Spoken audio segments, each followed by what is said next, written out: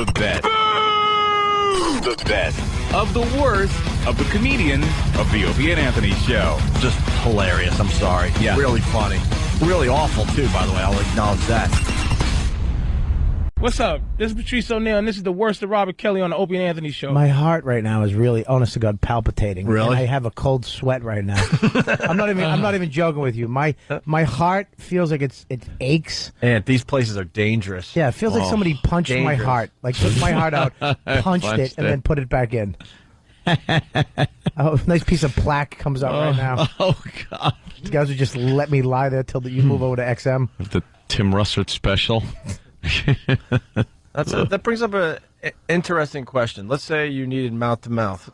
Is there a person in the studio that would do that for Bob Kelly? Sam would run in here as quick as it would happen and put his little lion cub mouth right on my lips. I forgot you have a crush on Sam. Lion cub mouth. I forgot that Bobby has a real-life crush on Sam. Actually, I think I'm moving over to his brother now because Sam has chest hair. That bugs me. That makes it gay. I'm not gay. Of course not. No. Not the way you talk about attractive Brazilian men bringing you meat. Yeah, but Sam, like he has chest hair. I heard. Young Sam. And that's gay. I don't want to. Bob, you kissed me on the lips. Yeah, but you didn't pull back. Did And you? he's got whiskers. No, he doesn't. Yeah, he does. Look, he's got a full. You can grow a full beard, right? I'm 24 years old. Can I see? He's got to say, I'm 24 years old. He's got one of those bumpy beards. Well, He's got a few of those. You know. Yeah. What, razor bumps? Yeah, it's called rapper neck. What is your chest like? You get a lot of hair? No. Let me see. No, it's none of your business, actually. Let me just see. Why? Just pull up your Let me shirt just for see. him. I want to see. I'll turn away. Let me just see. Just for Bobby. Go ahead. The mic is in the middle of your chest. Go over there. There you go. See- You can see from here. I don't. What's wrong with his chest? See that little This patch is of for hair? pal talk. See that little patch of hair? Ugh. He's in the around his nipples too, which makes him manly. He's not boy-like anymore. Can I put my shirt down? Yeah, you gotta throw him back now, right, Bobby? Yeah, he's no good. He's no good anymore. He's damaged goods now. He's no good. He's got that little patch above his belly button, which You're one of those guys that would abuse a child and then have to face them when they get older and have hair and be like, "Hey, how you doing?" I don't know what it is though. Pubes really do make a guy dirty. What? You What are you talking about? Say you're at the beach and you saw a little kid running down the beach, a little boy naked, and he's got nothing, no pubes, and then all of a sudden you see like that kid. You can't just let if you have pubes, it's dirty. If you have no pubes, it's kind of like, hey, look at that little thing. Look at him justifying. All right, listen. Holy mother of God! Pubes are when I don't you really can't- feel like saying goodbye to a 25-year broadcasting career because of your sick mind, Bob. I'm not saying that. What are you talking about? That's pedophilia crap. I don't know what that means. What do you? That means He's get just the saying- F out of the studio. Your time is done. I do believe what he's saying is that a lot of times parents will let their children run down the Yeah. beach disrobed. Right, and it's not bad. It's acceptable. Yeah. Like that. But the second you show any type of maturity happening Hair. where it's hair Right. or anything like that, So this comes that from- it becomes dirty Yes. and you must cover it up. Thank you, Anthony. so this for comes from explaining it and saving me. Wait, this comes from experience. Whatever that movement he did. This comes from experience then. You No, I'm see ju- like parents with kids that might be too old to still be naked. Think about that though. You see kids at the beach, and it's like they're running around naked, and it's not a real big deal. Nobody's saying anything. It's just okay, whatever. It's a little kid. But as soon as he gets a couple whiskers, Wait, you it's don't- like put that away. I always thought it was kind of like creepy to see kids naked. Always. Yeah, always. Always. I think it's. I I mean, I got a lot of nephews and nieces, and every once in a while, one's running around naked, and I always found it kind of creepy, to be honest. With you. I Even mean, though they're like still very young and all that. Yeah. And it's just it's an innocent baby naked thing, but Look, it's still like it's a little weird to me. I wouldn't even take pictures at Christmas with my little cousins on my lap because I'm in like pajama bottoms and they're on my lap, and I just get away. Just no pictures with me. Just sit on the floor. I'll tap the top of your head. Hey, let's go to the FU line. Hey, Hey, what's up? All right then.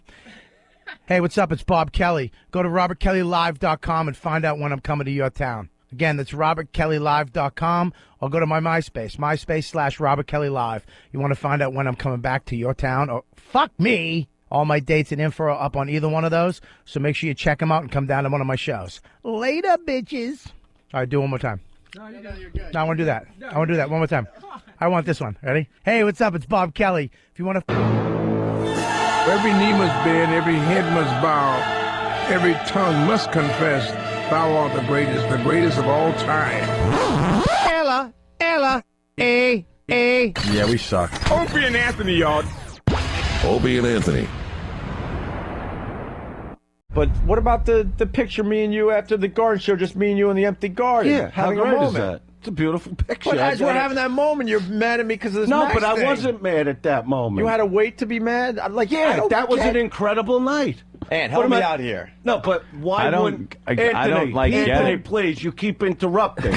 You really you got to stop already. This is between us. Oh, I'm sorry. All right. People put anger down sometimes, No, and we- it comes back at a weird time. I That's think what I'm sometimes trying that's to. what happens, That's yeah. the thing I'm trying to understand, because all I wanted for the last few years was a reason why you were mad at me, and you Well, never I'm would telling give you it. the reason. And How I- it came out And you is know, how it came out. I never left messages, but I did call cell phone numbers I had for you. I got nothing from No, you. I did not leave messages because I okay. was like, well, if he picks up the phone, I'm gonna ask him, like, at least tell me why. That's And all. I would have. All right, and then but you didn't tell me why, and then But I would have. we sabotaged your brother Wee's interview, and you hung up. Whatever, that's fine. But Ant, do you get this? That was not, you know what? The Wheeze no. thing was something that Norton brought to my attention, and the reason I hung up was that was not the time to do this on someone else's show. That's why when Jimmy brought this up, I'm like, all right, I'll come up there. I don't got a problem. You know I never have a problem facing anybody. It's just when it happens. Get Anthony's point of view, because sometimes I'm looked at as like the lunatic, the hothead. But like Ant, But you are a hothead. I Dice was. understand. What's your thoughts on this? I see Dice was angry, and he's a complete lunatic, so it took 2 years for the anger to come out. Yeah. How come he understands that? And you can't get past it. Because I'm like, you know I'm what? reactionary. If I'm You know- mad, you know I what a can't lot of hold it in people- for 2 years. I can't hold it in for 20 seconds. What? Well, no, I unload also, constantly. Right, but you, that's a different you let story. this fester for years when one phone call would have taken care of it, and we could have still done the radio part of it. No, one when we call got wasn't back. going to take care of it because, number one, you went through something terrible. Right. Yeah, so what should I do? No, you could have called me before the terrible thing, because we were hanging out then. You know, I don't have... Dude, Kenny, I you spent- got the dates? No, you don't need dates. No, but exactly. But you do know that we ran into. No, I know into we each hung other out. not a lot, but a couple times. Yeah, at the you came Comedy out to Store. the comedy store. We went to You the were gym. excited to honestly. You were excited to see me. We did a Yeah, whole I day was. together. We went to the supermarket together. We Went did to a the little gym. shopping as you were in your silly outfit. You couple of faggots. Holy shit. Not silly enough? No, you're rocking. You know, Yeah. you're rocking. But I'm all that.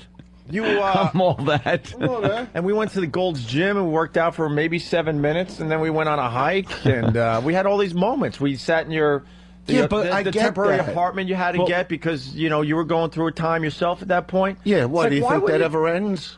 I don't know. That doesn't Well, end. But all I'm doesn't saying end, is, like, Festers. you obviously handle it differently. I'm like, I see it as a lot of opportunities there to like discuss this Max thing. All right, so we're discussing it. Years later, Yeah, well, I was going through something myself. I don't even know you anymore. You know what I mean?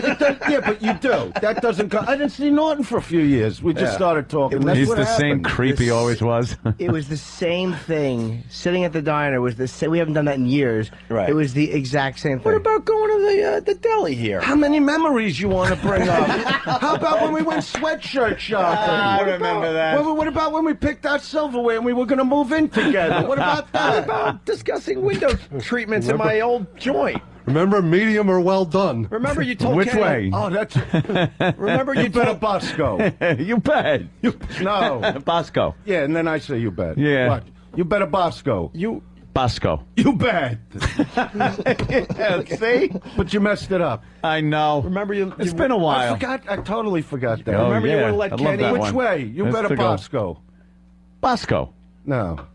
You bet. You bet. Yeah. Remember, you let you made Kenny sit in the limo to walk around my Remember new the time Comedian well Anthony, done, also. where me and you were walking in the street Sure. and we were talking about some heavy stuff? Discussing, the... Yeah, see? That's heavy That's shit. shame. The thing? Did you... Wait a minute. What? You're not single. I'm getting married in November. See, we haven't talked in a long time. No, The but, old all one's- right, so- To a all right. man, too, which is really Let- odd. You let haven't me spoken for tell a you while. The old one is long gone, and my new girl is amazing. They're all amazing at this point. let me just say this, just to get off of. Remember when we? Remember when we weeded the garden together? You really getting married again? I never was married. All right, but you're getting married. Yeah. All right. I got engaged. Right. You're Yeah. engaged now? I was. You know how Wow. angry that made my wife when that happened? That'll do it. So, you know. Maybe that's not far from the truth. But then Bring home a then you girlfriend. end the engagement. You get I mean, mad. how far are you going to take something like that? Are you really going to marry her? You're going to go through it? I want, even though he's not a little Max anymore, because I've seen him on TV and stuff. He's a big boy Yeah. now, but I want my own Max. You don't got to marry.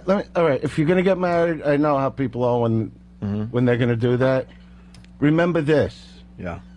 No matter what kind of hatred winds up building between the two of you, which you hear why he's laughing? 'Cause Oh, he yeah. knows. He's been there. Yeah, no, because he knows what's coming. It's- You know, so enjoy those first couple weeks. No matter what happens, when the disdain sets in, when all the little things that you loved about her Right. make you just absolutely despise her.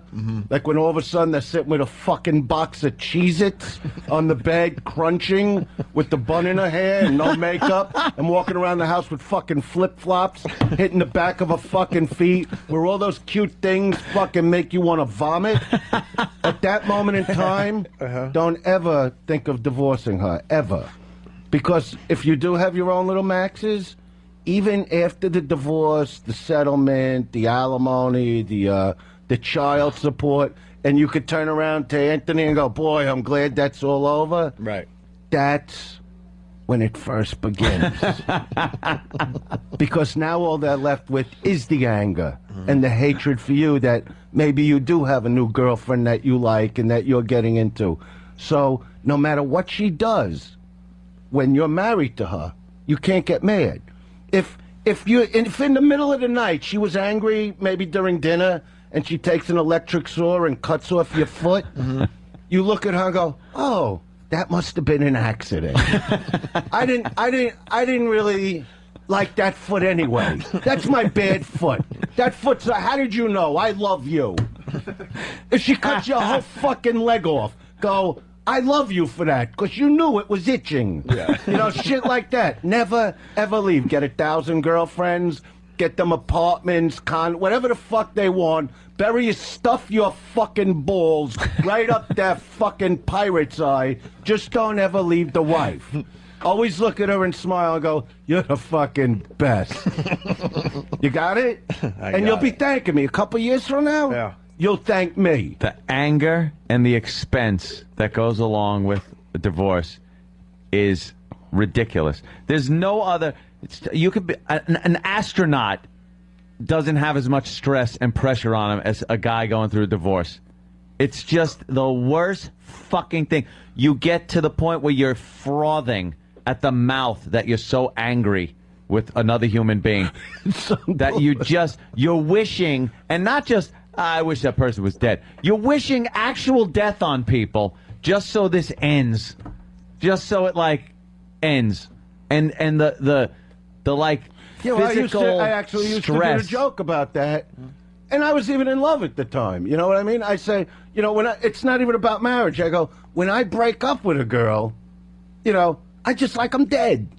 This way, you know you're not going to run into him at the grocery. You know, nobody's going to come back and say, oh, you know what she said about you after you know you've been clobbering her with your fucking cock for years.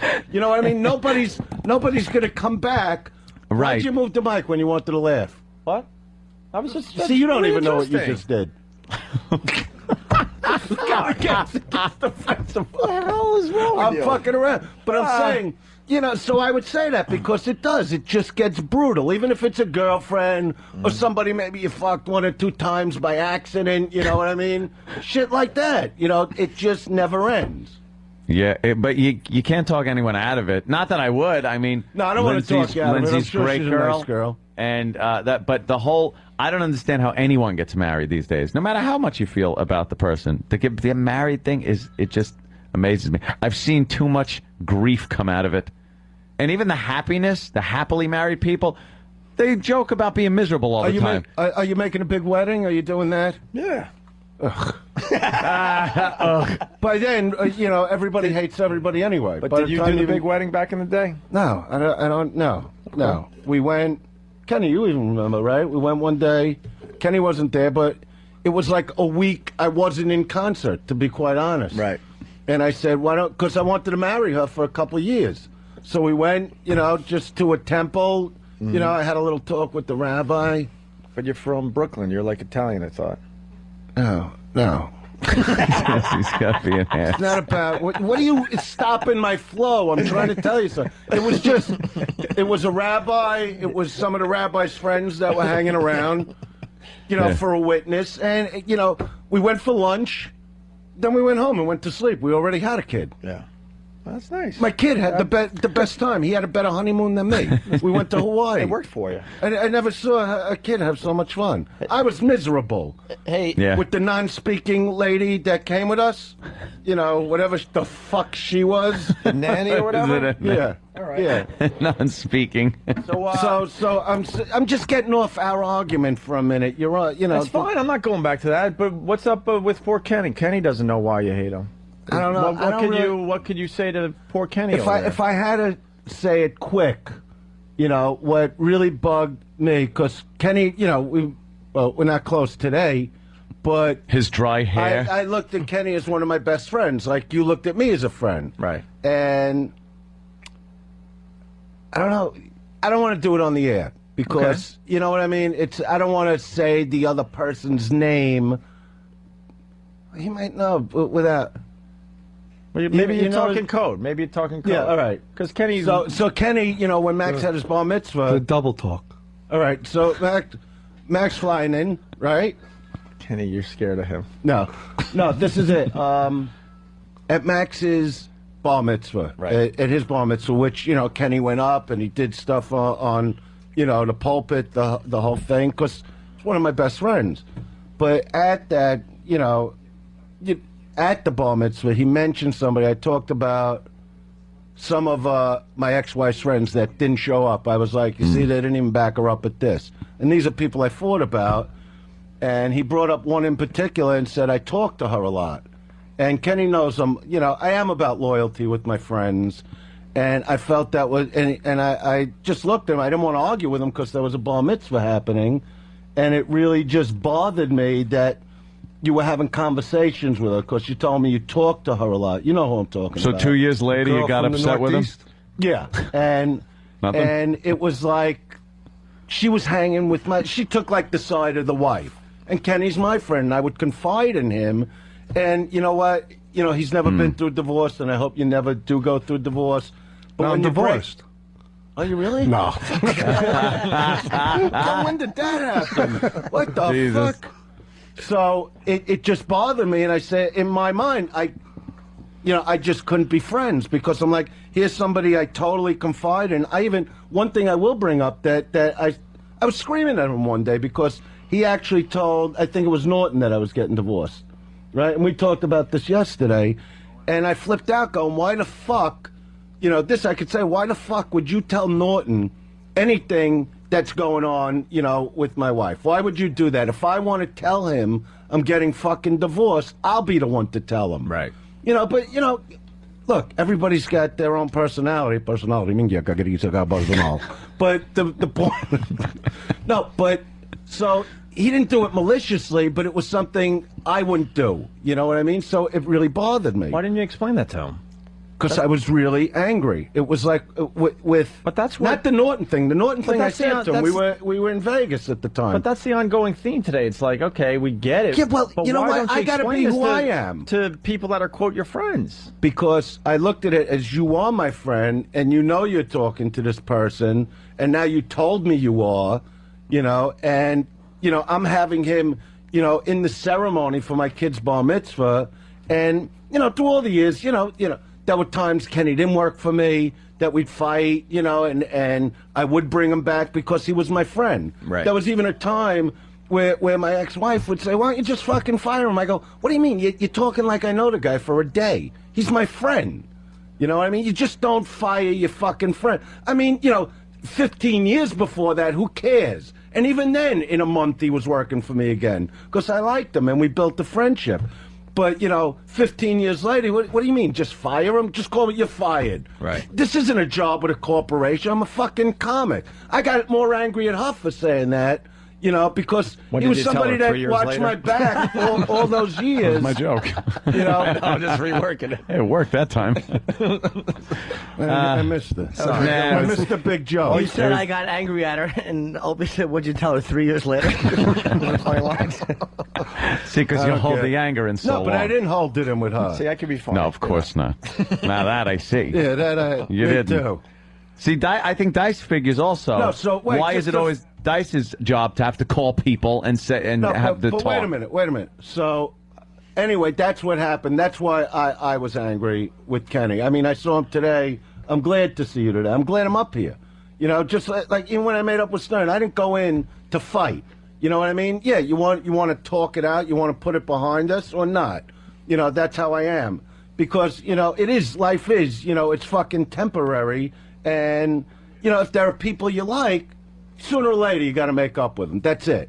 Or else it's a waste. If you don't have your friends, if I'm, Jameson's with me all the time. Florentine, when he's not headlining, will work with me. Mm-hmm. He doesn't even look to take money from me when he works. We just like being together. Right. I mean, thank God Norton's career took off.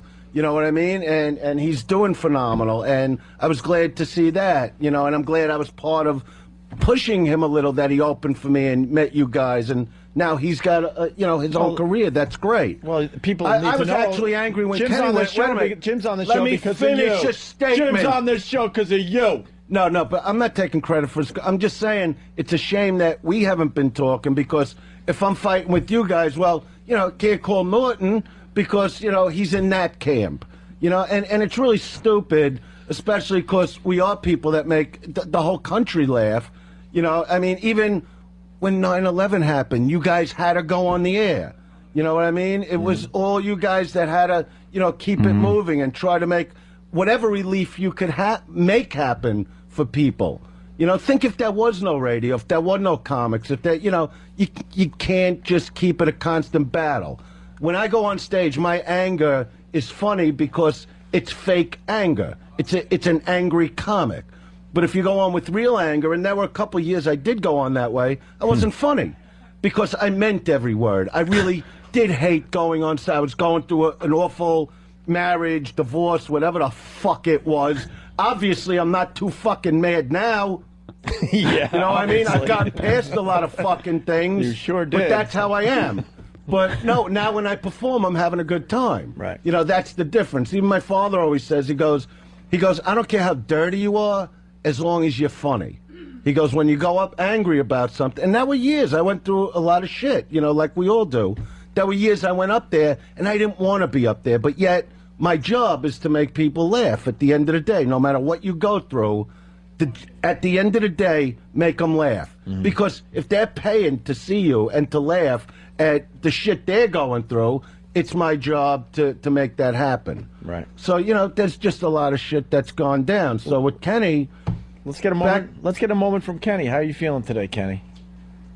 I didn't know this was going to happen until 15 minutes before it happened. I know we didn't. No, feel like telling but I even would tell Kenny. I even told Jameson, we've talked about this because he's with me a lot, and I say, he would say, does Kenny know like what happened with you guys? And I would tell him the story and who it was, and I would say, you can tell him that because, I mean, things do pass. you don't stay angry full time, you know, and, you know, it really bothered me, too, that we weren't talking, you know, and that's it. You know, to go any further and tell him what, that was the reason I was angry with him, because it was a lot of years together. I think if somebody was talking to my ex-wife, and then I found out one of my friends was talking with her like that, that would probably piss me off. Yeah, and it would seem like a thing. Do you remember I just when know you told personally. me? I don't know situations, but I think that would piss me off. Yeah, but I don't want to say anything you might not remember, or maybe you do remember. Do you remember when you told me that? No, I don't specifically remember, but we were up at the pool at the hotel, and you said, I said, why isn't she here? And you said, she wanted you to invite her. And I looked at you like, why would you not? You said, well, I talked to her a lot. And that, you know, I didn't want to argue with it. It was a beautiful occasion. So Number one, it was stressful. So we got to watch every word we say. No, not at all. It might come out 10 years later. You know what? 10 years. When it comes to my two boys, I am completely defensive. I can't argue that point. I understand, but wow, you should have just told someone sooner is all I'm saying. What do you got on Anthony that's going to come out like years from now? Nothing. I love the impression. Okay. I would even say on the air. Why I don't even care what he says, because why does he Anthony does the always best, skate? Because he has the best impression of me. It's the reason I ever came up here. Kenny would call me constantly and go, Anthony was on again doing, you know, Andrew Dice Gay. This is before I ever came up here. Dice Gay? Yeah, that was a fun one. He's going to be at the one. Olive Garden. We had you as a janitor back in the day. You know, whatever it was, up. you know, and he goes, you got to do something. You got to go up there. So he's really the one that brought me up here. Because I didn't know you guys. I think you were just on in New York at the time. Yep. And I'm going, Kenny, what do I get? Let him do the impression. It's good. Yeah, but he says you're going to be at the Olive Garden. But he's saying it like he's you. You know how he talks. Yeah. I'm going, but he's not me. And the people listening know he's not me. And then, you know, we got together. This could hurt you, Andrew. They're saying bad things about you. Yeah, he really did. But, Do you want me to but crack that's some what I'm skulls? talking about with loyalty. That was his loyalty to me, calling me and just not liking, even though it's a great impression, he didn't like how you did. The whole idea is making fun of the person you're doing. So out of loyalty, didn't he deserve like an explanation? Not after that, in my opinion, no. Wow, I'm not going to understand that anytime soon. Because it was almost like, in my opinion, maybe I'm wrong, it was like a slip when he told me he's talking to her. You know, and it's not even like talking to another guy. It's the wife's closest friend. So I'm going, in my mind, I saw both of them talking on the phone. He's telling her about what I'm feeling. Oh, God damn. You know, and that girl even brought problems into the last relationship I had. You know, bullshitting about, you know, she's just a big fucking mouth. Just a big fucking mouth. No, but I don't have to tell her off because I'm not close with her. Yeah. You know, I don't have to not be friends with her. You understand Yeah. that? I know you're the guy believe that me. gets that. I do get that part because If she cuts both your legs off, you still love her. Remember that. I'll remember.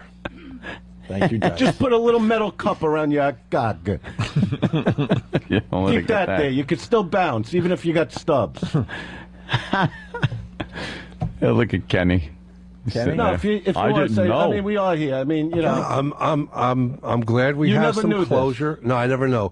That Don and Jim used to tell me that, you know, you would always ask about me and say nice things about me, but they never told me the reason. because you're 6'5", and they're scared. And you're not all there. Yeah. You might take it the wrong way. Yeah, no, you know, even when Kenny went through the... Are you allowed to talk about it all? Yeah, I'm retired now. I got my pension. Okay, good. When he went through Let me tell Through you, the retirement. let me tell you, even when he went through that, you know, and I was angry at him, defended you, you know, when I was asked about it by actually a newspaper, I don't know what newspaper, but on the air, I defended him, you know, because one thing has nothing to do with the other. I mean, I've been close with him and his family most of my life, really, my adult life. So I'm not going to rip apart somebody because I'm angry about something else. Right. You know what I mean? So I defended him with that. And the only thing I did get angry about is why didn't you just book every club in the country that day. That's all I could think is, I go, he's all over the news. Everybody knows the name Ken Feder today, or I don't know if Ken Feder. Right. Why didn't he just call Dennis and book every fucking club in the country at a $60 ticket? Fuck the pension that you make more in 2 weeks than you make in 3 lifetimes. That's all I went crazy. Like, I wanted to call you and go, what are you waiting for? You know, because, you know, those things, you know. Well, let's book it tomorrow. It was so big. It'll have the same effect. it was like Federmania. You know, and I'm going, where is he? You know, I'll put him in front of me. Let's just book it. It's like when the guy, remember when you would remember this, the millionaire guy? Right. Yeah. And I called this guy. He was a comic. And it was like one of the first reality shows, like Marry a Millionaire. Mm-hmm. And he married that, the fuck was her name? The one she wound up like showing her slice in Darva Conger? Yeah. Yeah. Who wants to marry a millionaire? She paraded her little hatchet cut around town for a while. Here, look at me. This is me now. Look at like my smile. Fucking bunch of slobs, all of them. Anyway, what happened is, when that show happened, you know, I knew the guy. You know, and I called him. I said, look, because I knew he wasn't a phenomenal comic, but he's got 10 minutes. Mm-hmm. I said, if you want to open for me, my agent said, you'll open for me. We'll book a whole tour. You got to do 10 minutes. I'm the one that I got to come out and do an hour. So he's all into it. And then because the media was all over him, because he was just a talentless guy, really, you know, he calls me up. He's booked for Larry King, and he goes, you don't understand. I got to go on King, like it's his buddy. And clear my name. And that was the last time I heard of him or anybody heard of him. That was it. You know, but that was a guy that was struggling in comedy for 20 years already.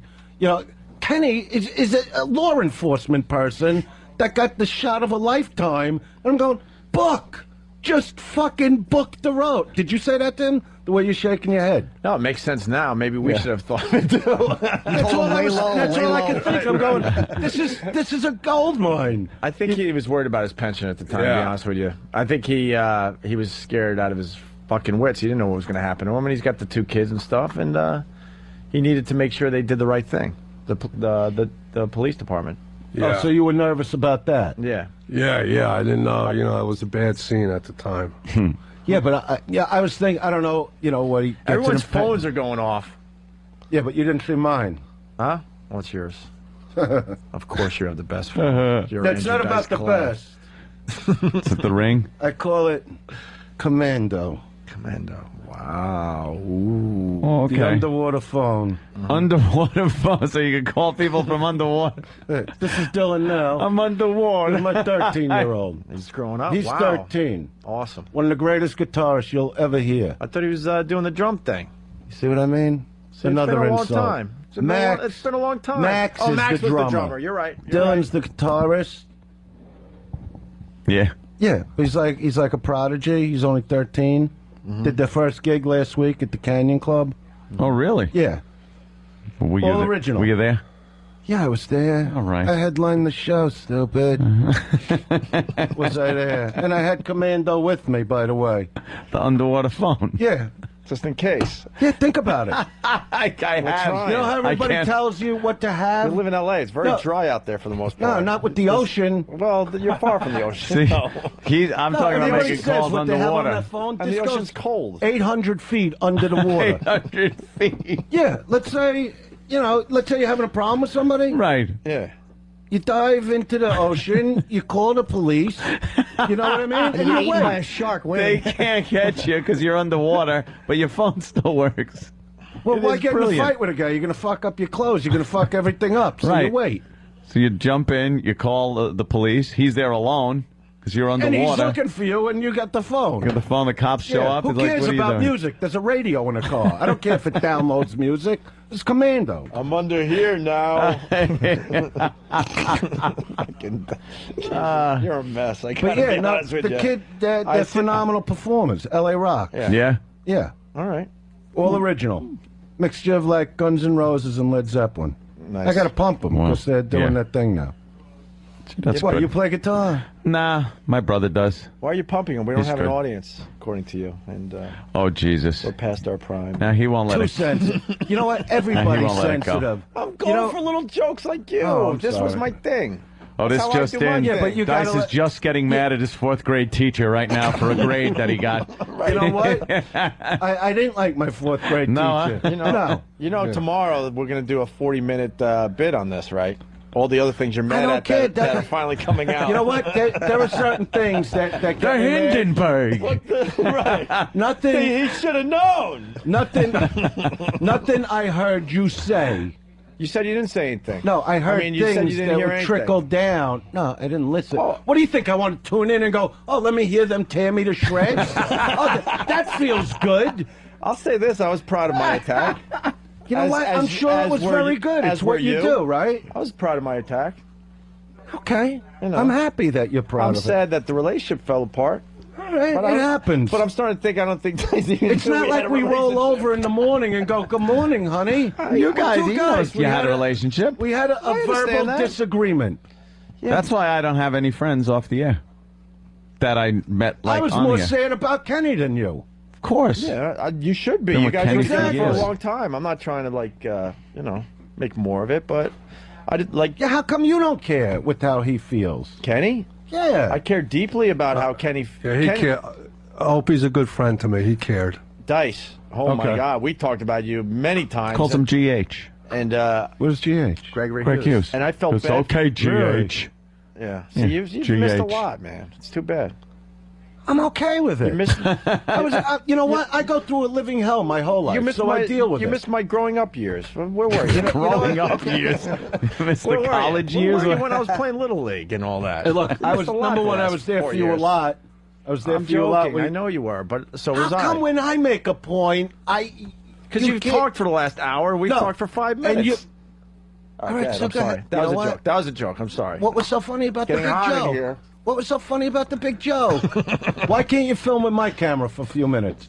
Does that air on something? Yeah. No, it's empty. No, I don't think no. But I'm saying, do you use it like YouTube or shit like that? Yeah, we might throw Can you do mine a few minutes just for so I, I just like getting it like. for posterity. It's just for fun. Remember how he, yeah. No, Dice, listen to me, please. Kenny. I'm really a Sony guy. This Yeah. was on the spur of the moment.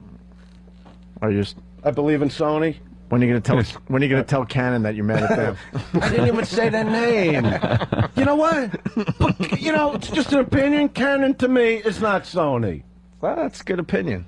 Sony fucks you in the ass with the prices. Right. But it's a good product. Kenny was. I like the Canon. See- I don't know. Maybe I shouldn't have anything. Kenny, I'm against- trying. Yeah, I'm putting it I'm- on. Kenny, I'm You trying. bought it. That should be an Just endorsement. make sure you get everybody. Kenny Look at was. me. Get my eyes. They're blue. Kenny was deeply bummed out by how it went bad. Why didn't you call me? Why I got to call everybody? That's a good point. Yeah, see, that's it. Everything I've heard is like, Dice, why didn't you get on the Yeah. phone and call? It's like, why is it Dice's responsibility to call? He's mad. Like, if somebody picks up that Dice is mad by, secondhand hearing it, or they figure, maybe then call Dice. I'll tell you why I called you after I realized, wow, he is fucking not happy. I'm just with playing me the Dice's and- advocate here. because I don't remember. It might have been the Howard Show. I don't know when we realized, wow, this guy fucking hates us. What's this about? And I did reach out to you. I did not leave a message, and you just got to believe me on that. Cause I do believe you. I wasn't going to leave a See, message. I don't but I'm think like, you're if a he- liar. If I he- tell you something, I'm not lying. And if you tell me something, I was like, if he picks up the phone, good. We'll try to see what happens here. That's the best I did. And I tried 2 phones. what is this, Raging Bull, where LaMotta calls his brother and doesn't talk? Remember that? I never Remember understood that? that. Yeah. No, because the brother's like, hello. Yeah, that's you know, a and good he's just scene. sitting there with the phone. Yeah. So But he's nuts, and he had a lifelong thing about getting him down. Yeah, trying to prove 2 things. 2 things that I'm nuts, and got a lifelong thing about getting me down. and Kenny's more of a woman than all of us, and he was. He you was, call those carrots? he was deeply bummed You out. call those carrots? All right, Kenny, you're on your own. I can't. Yeah. Bring it over here. Bring it over here. You want your steak? Bring it over here. You missed my prom and I love everything. that. Where have you been? Isn't that the greatest scene? I love that Can't we scene. talk about something fun for a minute and then? Yeah, I just want I'll to know. sit here. You could just yell at me. I'm not gonna, I was sleeping till 10 minutes Have before I I had to yelled? come up here. I haven't yelled. I'm not saying yell. I mean it like as a euphemism. Took fun little cute little jab. What does euphemism mean? Oh no, It's it's good something though, right? like It sounds something right. else, but yeah. It's a young mism. So I actually said it right. I actually said it. Boo. What about the big sandwiches at the Carnegie Deli? I'm remembering more stuff now. What about the big sandwiches? Him with the memories. I loved having it with you. See, I'm just trying to make, and the black cherry soda. You think I forgot black that? cherry Extra soda, ice. nice. I'm allergic to cherries. Thanks for One of my remembering. favorite Dice experiences was walking down Sweatshirt 57 shopping. and buying the big Everlast sweatshirts that we said, maybe I should take like a medium. And he's like, no, extra large for everybody. And we all walked around with giant sweatshirts You call that on. giant? Today you could get 8X, 9X, 10X. Yeah. You know how phenomenal that is? They were giant. Yeah, that's what I like. Yeah, Giant, we giant knew. clothes. And then he was haggling like we were in Bangladesh. Yeah. He's haggling for Always the price of best. the guy. No, but you know the best is when you get close to the person, and Yeah. maybe now I actually put my arm around them, No, and I go, they must "Listen love that. to me," and I say it like, "We're talking about cash." It's all Like I'm secretive. the only one that has That's some on paying me. cash. Yeah, I'm gonna pay you in cash. Okay. So what are you gonna do here? And you look around like there's 100 people watching. I did it with Commando. The underwater phone. Yeah, I walk. You know what's so crazy about going in? Just wait for the underwater phone No, dice but you know bid. what's so nuts about you? You want to I'm know gonna what love that assholes one. people really are? You ever go buy a phone? Oh yeah. Okay, so I went in because I knew it was late at night, like right before they close, right? And there's like 10 salespeople standing around doing nothing. This is what fucking robots these assholes are. And I come over to a guy. I go, "Yeah, I'm looking for a phone, whatever, you know." And guy goes, "All right, you just got to check in." You know, like where you got, you know where you got to like put your name in like a computer, which Yeah. I don't know how to do. Okay, and I'm going, in. I am checking in with you. I go, there's nobody here, but they're so robotic. I nearly didn't own Commando because of this. That would have been tragic. Because I'm actually looking at the guy going, you're fucking kidding me, right? Yeah. I go, there's 9 people standing, you're going to close in 15 minutes. Check what? Check what? Go get me a phone. Go in the back and get me a phone. That's what it became because I was so angry. It's infuriating. And right there and then I let him know how I felt. Mm-hmm. But I was good. Yeah, no, you See? got to get your feelings out. Yeah, That's what I think you're saying. learning that, right? Yeah. Where's Jimmy on this whole thing? I think that what happened is that a bunch of people who genuinely liked each other hurt each other's feelings. Everybody got their feelings hurt, and no one is good at saying my feelings are hurt. A bunch of women. But that's what it is. No one's good at saying, you know what, that hurts. Men, we don't react that way. We get fucking angry. Fuck you. It's very hard to go, fuck, man, that kind of hurt when you say that stung a little bit. It's very difficult to do Yes, that. even the thing with Kenny, like, I was hurt. I was hurt. And now it's all about being hurt. That he didn't call me. I'm going, Very I'm friends hurt. with the guy, you know, my whole life. Why isn't he calling me? Right. Why do I got to call all the time? Well, in my case, I didn't know you were mad at me, or I would have called you right away. All right, so a couple years later, when I got angry, why didn't you call me? No, because how am I going to be mad at you for hanging out in the gym and pumping iron? What am I going to get mad then and ruin the workout? We're in the cage at that moment. What about the special hike? The hike Where was you have nice. all- You've done the hike, Kenny. Where you The have all- mountain. The mountain. Well, it's a little hill, but Dice likes Really, to call it. you had a tough time going up that mountain. Trust me. No, we had to Well, stop. I don't like the mountain. You don't like the mountain? Yeah, he does. He never liked the but yeah, mountain. you He have did s- it, but he didn't like it. He has special rules. You got to stop at certain points and take a look at the view. You got to and spit the water out. spit the water. The whole thing. You get in the cage. It's exhausting. I forgot how exhausting Dice is to hang out with.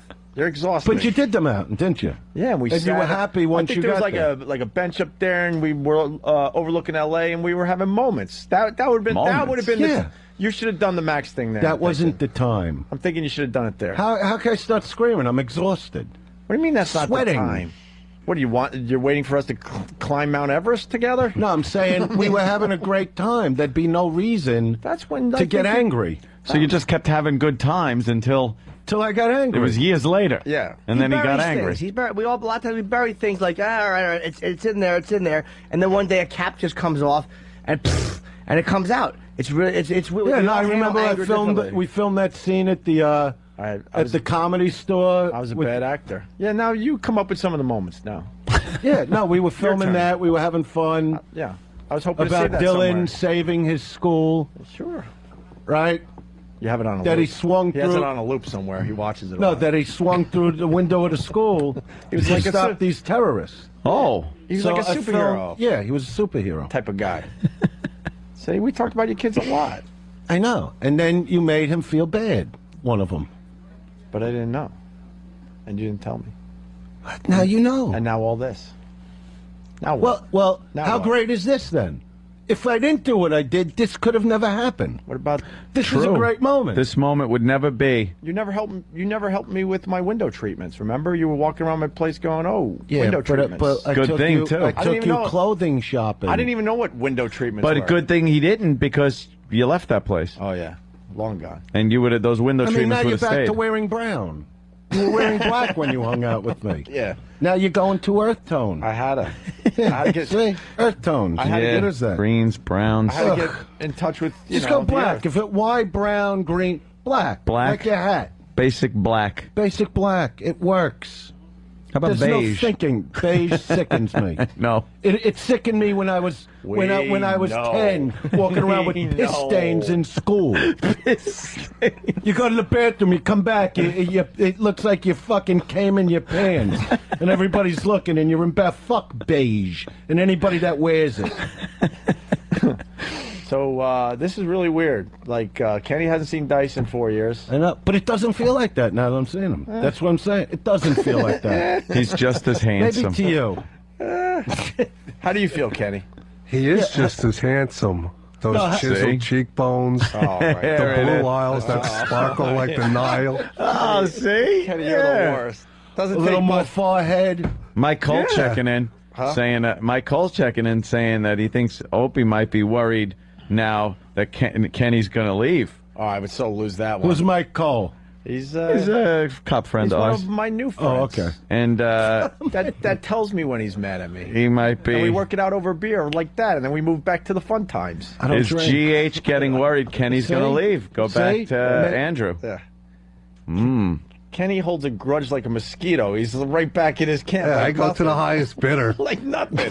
Like nothing. It's bitter. It took 30 seconds to understand. And He had Some me from interest. hello.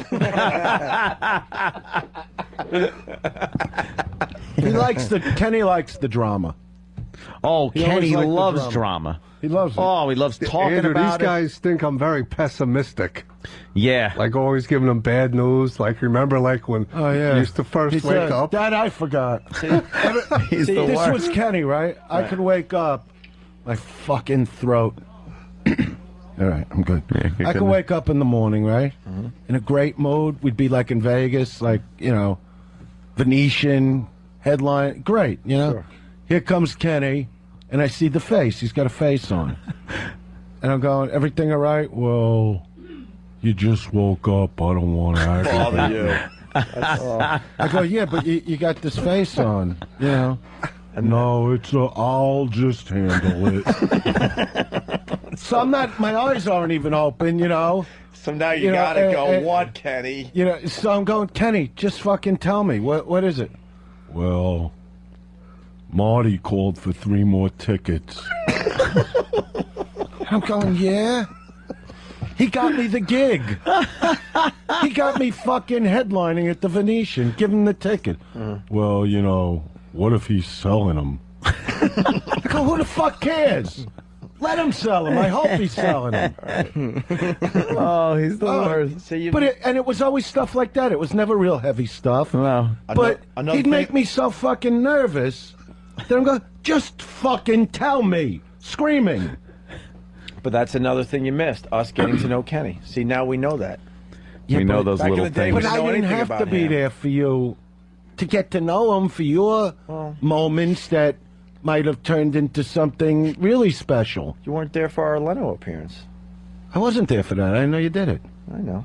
It would have been nice. To Letterman. Letterman Leno? and Letterman. I couldn't care less. That's your career.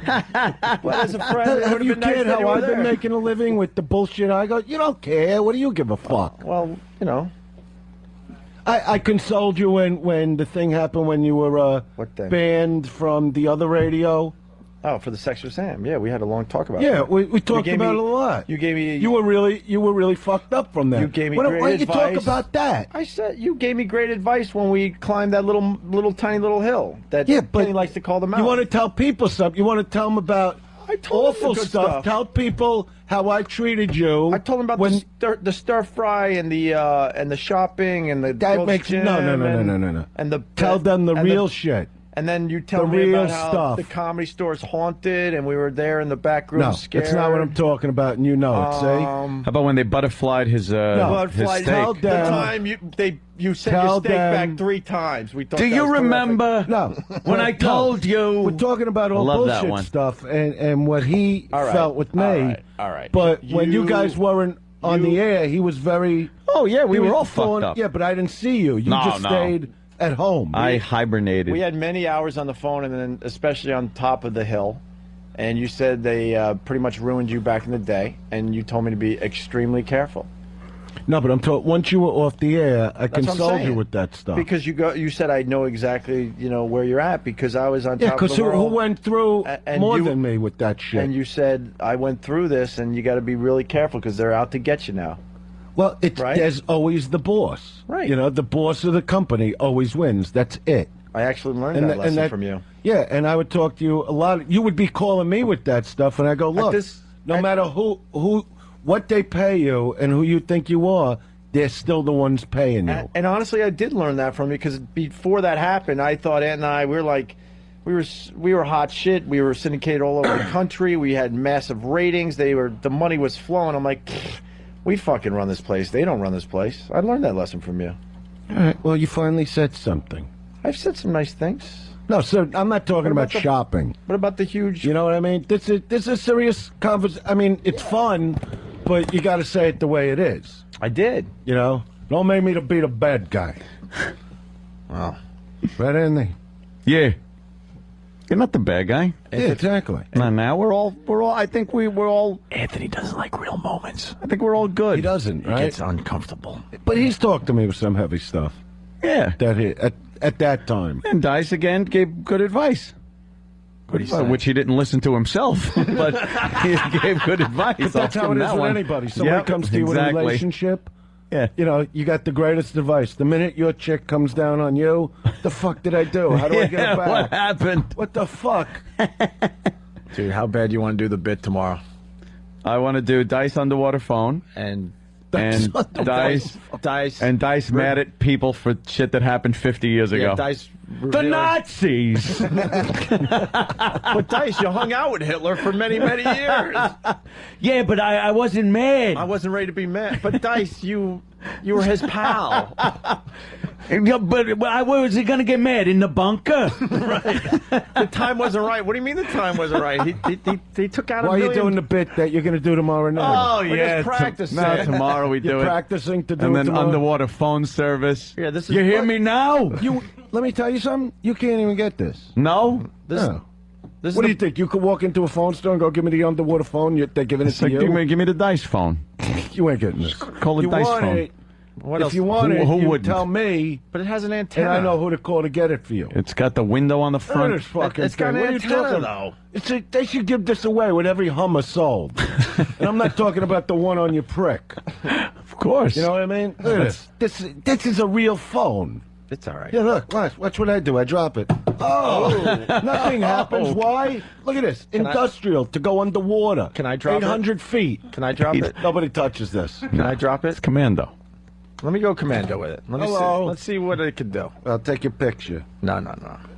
800 feet. 800 feet. Doesn't make a call at 800 feet. Why wouldn't you just swim up to air? I'm first? drowning. Oh, good picture of. Oh, that's E-Rock Dice. Look at that. Dice. Yeah, it's a good Jimmy picture. That's right. Can I see it? Hey, Look Dice. what I do. Save. Dice. I own it forever until I delete it. Let me see a picture. Well, now, Your picture? Yeah. What do you want? Dice. I don't know how to get them. Oh, here it is. Dice, you missed all the new hires that we did and everything. Yeah, You here's don't, the Dice. picture. Dice. You I'm don't showing know, him the picture. You don't know. You don't know E-Rock. You don't know Sam. You don't know any of these guys. Who's the big audience out there? Why it is? It's 4 people. I get it.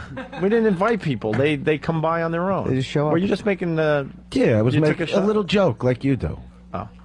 Oh, it's not fun when. How come? It's not fun when when I it's make? directed Yeah, at but I you. didn't say how many people. It's not fun when it's directed at you. No, it's but fun to it's a do it. goof. I think it's a cool thing to have. No, some actually, people. on Fridays. Can you hear us out there?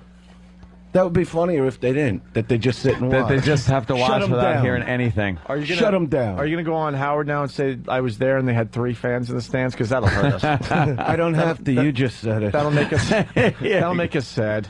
And that's Stan. You don't know him. You don't know any of these guys. How's it going?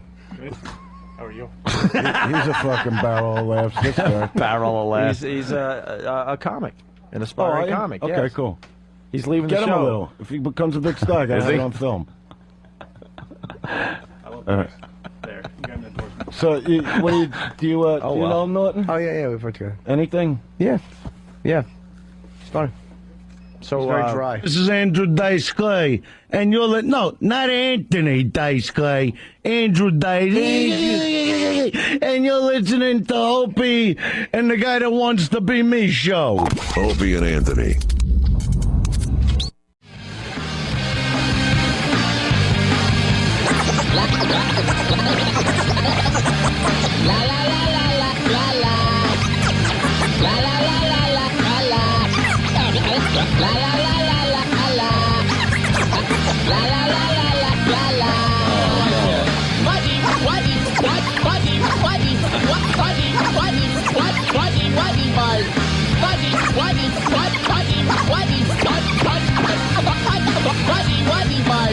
Ladies and gentlemen, put them together for I hate you too. A Spuds Buckley remix. Yeah, I hate that Spuds Buckley. Oh, you just trying to make a buck. Nah, he stinks. Bring Spuds back. Yeah, that's gonna happen. Spuds ruled. Wow. You That know- was good, Drew. Kind of like Boston, though, we did want to recast the Spuds Buckley character on the Opie and Anthony Yeah, show. what happened? Because the original Spuds Buckley died tragically in I think it was 98, somewhere around there. Barbecue in the bedroom. Yeah, and he was a big part of the Opie and Anthony show, and we need to recast the Spuds Buckley character. Do we? I think some of the guys were going to give it a try around here, and then we dropped the bit. Yeah. And we should have dropped the bit. 877-212-0-A. By the way, I got a Travis who wrote the sheet. His name is not Tank Cankerous, you dumbbell. It's Tank Hankerous. Tank Hankerous. With an H. Tank Hankerous. Tank Cankerous is a Greek. What do you got? We have a new shirt for Tank. Yeah, Tank, why don't you put your shirt on? Now, what are you doing, for Tank? everybody? You don't have a tank top on. Yeah, exactly. What does the shirt say, Tank? I can't read it. That's E-Rock. I want to talk to Tank. The shirt says, "Here comes the S show." That's great. So fitting. Yeah, as he puts on his tank top. Instant feedback. Sonny Forelli from Boston writes, he's really good. Don't knock this guy till you listen to him, and then you can make your decision. Of course, the new lead singer of Boston, now that Brad Delp has passed on, is Tommy DiCarlo, who used to work at a Home Depot. And then they got another guy in there, though, so they had to get 2 people to replace Brad Delp. Well, you got to harmonize. Yeah, true. I think when Boston went on tour, Brad Delp actually sang over his own voice. Yeah, I think they tracked it. Because they did a little of that dubbing. And then you got John Fox from Brooklyn. He writes, there are 4 karaoke bands out on tour right now this summer. You got Boston without Brad Delp. You got Styx without Dennis DeYoung. You got Foreigner without Lou Gramm. And you got Journey without Steve Perry. Yeah. And people are going to these shows. Like it's the real band. These shows are doing really well without the lead singers. That made them famous. People love nostalgia. Styx, at least Tommy Shaw sang. Is he still in the band? Yeah, of course he is. Because he sang some of the stuff, too, but... Oh, he was a great guitarist. He's there until the damn Yankees get together. Yeah. And then he goes, screw Styx. Here's a little taste of Tommy DiCarlo as the new lead singer of Boston.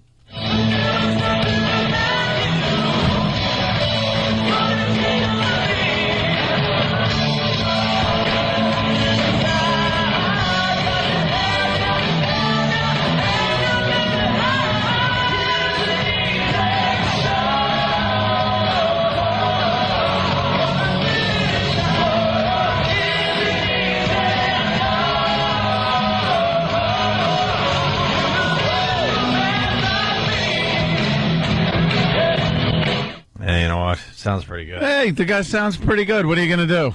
What are you going to do? You think he's on the new shirts? Like they just have a Boston logo with a guy on a forklift backing up. Getting lumber for somebody. Holding a propane tank on the shirt. Where are the ceiling fans, fatty? What's that? That's one of his professional photos. Oh, it looks good. Oh, God. Yuck. There's a photo of him, and he's got like a little keyboard. It looks like it's floating next to him, and his right hand is in tink-a-link-a-link position. Tink-a-link-a-link. Yeah, it looks like a glamour shot.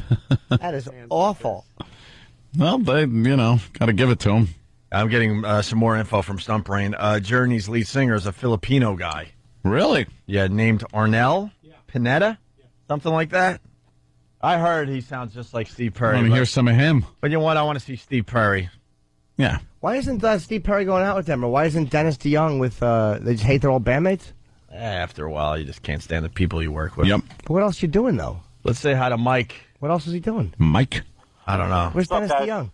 Dennis DeYoung. I think Dennis DeYoung was allergic to light or something. I saw one of those dumb freaking VH1 shows. Oh, was he really? And he had a problem with light. And he was doing Broadway shows. He was doing the music of Broadway as a one-man show in little cabaret theaters around the country. But look it up. Look it up, though. I think he has some kind of allergic reaction to light, and it prevented him from travel. I don't know. Well, didn't he want to do... He's a freak. He's a weirdo. He wanted to do the stage act where you had to... he wanted to do the stage play of Mr. Roboto. Well, that's genius. Act it all out, and the guys were like, this stinks. Mm-hmm. Let's say hi to Mike, who works at WBCN in Boston. He wants in on this conversation. What's up, Mike? Not much. How's it going? Good, bro. Yeah, Tom Schultz, he was pretty much the mastermind behind Boston. Yep. He was the one that came up with that whole falsetto chorus stuff. Okay. Oh, yeah? Did. Yeah. And so I guess during the years, though, after it was creative differences and stuff, and they eventually fell apart. And after Delp died, his wife actually blamed Schultz for some of his depression for causing all that crap. Why? I have no idea. I guess they just had a big falling out, and Tom was giving him crap, and just led to one thing to another. Yeah, they didn't talk to each other at the end of Brad Delp's life. Nope, that was pretty much it. Yeah. And now you got Home Depot guy, and he's sounding pretty good. Yeah, I haven't heard him yet, so I have no idea. Yeah, we just gave him a little listen. Kind of sounds like him. Yeah. All right. Thank you, Mike. Thanks for the info. Let's say hi to Will, the trucker. Will. Hey, morning, boys. Hey. Hey, I was just wanting to find out who replaced Tony DiCarlo at the Home Depot. Now that's the big question. Who replaced There's just some dude at Home Depot. You know what? I replaced Tommy DiCarlo. That's right. Who's Tommy DiCarlo? Well, he's the lead singer of Boston. And I filled his position here at the Home Depot. And I'm stacking sheetrock. Yeah. How big are the gigs they're doing? They're 5,000 seats? I was mistaken. I said Jones Beach. They're playing PNC. We just played PNC, and I'm sure they'll get 10, 12, 14,000 people there easy. They'll package them together. They'll do 15,000. Oh, do a couple bands together. Yeah. I appreciate it, brothers. All right, and I'm getting more info on Lou Graham. Lou Graham played a lobster festival up there in Maine. Ooh. So his old bandmates are touring as Foreigner, and Lou Graham is playing Lobster Fest. Oh, God. What the hell happened to our youth? Why doesn't he just go out with the band? What, do they rape each other on the road? That can't be. They do have some hatred, some of these guys, where they could never, ever play with each other again. The guy falls asleep and he wakes up and his bandmate's on his chest. He's got it out. How bad could it be on the road? You're doing a Lobster Fest in Maine. Let's say hi to Eric in Indiana. Eric. Hey, what's up, guys? Yeah, I heard Alice in Chains is doing that cover band thing, and you can't replace Lane Staley. I hear they sound really good, too, but Lane Staley was just a special performer. Isn't the singer a black guy, too? He's a black guy that sounds a lot like Lane, but that's another band that could pull it off because you could harmonize. So you don't really need the guy to sound exactly like Lane because you could cover up a lot of stuff with some harmonization. That's hard, though. Yeah. Lane had a very distinct voice. We were talking to someone recently, and they said the new Alice in Chains stuff is really, really good. There's a song on there that's going to blow everyone away. I forgot who was telling us that, but... I want to know who replaced Stephen Carr in Foundry. Who they get there? Here we go. Yeah, the tour. Yeah. Get out of my way. My way. The other way. I think Corky after he left Life Goes On. Corky. Sang a little bit. What big queen replaced him? Charles Nelson, right? Paul Lynn. Get out of my way, hole. Let's say hi to somebody in Jersey. Somebody in Jersey, how are you today? Good, guys. How you doing? Yeah, man. They didn't have your name on the screen. I don't know who you are. It's I saw Alice in Chains last year at the Borgata, and the guy, not only is he a black guy, he's this tall, skinny black guy with a huge afro. Looks like Shaft. Doesn't look the part at all, but he was great. But he was great, huh? I just have a problem seeing these bands after the lead singer either dies or moves on. Except for AC/DC with this Brian Johnson. He filled the shoes quite well and had a lot of huge hits after when he became the singer. Well, Bon Scott died, but he didn't just do a bunch of Bon Scott covers. He did new material. Like when you replace a lead singer and they do it's a whole new era of the band that's different. These guys are just going out like. Plus, AC/DC was a lot younger then. It was almost like they were more successful with Brian Johnson. Yeah, they were able to replace him, write new songs, so it was, and have huge hits. But when you're just going out like after the band has seen 20 years, and then just the guy is singing, it's like, they have established songs, and that's the only thing people want to hear. To do an impression of them. Yeah, and it is an impression. They're not throwing their own twist on it. They're trying to sound exactly like the singer did. That's what the audience wants. Choppy, Boston, listening on BCN. How are you? Hey, what's going on, guys? Hey there, Chappie. Hey, T and I were talking about the Filipino singer from Journey, and apparently the guy doesn't speak English. He just gets out there and sings. Somebody else does the announcements. Hey, this is the song I'm going to sing, and the guy just starts belting the stuff out. Sorry about that. That's okay. That's pretty funny. No English, huh? Is that true? It's not true. It's not true? No. It's not true. He does. I like to think it's true. It's not true. That the new lead singer of Journey is Filipino, and he doesn't speak English, but he knows how to sing in English. He's got a really thick Filipino accent, but when he sings, he sounds identical to Steve Perry. They're pulling audio. Steve, who replaced you in Foundry? Steve who? Other morbidly obese homosexual who shops for clothing at Lane Bryant. Thank you very much. Lane Bryant. You did shop at Lane Bryant. Yeah. All right, let's get a Brian in Wait, Jersey. were you the original singer, or did you replace someone? No, it was me. I was the original one. You know what? I replaced Harvey Firestein. Get out of my way. Duff McKagan Love told that us song. that the new Alice in Chains song is really, really good. Thank you for that. Blowing Fouls from Cleveland.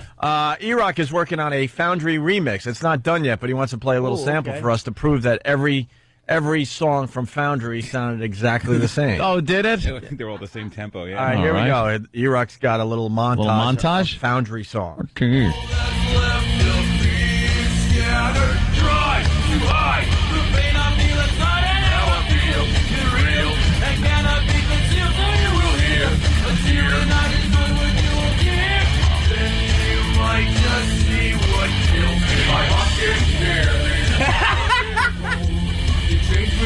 That was a new song. Yeah. It's the hit.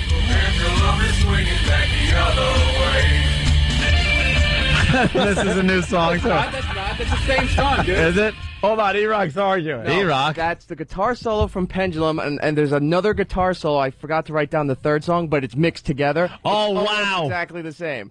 Oh, is that all you have so far? Both guitar solos are... Wait. I wouldn't be surprised. Wait, this needs a setup because it's so damn good. But how are we going to cue the people? Hit the bell when it's a new song. Okay. This whole thing sounds like one song, but E-Rock put three songs together. From Foundry. Start over. Okay, here's the first song. When you hear the bell, that'll be the second song kicking in.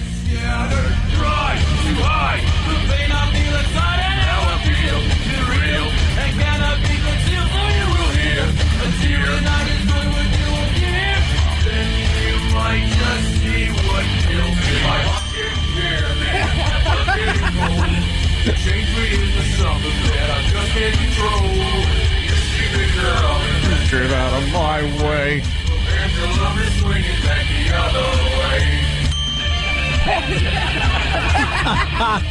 I love Pendulum. I love that song, Pendulum. Oh, that's a super mix. Almost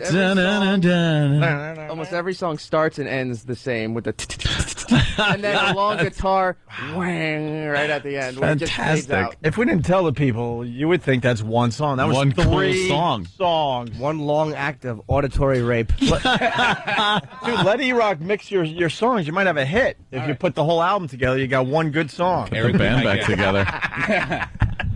Here's the... You could go to a Lowe's, maybe, and get a singer that can replace you. Okay. Here's... I can just trade True Value Hardware. Yes, I'm going to Ace to look for a replacement. Ace is the place to get a lead singer. Yes. And we're doing a song called Tough Actin' Tinactin. Hey, Athlete Sport, get out of my way. You guys want to hear I like Pendulum. Yeah. It's a good song. We're going to go backwards now. You want to hear the Filipino sounding like Steve Perry? Oh, please. All right, here we go. This is not Steve Perry.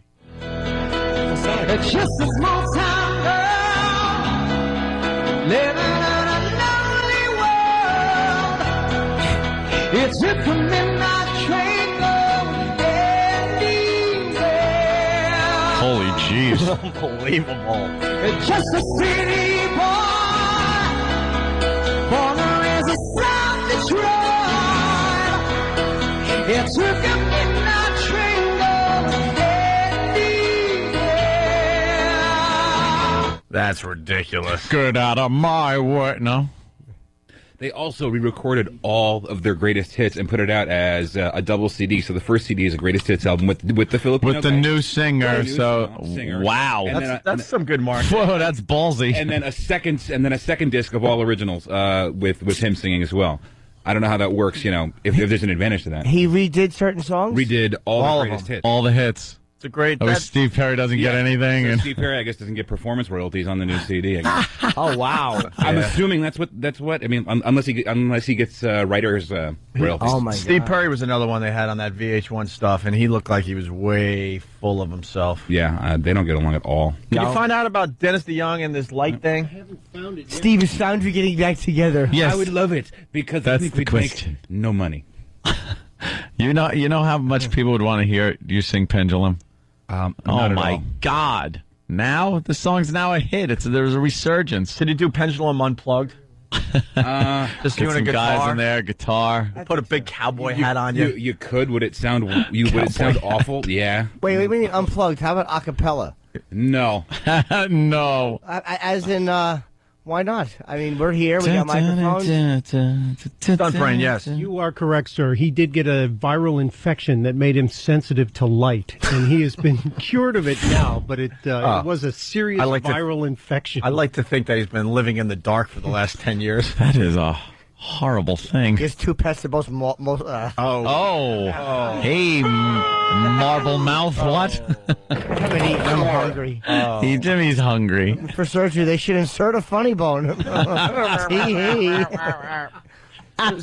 why can't we get an a cappella version of Foundry? I mean, of Pendulum. I think the guys would love it. I know I would. Yeah, you work on that while we're on course. vacation. Okay, No, I mean will. today. Today, I don't honestly remember all the lyrics. All right, you got until we get... I could do the chorus, and that's about it. You got the day we get back from vacation. You're doing that on the show, so you got a week to practice. You got it. Let's say hi to Kristen in Union. Kristen, Hey guys, how you doing? good. Good, love you guys. Listen, my husband and I went and saw Journey about 3 years ago. Actually, I went to go see the opening band when Fuel was really big, even though they sucked. But my husband went to Journey, and they were amazing. They put on an incredible show. I couldn't tell if it was Steve Perry or the other guy, so they were really, really good. Yeah, I don't know, man. I think that guy just turned me around a little bit. I don't really like seeing these bands without the lead singer. That guy, oh wow, he could hit it. I thought our Anthony's old pal Hugo could do the Journey Hugo. thing. Yeah. But that guy, wow. Hugo looks just like him, too. Yeah. Thank you, Kristen. You guys are great, and I love you. Oh, thanks. Dan, North Carolina. Hey, Dan. Hello. Hey, you're What's on up? the air. Yeah, stand up. Yeah, I saw him in Charlotte Saturday night, man. That guy is dead on. They're not missing Steve Perry. Yeah? Steve Perry must be at home just freaking kicking walls all day long. Does he look like him at all, or? Yeah, he's got the long hair, long dark hair like Steve Perry had. And, Okay. I mean, he's a short little dude, but man, he can put it out. Oh, there's a surprise. A Filipino that's short. Steve Perry was last seen at the store buying charcoal and lighter fluid. Let's go to Bruce, Louisiana. Brucey. Yeah, hey, Aaron, doesn't Brother Joe do a thing with Aerosmith songs where he runs them all together and you can't tell where they change? Yeah, I'm not sure. I don't remember that. I don't know. I thought they talked about. I'm not my brother's keeper. I wanted more improv out of Steve. Yes. Yes. So great. It's fantastic. Totally devoid of any improvisational skills. Who's replacing you in the Foundry? Another morbidly obese replacing me, Matt.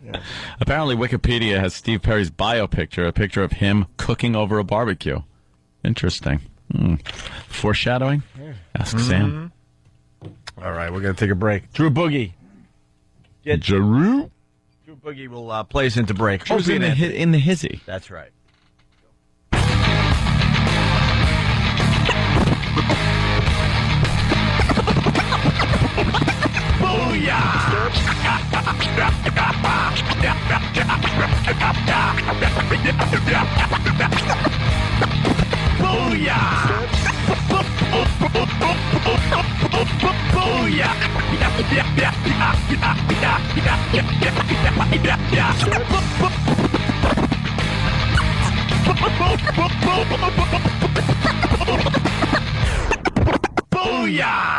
Opie, Anthony. Opie and Dopey. It's the Opie and Anthony Show. Well, here's Al Gore.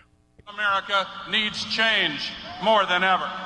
After 8 years of incompetence, neglect, and failure, we need change. After 8 years in which our Constitution has been dishonored and disrespected, we need change. After 8 years of the worst, most serious foreign policy mistakes in the entire history of our nation, we need change. And he gave this speech after Clinton left office, which I thought was appropriate. Swim walk. Oh, kid, back from Bonnaroo. Bonnaroo. I argued that the occupation of Iraq would be dangerous and harmful for our country. And I well remember how few elected officials were willing to take that position in favor of protecting our national security. That's true, that's true. Focused on the right objectives. But I remember that an eloquent legislator in Springfield, Illinois, named Barack Obama, spoke up boldly and clearly with the force of reason and logic to join in opposition to that blunder. What? Did he? Another awful speaker. Al stinks. Blah, blah, blah, blah, blah, blah, blah. As far as public speaking goes. He's no passion at all. No. Trees melting. All right, we get it. Because he's talking to inanimate objects all day. He yells at glaciers and they stare at him. We're obviously getting smaller. What do you want to They stare at him. That's what the problem is. It's all that hot wind is melting the glaciers. Stop talking by the ice. You bore. Yeah, Al Gore was using the Hillary delivery. Yeah, that whole great speakers. Talk.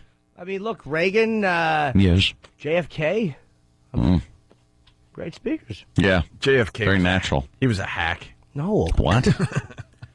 Yeah, how about I ask what my country can do for me? Let's get back to that. What can I do for my country? I'll show up and smile. Country's turn. I would have said, nothing. Why don't you work for a little bit? By the end of this decade, I would like a man on the moon and those other things. What? That's right. Decade. A man on the moon and the back of my head in the knoll. By the end of this decade, I want the back of my head 50 feet from the rest of me. Can do. I can do. Oh, I want my head turned into a salad bowl. I'd like a more efficient way of removing my hat to be invented by the end of the decade. I want my hat removed by a third party. Oh, God. Topical material, the Opie and Anthony Show. That's right. By the end of this decade, I want my wife picking my brains up like so many pieces of mac and cheese. By the end of this decade, how did he say it? Decade. Decade? I don't remember. By the end of this decade, I'll go with that one. I want somebody to redesign Jackie's awful pink outfit when she least expects it. Spots for everybody. By the end of this decade, I want to make a sharp left doing 2 miles an hour and then wonder why things went wrong.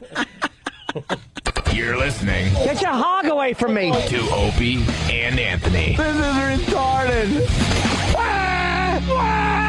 Let's go hold hands and pee. Now presenting comedian Andrew Dice Clay. It's the best of the worst of the comics on the Opie and Anthony Show. Now what?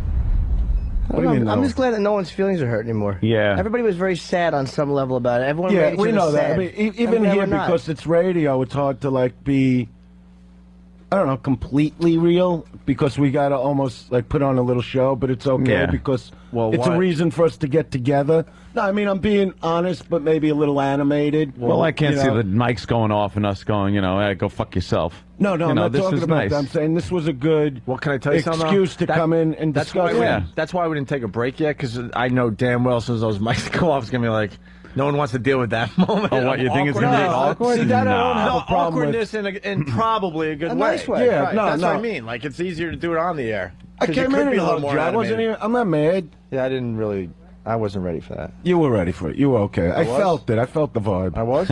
Yeah. Yeah. Helmets hit.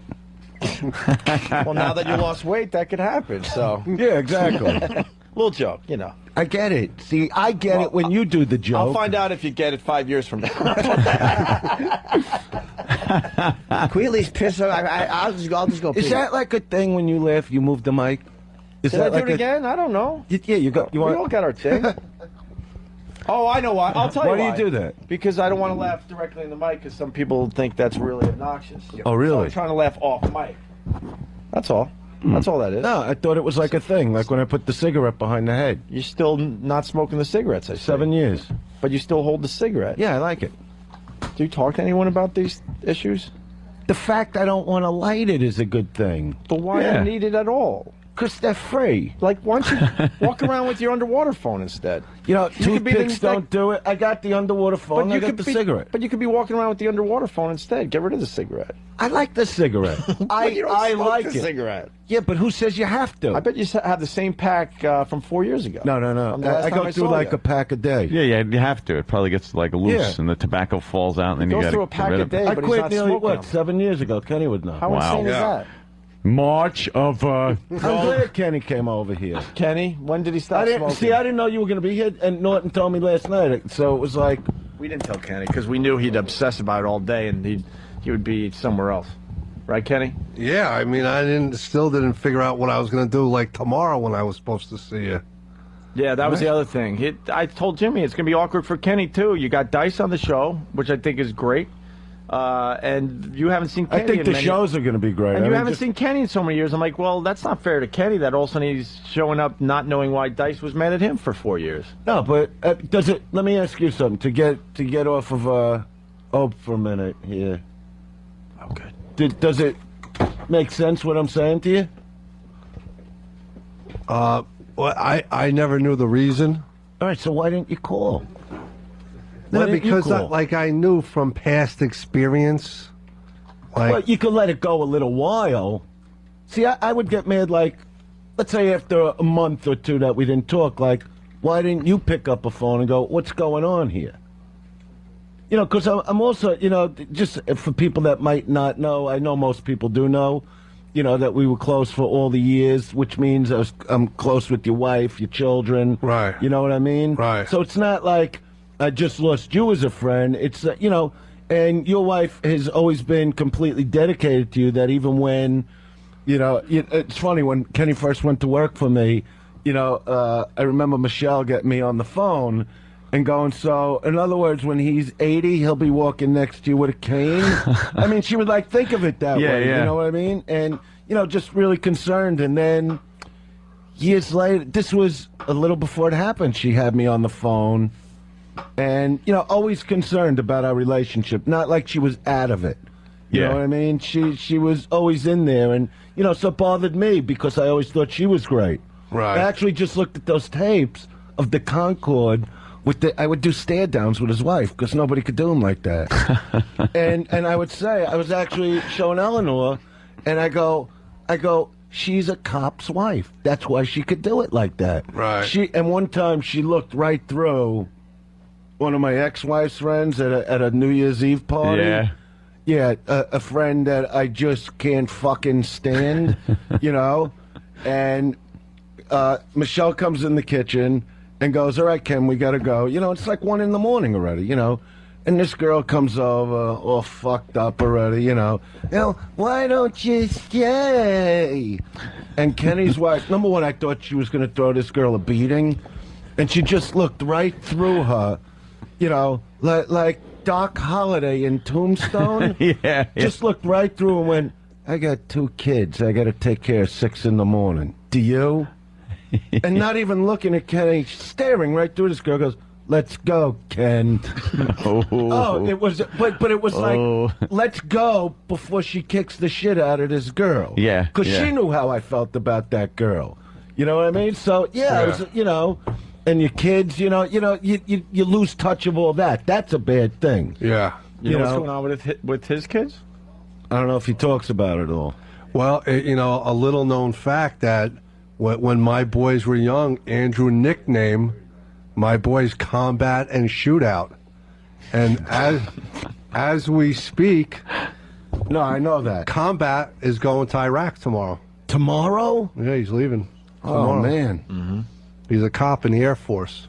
Is he real? See, I don't know the whole story. It's hard to pull over a plane. Yeah. Hold on. See, we do sound effects now. It's fun, right? That was an awful that's a heavy joke. thing. And, I just wish him, just health. That's it. I love you boys. And that's how I feel about him. Even if I didn't see you. Right. I heard about it, and I was like, all right, let's just, I pray for your boy. Believe me, I love him. Thank you. My sentiments are the same for your boys. We all grew up together. I know. It's on the road. Yeah. Together. Do you know, Jeffrey, his oldest son, when we went to the Concorde many years ago, we thought we were going on a vacation, and every high school in the world was there. We just wanted quiet from the concerts, but that's not what I'm getting at. Jeffrey was, 2? Yeah, barely walking. So all of a sudden, this is how he gets the nickname, because he's just walking in this long hallway, and there's another kid basically not doing anything, and Jeffrey decided, why not just throw him a beating? And went running down this long hallway at the Concorde Hotel, tackling this kid and just careening his fist into him. And I was amazed at it. I'm going, look at this kid go. Right. And then as time went on and Jeffrey got a little older, because he's a tough kid. He would hit my hand when he was 8 years old, and it would hurt. He once nearly beat up Norton in Kenny's backyard. Oh, yeah. That Norton was like, all right, no, all right, I get it. And but he would tell stories like his war stories of kids having fights. And this is what's bugging me for a long time, and I couldn't call you to ask you, that me and Max love the speech that Jeffrey gives a kid. He'll always warn the kid. The kid, if 10 guys walk over to Jeffrey, like let's say he had a problem in school, so now the guy comes like a bully with 10 friends, Jeffrey will calmly look at the kid, because one time a kid took off his belt buckle, right? And Jeffrey looks at him, and what is the speech? You'll say it better. You know it. It's funny that you bring. I'm trying to remember it too, but Jeffrey would always try to make the other kid realize that he's making a big mistake. Big mistake. And say something like, "This is your last warning." Right. The next warning will be you on the ground with my fist just crunching your face inside out. It was something like that. And he told us this story in a Chinese restaurant. And me and my son were mesmerized that we started coming up for themes for Feder. Like it's coming to a movie theater. Like this summer, Jeffrey Feder moves to L.A., you know, and you would see like a fist come into view because like there's a lot of kids that go to school in L.A. that aren't tough kids that want to act tough. And me and my son Max always go, what do you think Jeffrey would do to this guy? Always. It's a constant. I mean, this is over the last few weeks. I go, are you kidding? Feder? He would annihilate this part. This guy would be retarded. But we love coming this summer. Yeah. Feder. He's a You know, big boy, man. No, is he, well, last time I saw him, he was like 6 feet. Is he taller now? Yeah, he's in shape, obviously. Oh, yeah. Yeah, because when Kenny came to the bar mitzvah, they were training in the gym. They were in the cage. Kenny, You know? He's not as tall as Max. Max is tall as you, me. right? What about Shootout? He's spurting now. Okay, good. He's, you know. That's so funny. We used to love that. That's what I'm saying. All right, so that could be. So we didn't see. We aired it out. Yeah. Well, yeah. I would say yeah. What's left is just the apology. I love Anthony. I would say yes. The judge. I would say yes. I guess what's left is just the apology from you, and then everything's good. The most important thing is that there's no grudges held. What? Remember Tommy and the Yes, Raging yes, Bull? of course. With Salvi? I was trying to remember which but line that is was. the most important thing. When you make up, it can't be a fake makeup. No. Throw all grudges out the window. Yeah, that's how it's really got to be. That's it. Are anybody's feelings still hurt? For real? Please. Nope. Too much I'd like to therapy know if anyone's with the feelings feeling. are hurt because that's what prevents them from being hurt again. Jimmy, are yours hurt? No, I feel Dice, okay, can actually. I get some water? Is that? Do you have a water guy? I'll get it, Andrew. Of course. Oh, look at that. Just like old Oh, times. wait, I got one. Come I got on, one. everybody. Just like. There's Oh, one. don't, that's ju- the whole thing just let him about- get it for you. He'll go crazy if He'll he go doesn't nuts. let you get him You water. know that, Dice. Dice, the other thing that you need to know is Norton does a little therapy now, and he tries to bring his therapy onto the show. It's a little weird for Believe everybody. me, nobody knows more about therapy than me. He wants us to open up more and, handle He things is like that. differently. I and- realized that yesterday. Really? But, you know, I heard it. therapy's great. I Just heard- somebody to walk into a room and lay into for 2 hours. Here's some water for Here's you your too, $200, Oh, you thank you, fucking Kenny. cocksucker. I used to love therapy. When I first went to, you know, it was funny. When I first went to therapy was here in New York when my career took off.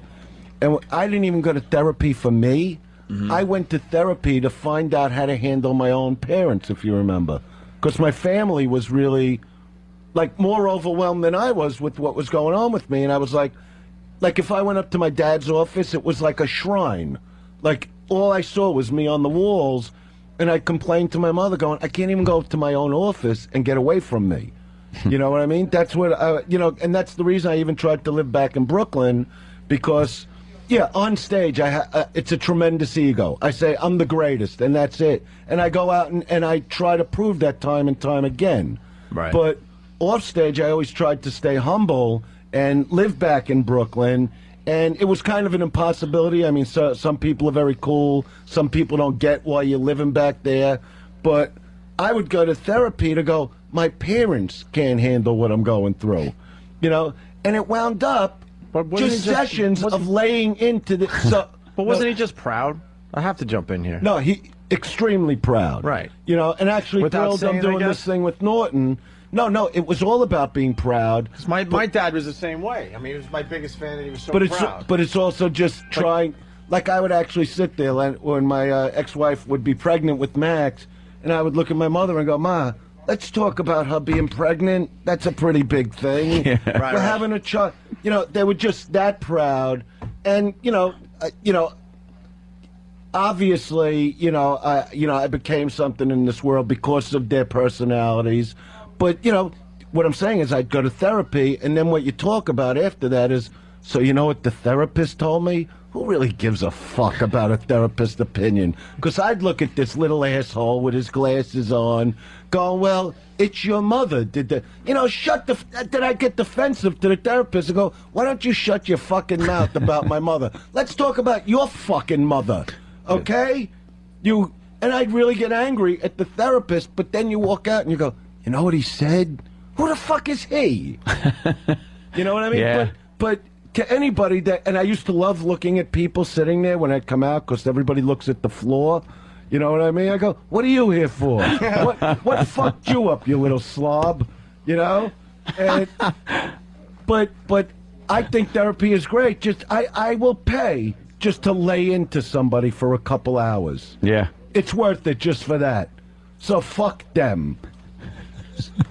And that's what therapy did for you. That's what therapy is. It's the easiest job as a doctor. Gave you a punching Let bag me for a make couple believe hours. I learn about the mind. And Yeah. then guys like us walk in there and go, why? And then when you realize they don't have the answer and you're paying them $400 fucking dollars, that's when they learn why you're there. Because you tell them what you think of them and what they look like and how they act and what their fucking lives are. Yeah, they don't need any, it's not any concrete thing like a doctor. Hey, I got this. Take care of it. Yeah, give It's me the this 5-day vague pill. It's this vague Give me some fucking penicillin and get out of my life. You seem like a different Dice. Well, yeah, than 40 years ago. No, in what way? What's the deal? Like, obviously the divorce was brutal on you. Yeah, brutal, right? Brutal. Is there anything else It's going not on? the divorce. I'm telling you, I make fun of it, but it's the after effects of what goes on. You know, that's why, to be honest, and Kenny would know this too, that, I'm really close with my boys and just really want, especially when I left, to make sure that they grow up, and look who's talking, without their minds getting messed up. You know what I mean? Because it's a very confusing time. So, I would look to just work. I had no career goal. It was more like go out, make a living, and get home and be with your kids. Right. And that's what I've done. And they're two incredible human beings, today. I got a 13-year-old going on 30 because they had to learn the hard way. They say never put the kids in the middle, but that's what goes on. I mean, the therapist would say you don't put kids in the middle, but in reality, you can't help but do that, especially if one or both parties, are doing the wrong thing. You can only keep them out of it for so long. Not a huge so yeah, effect you on do change in certain ways. Went through another relationship, got engaged for the minute. You know how that shit goes, Anthony. No, he didn't. I got married once, and that was it. No Yeah, 'cause more that was hard for you. engagement. I remember talking to you with that stuff. No engagement, no nothing. I lay it right on the line. I'm not getting married. It just ain't gonna happen. You got a girlfriend? Ever again. You got a girlfriend? Right now, no. Now, I understand you went through some stuff. What? Yeah, I got a girlfriend now. Well, he's a traffic girl. He's going on a date with a traffic girl today from TV. Fucking meet or maid? No, not that kind of traffic. Fucking The worst meet 'em, people mate. on fucking earth. Oh, I hate him. Meet 'em, Now we made. could finally agree on something. Hate him. She's on the news. Yeah. She does the traffic on the news. On the news. Lovely. Traffic victim. Oh, a traffic girl, like a helicopter chick. Yeah, she used to be in the helicopter. They brought Okay. her into the studio now. She was too hot for the chopper. So she's on the news here? Yeah, Yeah. Channel 11. Big Yeah. shot, huh? She's Look at you now. You want to see her Very picture? You've been smart. dating celebrities. Let me see Very a nice. picture. On one of these big screens. How much you going to film with the camera? How much you think I need of this? Bring Gonna it do over it all here. day. Bring me the camera. All day long. Steve, you remember Dice? I do. What's going on? Hey, Dice. Oh, he's putting up the good pictures. Oh, yeah. Oh, let me see. Where is she? No, these are the good pictures. This Uh-oh. And it's going on a date with This this was girl before. tonight. Yeah, that was before the traffic career, Where can I I think. see it on? Can I see it Wait, here? we're getting it up there. There you go. And it's going out with that tonight. She's lovely. So she does the traffic naked? No, that's what They should. that is the And she's on regular network? Yeah, on Channel 11. Yeah. And so what's she posing here? Playboy. Old Playboy. Mean. Atsoy. Atsoy. So, yeah. Jesus fucking Christ. I'm getting to see what you might be banging. That's exciting to me. Just going out to dinner Show the chair tonight. shot. If she could do this, you think it's just dinner and, what are your hobbies? We're just going out to dinner. Have a couple of drinks. Can't you just say? Can't you just do? Can I take some pictures like they did? Can I take some pictures like they did? You go look at her fucking lips down here. This is beautiful. I don't think so. I think What's her name? Jill. Jill. Maybe she liked me more than you. Can I Dice, go out with her you're not gonna. What are you blocking me here? You cock blocker? Yeah, why not? What do I doing? care? What's that about? We haven't been friends for 4 years. I I'm gotta gonna care. now in 2 No, years. no, I'm gonna be really I'm pissed teasing. off. Yeah, if you really fall in love with her, you can fall in love with a girl like that, right? Dude, your love. When you Google search Jill Nicolini and go images, Anthony comes up. Yeah, why does my I picture saw come that. up? I saw like my kid picture came Yeah. up. She was a good-looking chick. I'll Oh, tell yeah. you that right now. She's lovely. Why the hell is that picture coming up? I don't know. Oh, that's strange. All right, well, I like that she still keeps some box hair. You know what I mean? You know, don't you like a little bit? A little, for the finger bang, so you can wipe your fingers off when you're done.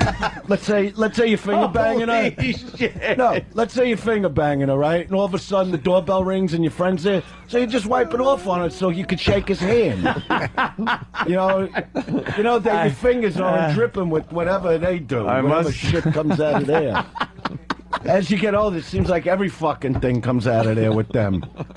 You know what I mean? I gotta tell you, I've never heard that one before. Heard what Where one? You use it just in case your friend's at the door.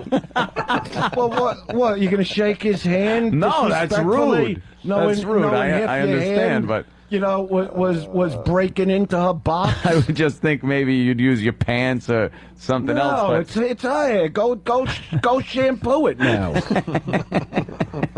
Just enough there to wipe your finger Yeah, off. exactly. That's a class Okay. thing. All right. I That's like good. that. Yeah. That's good. Yeah, why not? What else are you gonna do with it?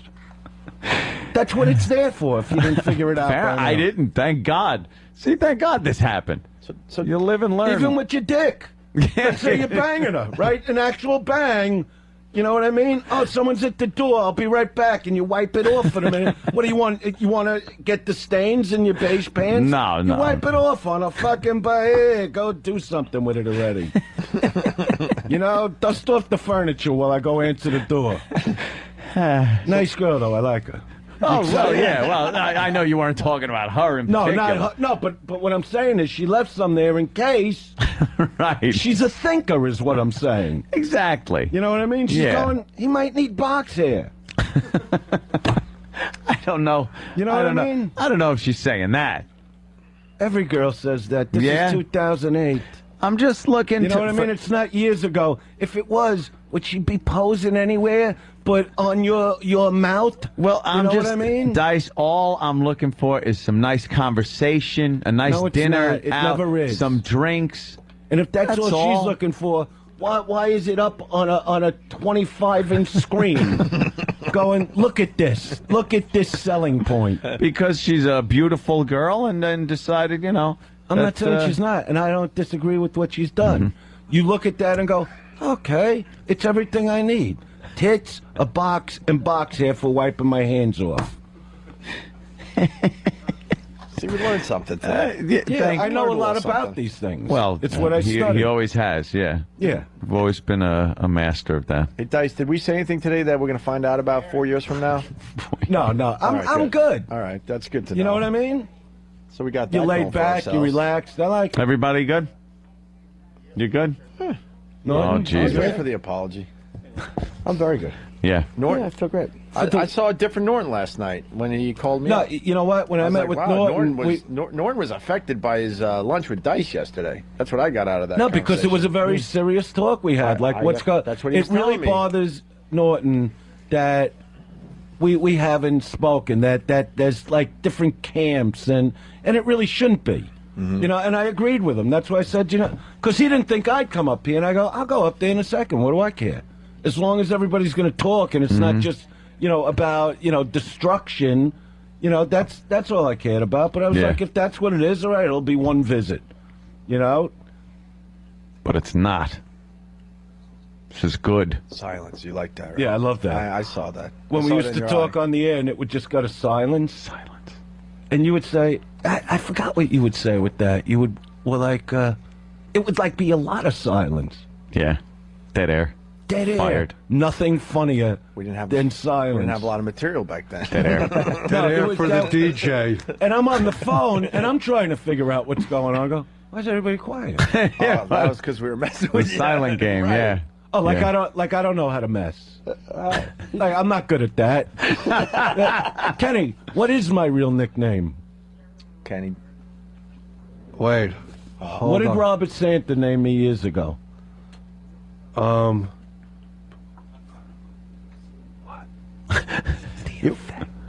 Oh yeah. Tell him. The Effect Master. The Effect Master? Effects.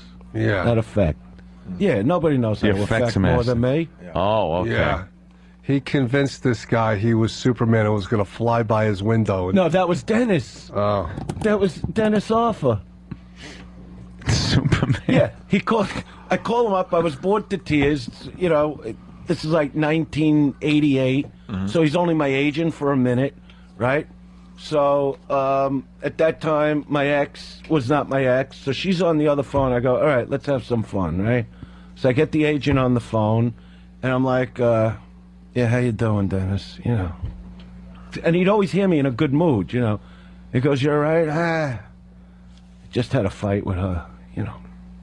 You know, you think you go with a girl, you could tell them some things about yourself, and it'll be all right. She's inside laughing at me, you know. He goes, well, what's the matter? You know, I go, you won't get it, you know, and if I told you, you're going to laugh, and then I'll get aggravated. And he goes, no, man, I mean, you could tell me anything. I go, I really can't, Dennis, because you're just not going to fucking get it, okay? And I'm really upset from this, okay? And I start to, like, cry a little on the phone. He's going, calm down, man, you can talk to me. I'm not just an agent. You know, so I go, all right, I'm going to tell you something, you know, and I just want you to hear it, you know, and not many people in my life know this about me. And he goes, tell me what she's laughing at, because if you want, I'll talk to her. I'm Superman. So now it's quiet, and I go, see, you don't believe me. Nobody but, and he goes, well, I think you're a super guy. I go, no. I'm Superman. I'm the real Superman, okay? He goes, so, like, you could lift heavy things? I go, yeah. Like, I go, it's not like you see on TV, but yeah, I could fly. I could, you know, I could do I could do whatever the fuck you need to do. I go, the reason I don't fly a lot is because I don't want to be caught by the radar and have to go back to my fucking planet. So he goes, oh, so you could fly here and come visit me right now. I go, yeah, if you want. I go, not a problem. I could be there in 3 minutes. You know, I'm in L.A. And he goes, okay, I want you to do that. I go, okay, this is what I'm going to do, and I'm only doing it because I love you. I'm going to fly to New York. I go, you know what floor you're on in your building. Open your window. I'm going to wave to you, and then I'm going to come back to L.A., pick up the phone, and you'll know I'm telling you the truth. So now that's a little quiet. And he's going, so you're going to be outside my window, like with the red, you know, suit? I go, no, I don't need the suit. That's just TV shit. I just fly. And I fly at the speed of light. Nobody's going to see it, okay? All right, the window's open. And I said, you know what, then? I said, I just got to tell you, you know, only because I do care about you, Reddy. I go, it's very shocking when you see Superman. I go, and I'm just warning you. I go, see, this is what I mean. This has happened before. There's a slight chance you might get a heart attack because you're not going to believe what you're actually seeing because it's really an unbelievable thing. So now he's like, I could get a heart attack from this? I go, yeah, that's the only thing. See, that's why I didn't want to have to prove it. I'd rather you just... But so, in other words, you'll be outside my window 50 floors up, and I'm going to die to see that? I can't risk that. So now he's all fucked up, and I just hang up on him and never told him the truth. That's an effect. Do you think he waited? I made this guy Robert, my friend Robert, who named me the effects master, believe there was a 2-inch girl in his dresser drawer waiting to meet him, and if he likes her, I'll blow her up for him. Because I'm on the phone with him. It was raining outside. I'm in L.A. He's in New York. This is how it happened. And he goes, you know what I could use? I wish I had like a beautiful like brunette right now. It's a rainy day. I go, okay, done. You know? And he goes, what do you mean done? I go, look out your window. If you like her, I'll put her in the house, you know? He goes, what do you mean look out? I go, look out your window. It's raining. She's getting wet. He goes, what are you talking about? I go, Robert, you just said to me you want a beautiful brunette. I can do those things. So she's right there. Take a look. I'll put it. He goes, Andrew, I'm not getting up and looking at it. How the fuck would that be a girl outside? Now he's getting me. He's a Brooklyn guy, you know. He's going, how the fuck did you get a girl outside my... I go, Robert, you asked for it. I didn't ask to do it. It's something you want, something I could fucking do. Look out. I go, where do you want her? She's getting fucked. I go, you know what? Just open up your closet door. You know, I go, she's standing there. Get some towels, dry her off. You're going to love her, I promise. He goes, Andrew, I'm not getting out of my fucking bed. I don't know what the fuck you do. Because the guy didn't know me well. He goes, I don't know what kind of fucking game you're playing with me. I go, well, what do you want me to do with this fucking girl? It's too late. You asked for her. Are you afraid of a girl? He goes, no. How the fuck is there a girl in my closet? He goes, you're 3,000 miles. He's actually fucking fuming. I go, all right, this is what I'll do. Just open up your dresser drawer. She's sitting on your underwear. I go, she's only 2 inches now, so you don't have to be afraid. And if you like her, I'll just blow her up to full size, and you can fuck her eyeballs out, whatever you want to do with her, okay? Have a good time. He goes, Andrew, I'm not opening the drawer. If I open the drawer and there's a little fucking girl there, I'm not going to know what to do. So that's when I get to laugh. And that's when I get to enjoy my time destroying somebody's mind like that. And after that, he named me the effects master. There you go. And there have been many since then. But why wouldn't he just say, no, there's not? Yeah. No, there's not what? A girl there. Because he wouldn't look. Because if by some chance, I'm so committed to it, that if by some chance there's a 2-inch girl in your drawer, you're either going to freak out. You're insane. Or eat her. You're insane. Just swallow her and forget it happened. You're insane. Yeah. Did you ever do an effect like that? No. All right, so now I ask the jury. You're insane. Your Honor, ladies and gentlemen of the jury, my name is Arthur Kirkland, and I am the defending attorney for the defendant, Jim Norton. When did I get mad? What happened? You're on the witness stand now, my Me? friend. Yeah. Why When me? did I get mad about the Max thing? I don't know. All right, let me ask you this question. Did it happen at the time it happened? I didn't feel like it was. It wasn't really discussed, right? Other than when I came up the day before honestly the Okay, don't so- remember. I swear to you, I don't remember that we ever discussed the Max thing. That's right. That's the God's honest truth. And we stayed friends. I thought so. For a couple years. Well, when was that Garden Show, Kenny? 99? October 2000. It was Game 5 of the Mets-Yankees World Series on a Thursday night. So we were friends couple years before that happened, right? 2 more years, and then some of the time I was we were off the air. And then it was the attack. When we got back on the radio. Yeah. Then I attacked. Yeah, that doesn't make sense. That one I got to think about for a while. It was an effect. You see what I mean? The effect was that I thought we were real friends. Yeah, and I truly like you.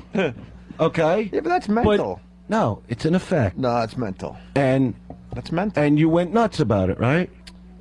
You went nuts back though. So, yeah. So I fueled it. And I fueled the effect. And I affect you back. See the stories I just told you about Robert now and you're about it. Dennis. Now Wait a you're minute. it. That's fine. I can handle an effect. We'll do an effect like tag thing. Now you're it. That's fine. That's mental. I like that because Someone then back me the up. new He's effect. insane. This guy's insane. I love when I drive him nuts. You're I really insane. do. I'm just fucking with you. I'm fucking insane. Donnie, wise guy always carries his money in a roll. Never in a wallet.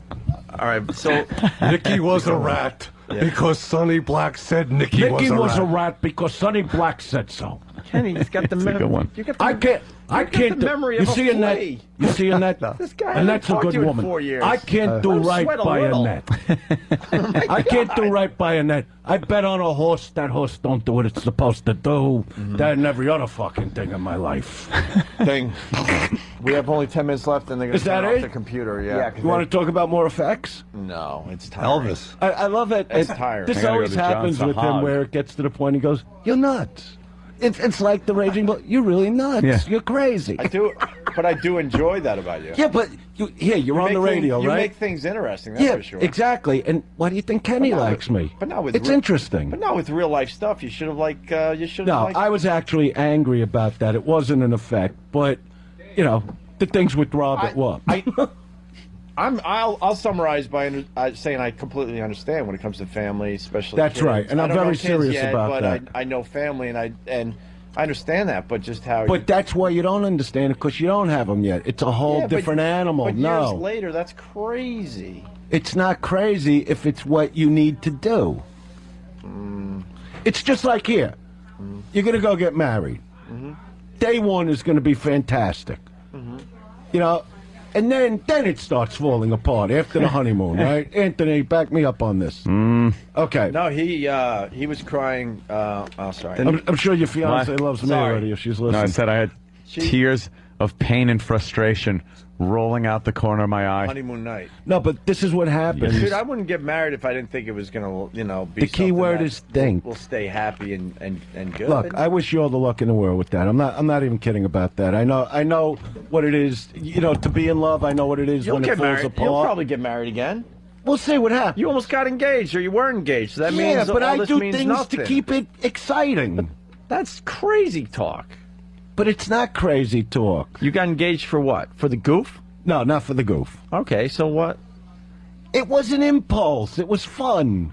But if you don't believe in the marriage thing, why would you do that? I do believe in marriage. Well, I believe in it. It exists, all right.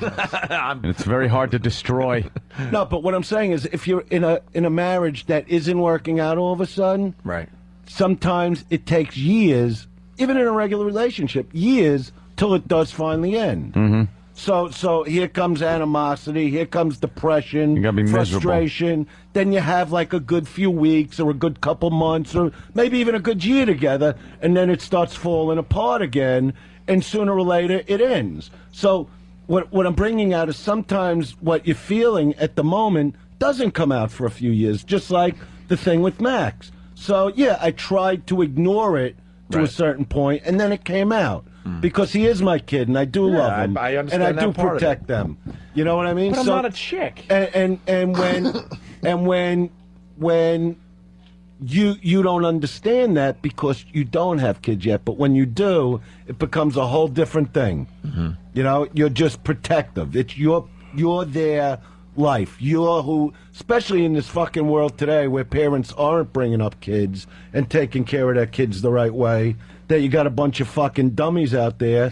I'm making sure that my kids grow up knowing what to do with their lives and guiding them, actually guiding them, rather than going, just go see what happens. Right. You know what I mean? Every kid, not every kid, but all I hear are the stories.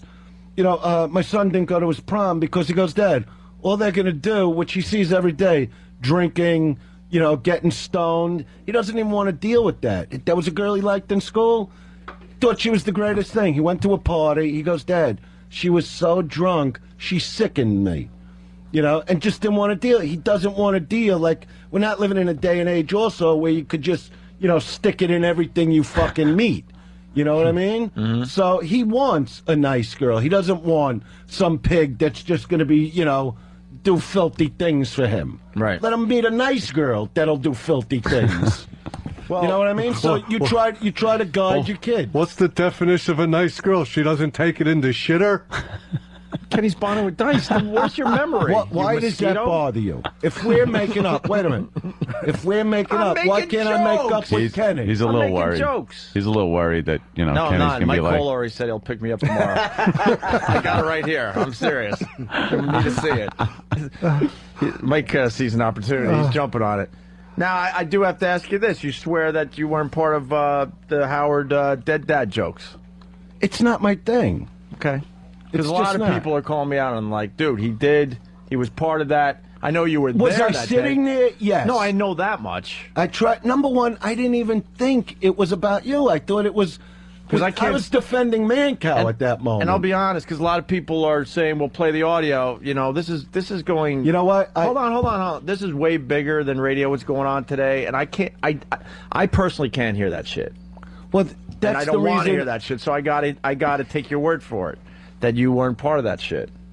Because that's a rough Well, you one. know what? That's something I would swear to as far as remembering. Right. You know, because I just know me. I know me really well. I know when I'm fucking around. I know when I'm serious. You know, and that's just not where I go. I'll say anything about you. I'll say if I'm mad at you were somebody. extremely angry that day, and you were definitely taking your shots. I still wouldn't go there. And then Dice was definitely. I don't go there. Dice, sorry. Howard was doing his, his dead dad jokes, which is hilarious because he'll lose his dad someday, and then he'll maybe understand exactly what that's about. Not that I wish that upon anyone, and I'm being honest.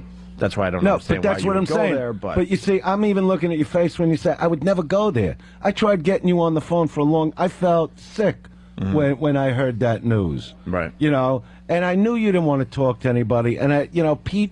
Well, that's one of the things that I wish I handled differently. I wish I had reached out to a lot of people. I wasn't mad about during that it. time, but I shut out everyone. Understandably.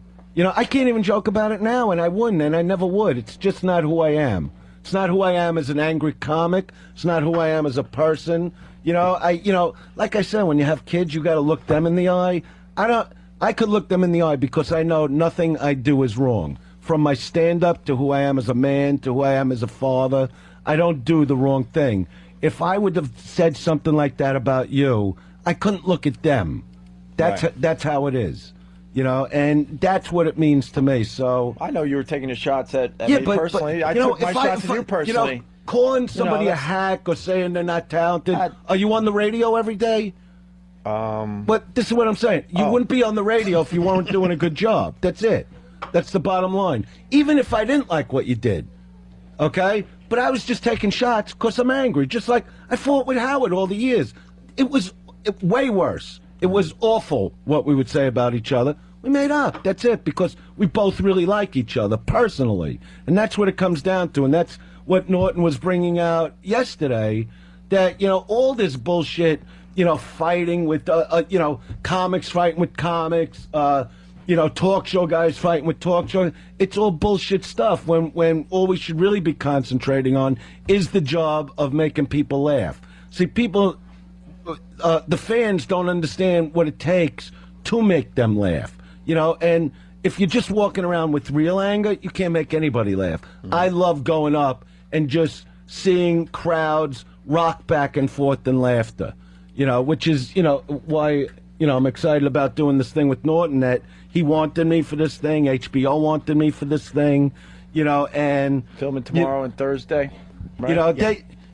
Actually, they looked at it like I'm doing a favor. To me, to walk out in front of the country and make them laugh is not a favor. It's my pleasure. Because also on shows like this is not about money. This isn't about doing a gig where big paydays. They basically pay nothing for these shows. This is about the love of performing. And, I started to love it again about 3 years ago, to be on stage again and really make people laugh. And even, the fact that we did go through it, I don't like that.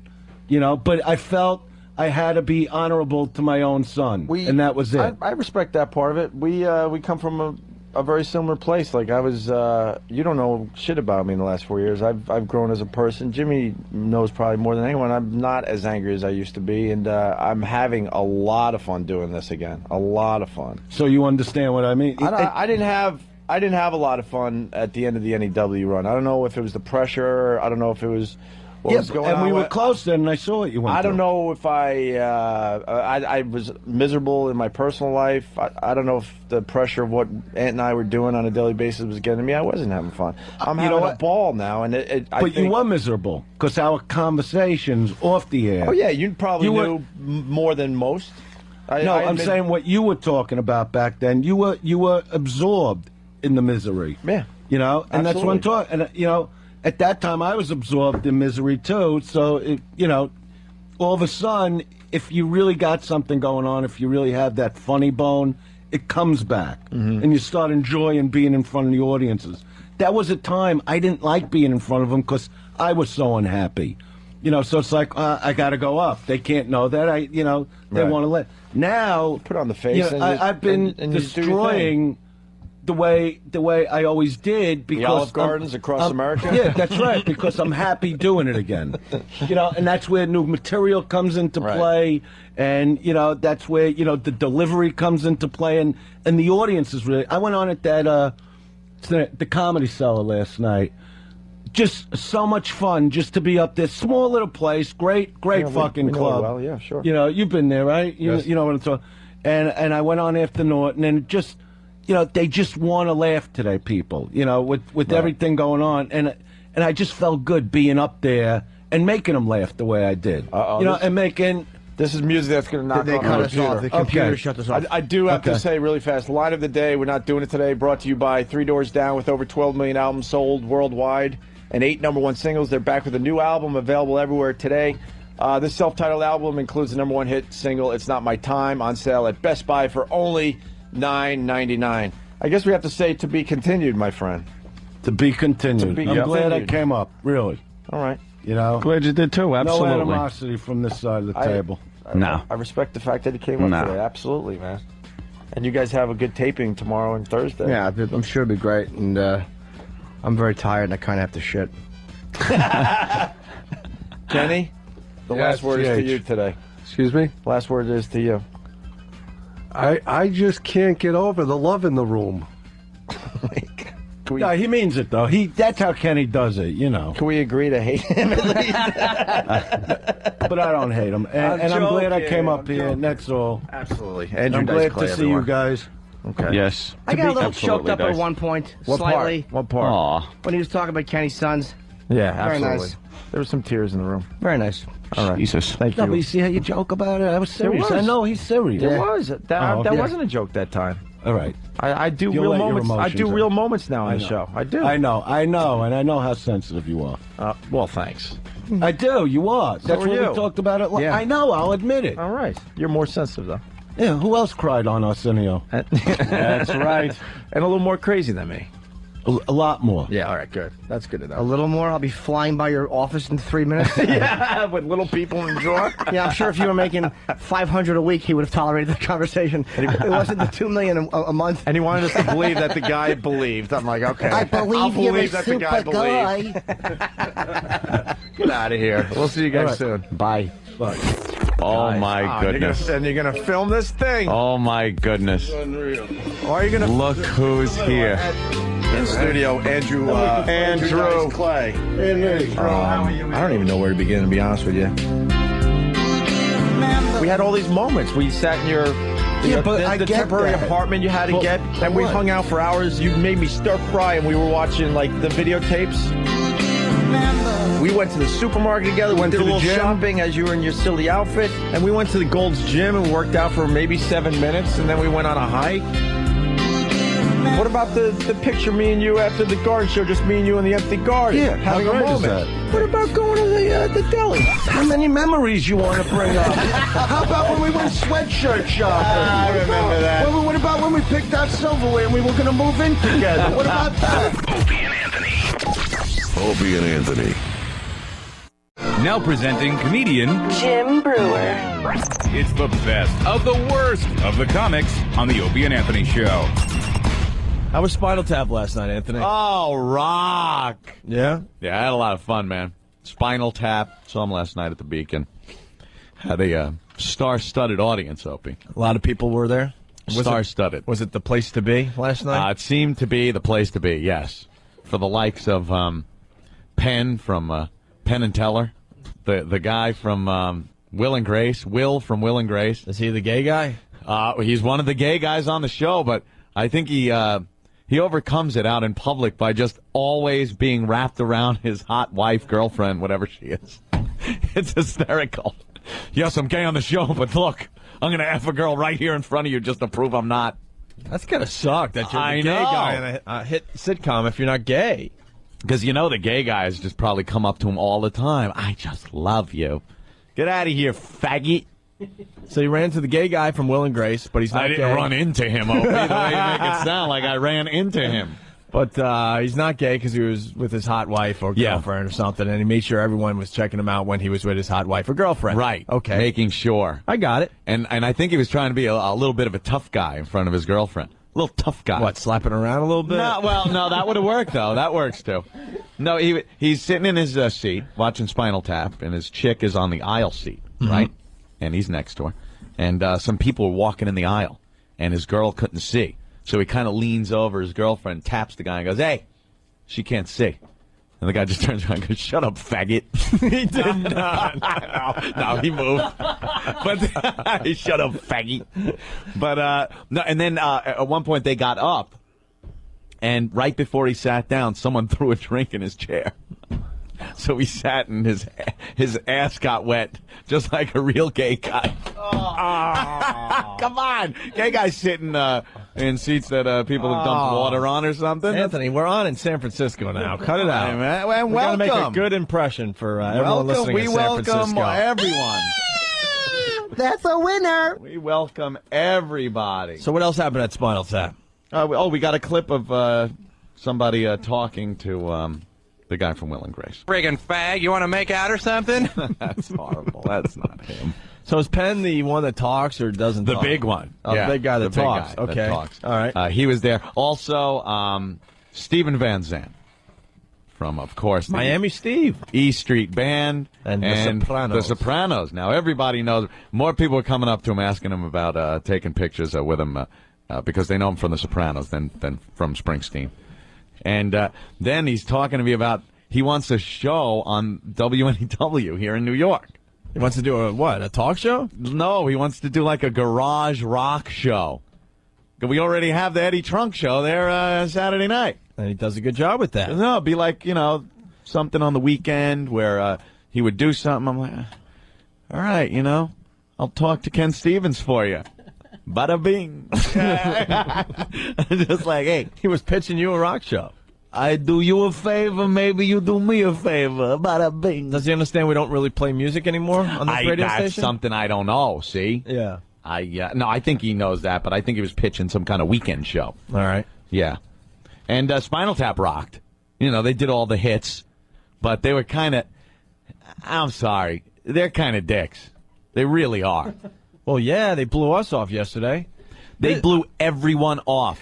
Everybody. It's just amazing because we presented the Spinal Tap show. Opie and Anthony present. Says it on the ticket. We're concert promoters as well in our spare time. Yeah, for some reason. I don't know what that entails. We have presented Andrew Dice Clay in the past and now Spinal Tap.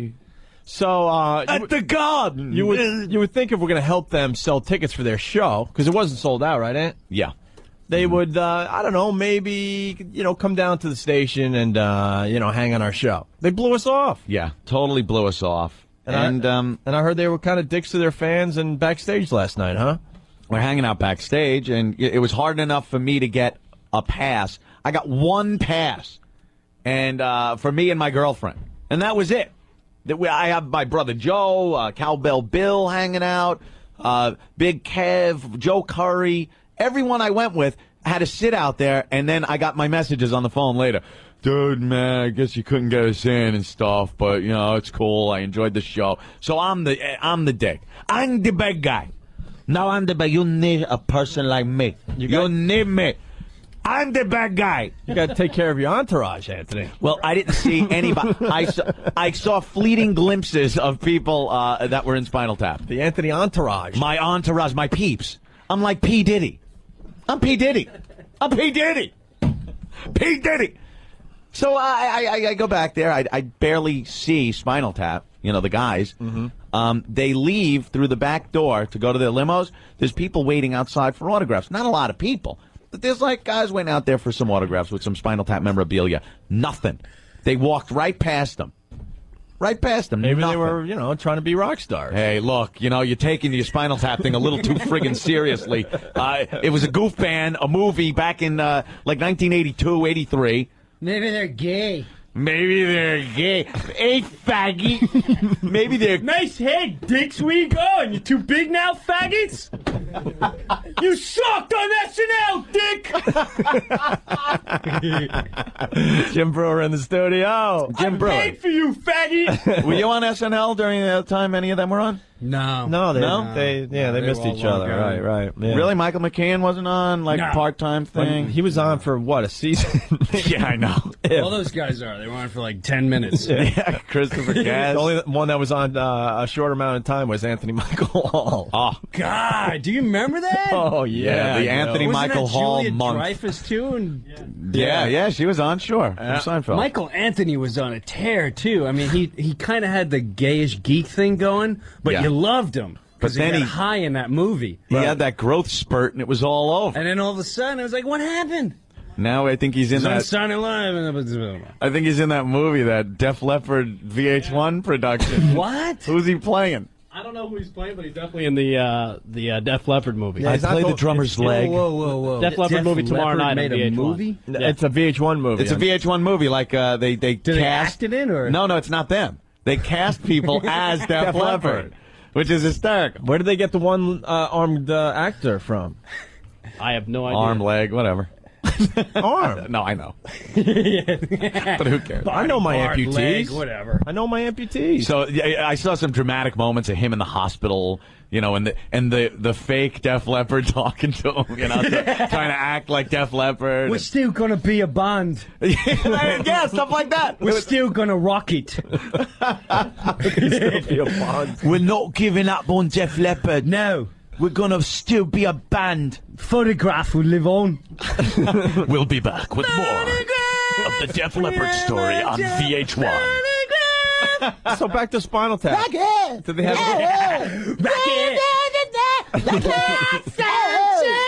Shut up! Shut up! How annoyed must the roommates of those guys been? Shut up, bitch! Shut up! Yeah, here we go. VH1 Behind the Music presents Def Leppard, but not really Def Leppard, in the Not Really Def Leppard story. And the guy with the missing arm, but he's not really missing an arm. How did they do that? We'll show you on Behind the Def Leppard movie, Behind the Music. See how they struggled on to perform songs like Love Bites. Love Bites. When you need love. Pour some sugar on me and rock it, yeah. Watch how they were gang raped by 5 black rappers after a concert one day and still survived on. Make your own British flag shorts. Just like the drummer. The movie Hysteria. Def Leppard. Starring people that kind of look like Def Leppard. I'm there. That says watch me. How cheesy was the blonde guy? Remember the blonde guy? They all were blonde, no? Tight pant. No. The short blonde hair. Hey, and then the guy died. Wait a minute. The long hair guy Did he died. shoot himself or something? No, he got like so effed up all the time on booze and drugs. Oh, that's got to be a great part of the movie too. Oh, bandmate's dead, but the band's got to go on. We're missing a leg and a player, but we can still sing Love Bites. Oh me God, me foot fell off, but we could still be a band. See Def Leppard as they transform into a band of nothing but heads. Heads, singing heads. My body rotted off, but we're still a band. We've got to keep Def Leppard together. Singing heads. They're bringing their heads out. Shut up. They're bringing them out. They're putting them on stage. Look, it's the head. They're putting them on the stool, man. Shh. A story of courage and bravery. As Def Leppard is just heads. Def heads. I had to learn how to play the guitar all over again when I was just a head. It's hard to I had to reteach myself guitar because I had to play with me tongue. With special guest Ozzy Osbourne as he comes in and grabs one of the heads and bites it in half, and then shoves the other half in his pooper. It's quite amazing. On stage, it was just a head. I feel we were snorting some lines. It's just a head that cocaine came right out the neck. I think I should say is this myself. See the story of courage, bravery. A story no one gives a flying F about. Def Leppard in Torso Rock.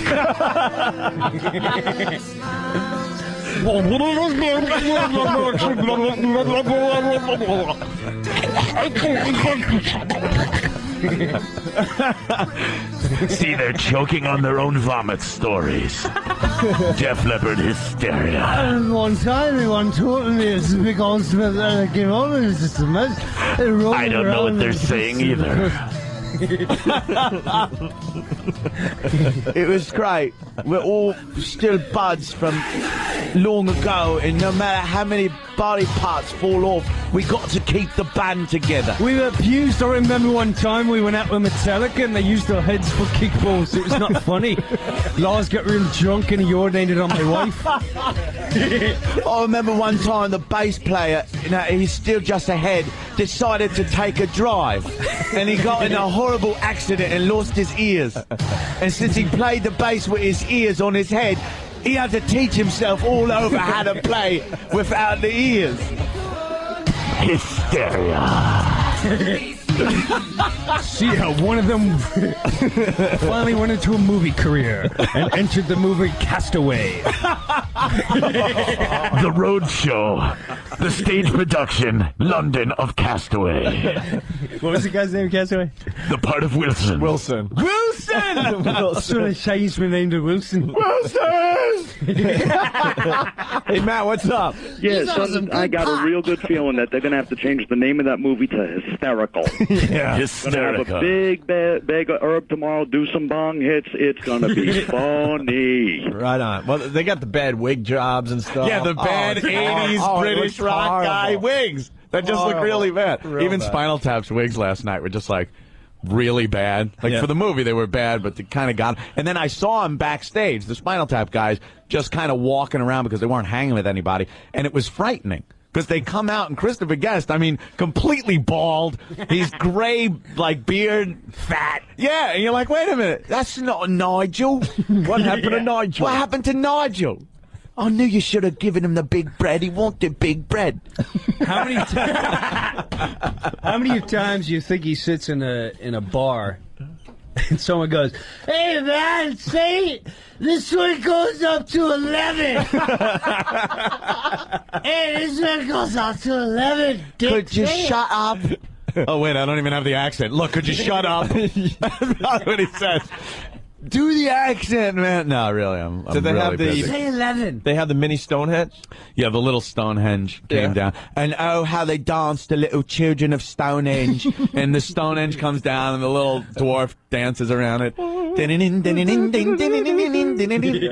Yeah, it was pretty good. Were they in the pods? No, they didn't have anything They like didn't do that. the pods? No, and it was sponsored by some kind of fake, like, Depend undergarment. So they had, like big flyers in the back for these fake undergarments. There it is. Long ago, before the dawn of history. Hundreds of years before the dawn of history. Lived a strange race of people, the Druids.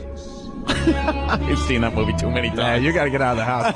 Tony, what's up? I would have loved the movie. Hey. The guys are dicks, but Brewer's a sick bastard, man. Oh, we love Jim Brewer. Dude, buddies of mine went to the show. Yeah. Best way to piss them off, say, hey, where's Squiggy, dick? oh, Michael McKeon. Dude, he had a Squiggy. Yeah. Wait, you guys actually did that? Friends of mine did. They wouldn't give him autographs. Squiggy, dick. They were being dicks, so he goes, hey, where's Squiggy, dick? Walk up to Michael McKeon and go, Hello. Dude, he shot him Hey, up. Levain. That's funny. That is very Hello, funny. Levain. Nice head, Dick. Where's Squiggy? Thank you. Good night. where's Squiggy, dick? Yeah, I see you in Oceanside, faggot. Where the banshees live and they do live well. Stonehenge. Hysteria.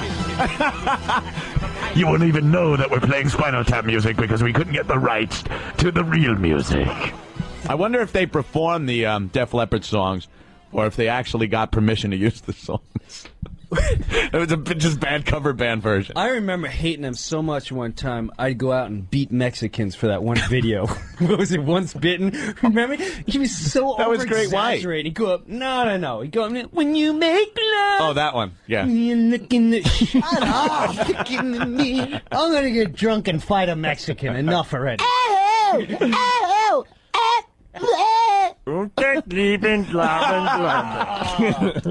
What the hell does that mean? The chicks love them. The chicks really like them. And the bad videos, that was like at the beginning of MTV with the swords and the chicks in the cages and stuff. Like, what does this even mean?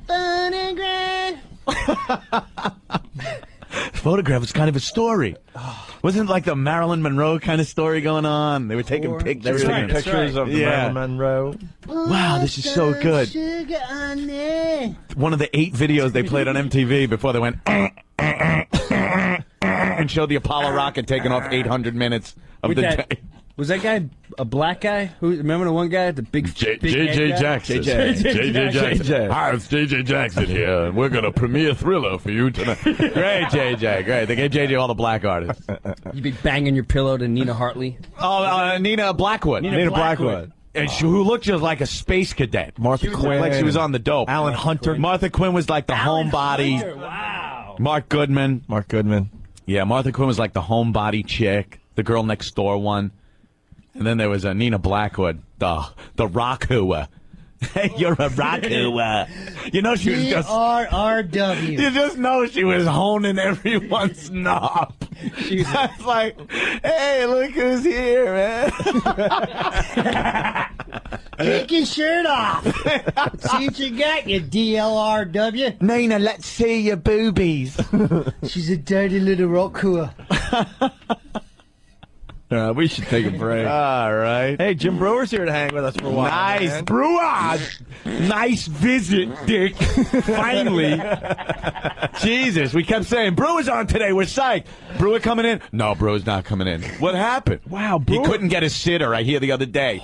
Nice, Dick. Sitter, real man. Look at Brewer. He's playing all our cities, man, that we're in. Oh. Dallas, San Francisco, Chicago, On the Cleveland, Hysteria Columbus, and Philadelphia. Tour. All covered by VH1. Okay. Where am I playing? I know exactly. Yeah. What? When it gets closer, we'll tell everyone. What How's time that? is it? Yeah. Hey, it's Jim Brewer, and you listen to the cream of the crap on Opie and O. You know what? You know what? I don't have to say what you're listening to. You know exactly what you listen to. You guys listen to this every day, so I don't need to do this. Enjoy. Opie and Anthony. Now presenting comedian Nick DiPaolo. The best book I ever read. It turned me into the angry fucking white guy that I am. But Robert Bork, Slouching Towards Gomorrah. You ever read that book? No.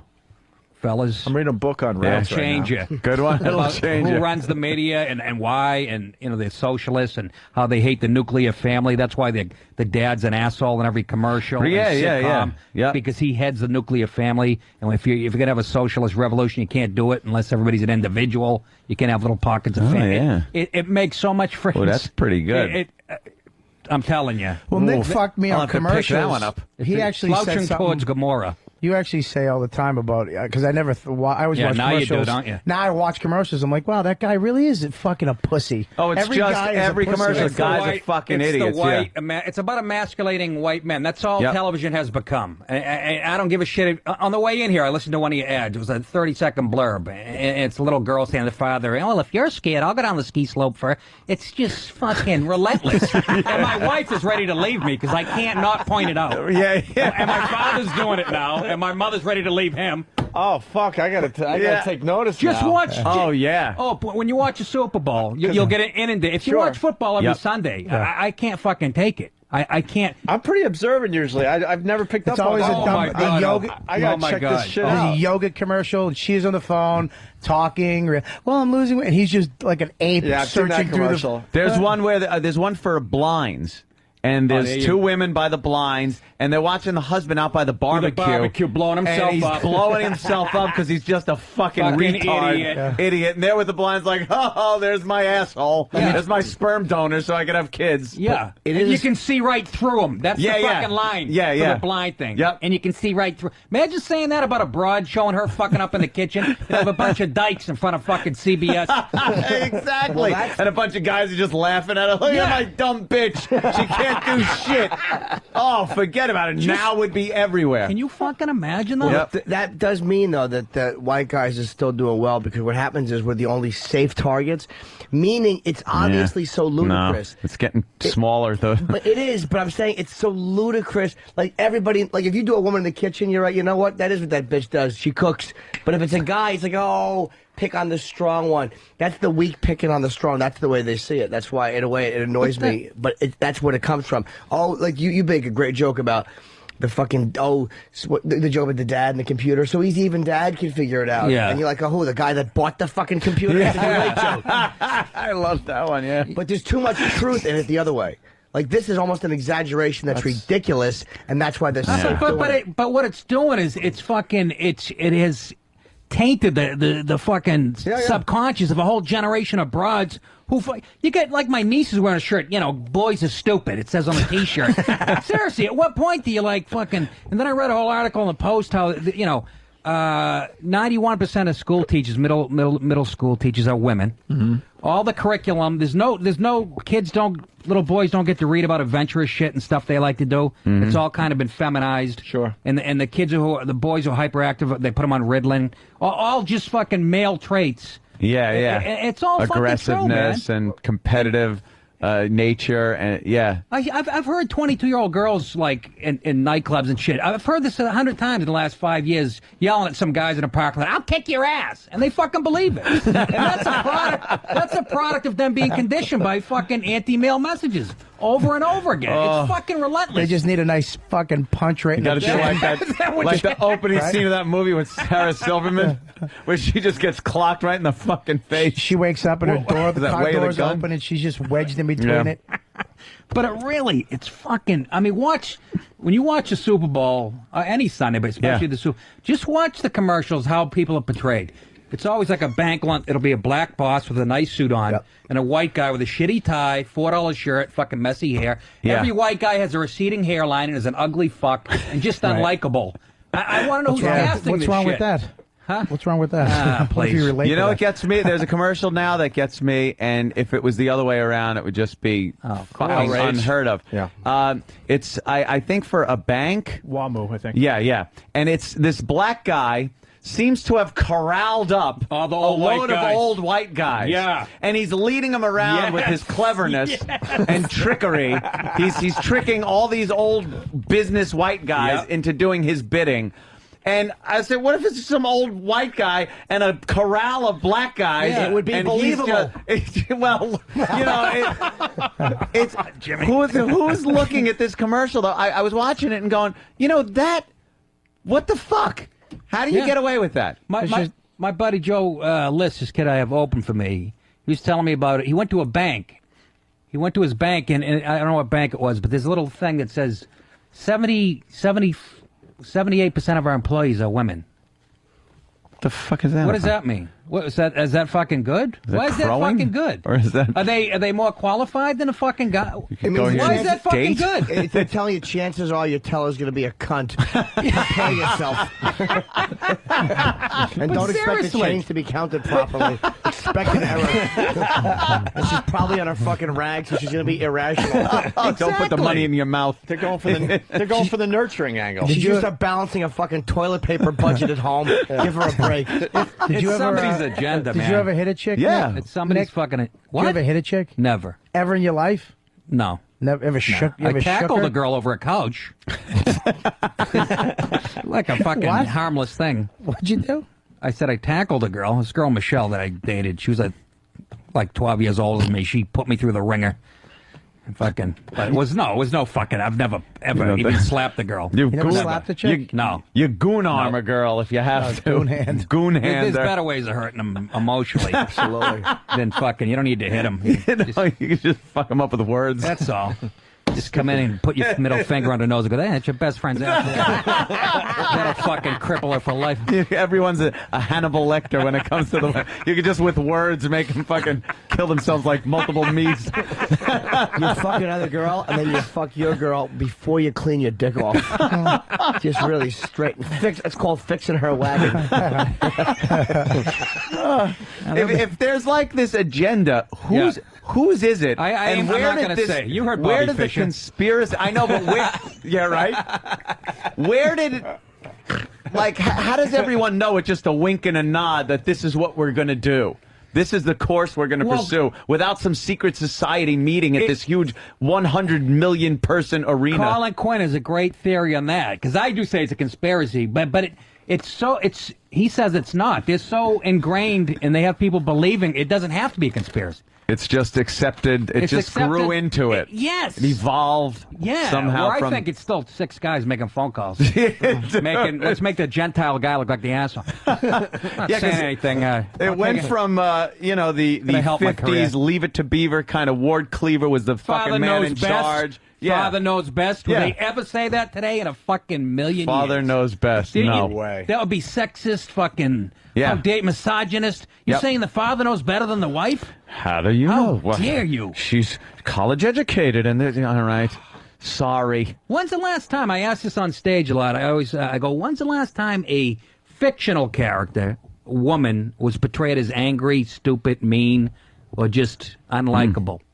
Fucking all the family? No, she was likable. Yeah, exactly. Somebody always goes, Suzanne Summers was... I go, thank you for proving my fucking point. 1975. 75, a ditzy blonde. When's the last time you had a broad who was unlikable, fictional character, just had negative qualities? And just not empowered kind of a thing? Because you could say, like, Roseanne was very negative, but she had the juice in the family, and she was funny. Yeah. But seriously, it's fucking... Yeah, it's like Suzanne Summers, all the little fucking titty things from the 70s. And then you're just it's all empowered, strong. I mean, if I see one more fucking movie where like Meg Ryan's beating up 6 Navy SEAls, I'm gonna shit. Who needs that? What the fuck? Seriously, I can't get past. There's no reality in it. Remember when there used to be sex objects in films? Yeah, they don't have any of that. Gratuitous. That's shots another of thing that boobs gets and me, ass and anymore. I've talked about this on the air. I watch Discovery Channel. I like the Military Channel, and when they do interviews with pilots. Love it. Black, white, the same thing. Right. These guys are by the fucking book, and I love it. You watch a movie with a black guy as a fighter pilot, and it's like, yeah, missile away, motherfucker. Yeah, I'm bringing that guy down and shit. It's like, that doesn't sound like any pilot I've heard interviewed on any fucking channel. 310 to Yuma. Did you see 310 to Yuma? Yeah. The Western? Yep. Right at the beginning, Russell Crowe, not Russell Crowe, who's the fucking other guy? The other guy, yeah. His name's Christian Bale. Who's the other? Christian Bale. Christian Bale. His wife's, we make decisions together. That's not how fucking women talked in 1850. Back then? Really? And I'm not saying, I know you're going, he's a reactionary. That's how he wants it. Fucking maybe. But the fucking little kid is being real snotty to his father, Christian Bale. You know, shit wouldn't happen. Not back fucking then. Kids didn't talk to their... No. They take painstaking detail to get the fucking outfits right from 1850, but they have the kid talking like he was born in 1986, and I can't get past it. I want to enjoy this fucking movie, but there's a liberal streak. I just saw that one Into the Wild that Sean Penn directed. Oh Christ! And just anything he does. I mean, I would have loved it but I can't get past the fucking message behind it. That capitalism's fucking bad. It had the mother and father who didn't treat the kid good. They were all about money and material things. Yeah. I mean, there's some truth, but I can't get fucking past it. It's just it's like watching propaganda. And I still enjoyed, as bad as the message was, I still enjoyed some of the fucking movie. It was that good a story. But I can't. That's a great observation. There are things. There are just things going on. There are things going on. I like the 6 guys on the phone theory. Hey. But I can't. It's fun, and people don't have time, because people are working. They have families, 50 hours. Comics. We have time to fucking. You have to mull this over. Yes, and like my sisters think I'm crazy and shit, but then now they're coming around because you finally got them. I call up and I go, look at the fucking white guy in this commercial. Seriously. If you point it out enough, like you said, they'll leave you or they'll start coming around. Yeah. You You know what criticism I got from my girlfriend? She's like, it's really hard to be around someone who's raging all the time at people. And I'm like, I guess I am. Oh, yeah. Because it's like, it's always that it won't go. It's like that fucking, I hope he gets fucking can't. And she's like, I get it. We're eating. We're trying to enjoy ourselves. When we want to be You seated. should hang out with my wife. She'll have a lot to talk about. He broke his car horn one day. He was He was just in New York. Like, that never happens. There's never traffic in New York. And he just smashing his horn with his little fist. Fucking move! And it just broke. And gets so pissed. Oh, he had nothing. He had to yell his head out the window. Hey, Jerry. Hey, I just want to say that I completely agree with Nick DiPaolo, and I do the same exact thing. I watch these movies, and I can't pass the fact that these liberals trying to get their message by. But I also want to say, if you notice on these comedian shows, these comic series, you always notice that the guy's just a stupid dad, and then the mom is just the smart cunt in every single comedian show. Yeah, like comedian show. Everybody loves Raymond, King of Queens. Yeah.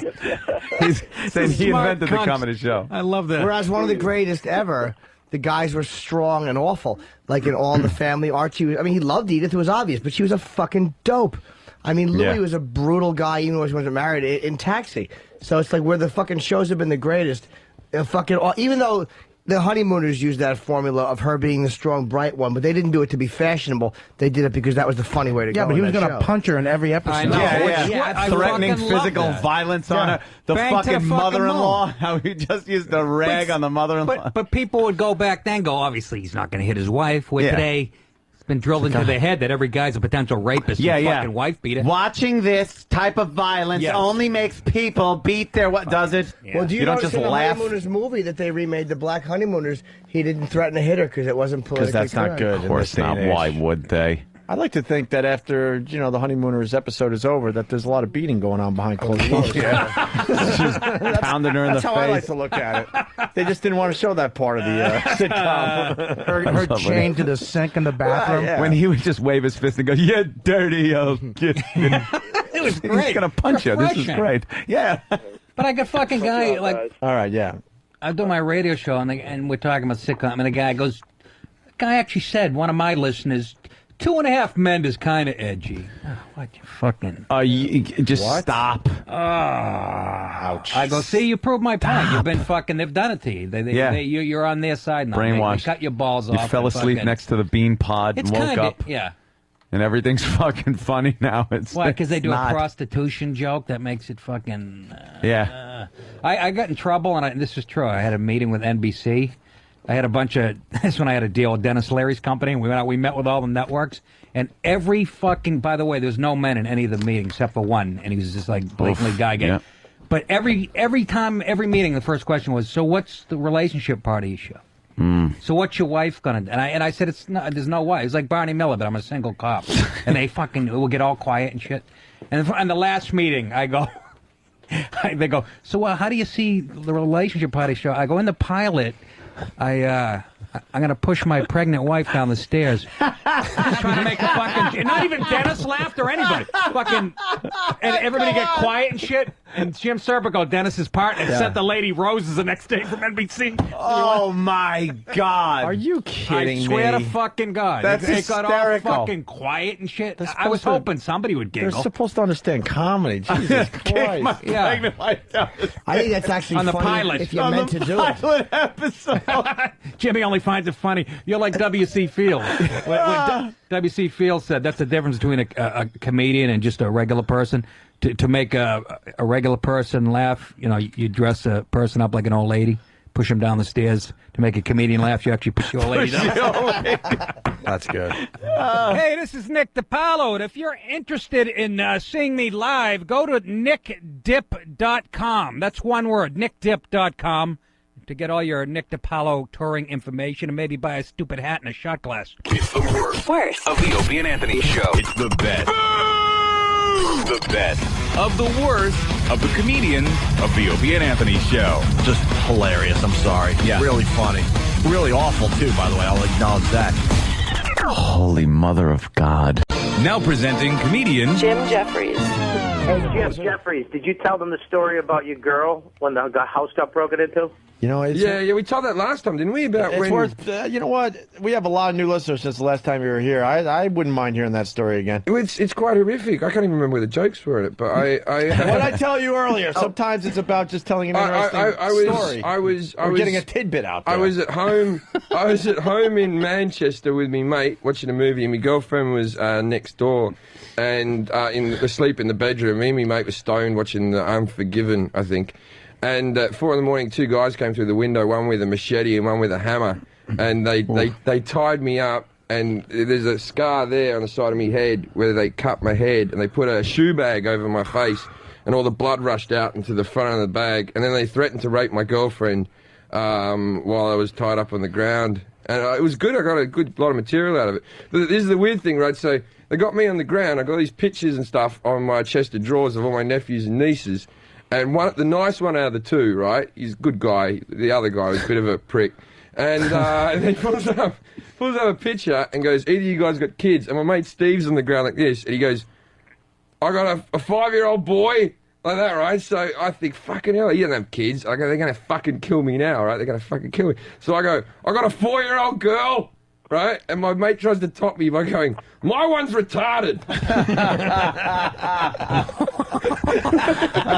that going to help? Yeah, well, you're not going to kill the guy with a retarded kid. He needs all the loving. Yeah, that retarded kid needs all the help he can get. But they Why did they come through your window? Were they looking for drugs? Were you guys known to have drugs in the house? No, they thought we were drug dealers because, being comics, we had a fair bit of cash. I drove a nice car, and I didn't seem to go to work. And when I did go to work, it was for like 2 days. But I didn't. If you knocked on my door at 3 in the afternoon, I'd answer in my underwear eating a bowl of cereal. And that's drug dealer behaviour. If you've Why'd ever you seen leave it. the window open? Because we were in the house and it was hot. It was the middle of summer. It was. Is it a nice neighborhood? God. It was an all right neighborhood, but they came through actually the second story window at the bathroom. And Why was that window left open? Because you shit in the bathroom and it smells bad, so you open a window. You're batting down the hatches. But we were in the house. Yeah. Robert Kelly's acting like a girl. Oh, God, he's doing the tuck. What is wrong with you? What has happened here today?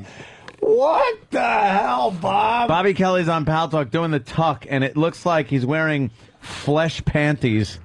Oh my God! It's like his cock's gone down one side. It's like just one big flap on the side of his cunt. Oh God!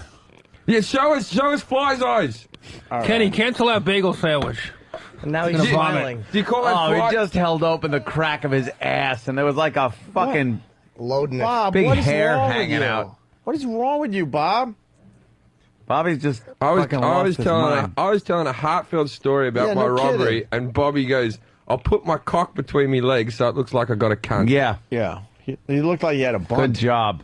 That was cute. A mangina for you guys. Yeah, thank A you, Bob. mangina. That's what this show needed today. Oh, so, Jim, gosh. so what? How did this end? So you're They got 12 years in prison, which they'll be out probably in 6 or something like that. They pleaded innocent, because even though they were wearing balaclavas in the middle of June. Like, they were driving in my car with a whole bootload of shit. They go, no, we weren't there. We just found this car and got in it. Yeah. And they went to one of them. They go, why are you wearing balaclavas? And he's like, it's me style. That was his excuse. my mate Steve, this is the line he said. This is what happened, right? My mate Steve used to be the drummer for Pie Mortal, and he was the relief drummer for Faith No More when they came out to Australia. So he's like a heavy metal guy, right? And they came through the window, and he said to me, he goes, look, I think you've chosen the wrong house. All I have in this house are 20,000 heavy metal records, and I assume you like hip-hop. Right? It was just the most... That didn't help the situation No, at all. I can imagine it wouldn't. Did they leave the girl alone? I don't remember. Yeah, they held a knife to throat and threatened to rape her a few times, and then they didn't. But the funny thing was, when I was getting tied up, I thought to myself, fuck, they're going to tie everyone up. So while they were doing it, I kept on acting like it was hurting my wrists, so that they'd do it like loosely, so that when they tied everyone up, I could escape and do some ninja shit and sort everything out. But then they just held me hostage. They didn't tie anyone else up. So, but she was all right. But I was tied up with the fucking cord from my girlfriend's hair straighteners. the power cord, right? And when they left, my mate went and got a knife and cut me free. And the girl, she didn't cry when they had a machete to her throat, so they were going to rape her. But then I turn around, she's holding up the power cord, just bawling her eyes out, going, you can only buy this brand in America. When am I going to America again? I can't even fucking get them like this. Wow. Are you crying about your hair straighteners? I'm still bleeding from the head. Holy shit. She's the one who was left this me. England or Australia? This is England. This is Manchester. Yeah. Jim, England. this is Anthony's worst nightmare, you know. I This is am why Anthony has all his guns. a nut. Well, I exercised my Second Amendment right again yesterday, by the way. I have a brand new weapon. What is it? Very happy. I have a SIG P220, 45 caliber pistol. Shit, he's going to be carrying That is a beautiful little weapon. But what's the use of having it? Like in my situation, even if I had a gun, they just came through the door, bang, knife. Would you carry it with you all the time? Yes, exactly. You carry it with you all the fucking time. Around your house, you're rocking around with a gun. Why in your wouldn't you pocket. walk around with a gun I on get you so in your house? depressed. If I had a gun with me all the time, I would have killed myself 50 times already. Like just at the lowest moment, I would just go boom. And Would it'd be you all over. really? I really would be dead now if I owned a gun. Well, then you probably shouldn't own one. I'm not a cutter or anything, but I could definitely go a bullet. Really? Yesterday then, about 2 o'clock, feeling a bit down. Oh, my God. Yeah, feeling a bit down, he would just pull the trigger. Couldn't decide what I wanted for lunch. It would have been all over. No, I really would be dead if I owned a gun. Really? Yeah, not a shadow of doubt. If I owned a gun, if I had a gun with me at any time, I'd be dead or would have killed a couple of people in a Wow, okay, yeah, then you shouldn't have That's why I think gun. it's bad. It's bad to have guns. No, it's good to have guns. Anthony, you don't think you're taunting lunatics right now? I'm not taunting lunatics. What are they going to do?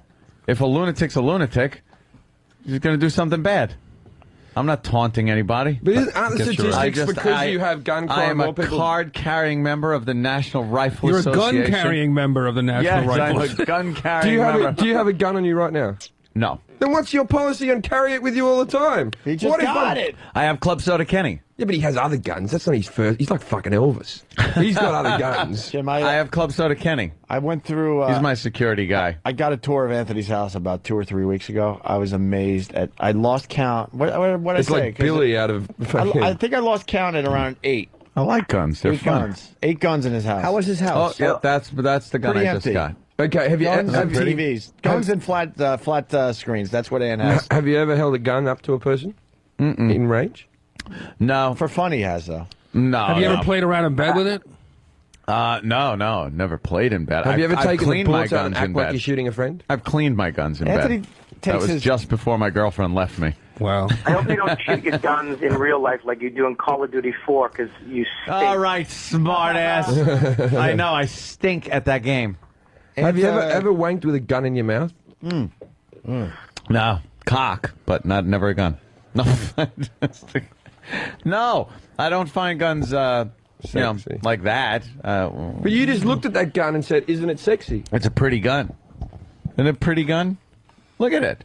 Doesn't that look like? Doesn't that look like something you just want to have on you all the time? That's what you got?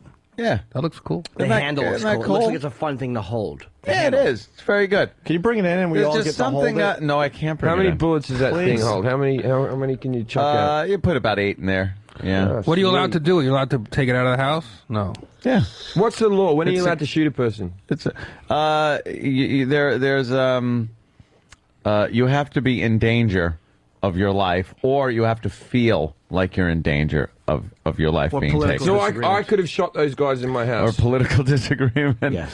Yeah, you absolutely could have shot those guys in your house. See, the thing is, if I shot someone in my house in England in that situation, I'd be in prison right now. There's deadly physical force laws. No, you can't. Doesn't matter. Really? Are you shitting England me? If you're in sucks. fucking England and people break into your house and you kill them, you're fucked? Yeah, you're fucked. You're supposed to just take the shit? You can, Fuck England. You got to blow a whistle.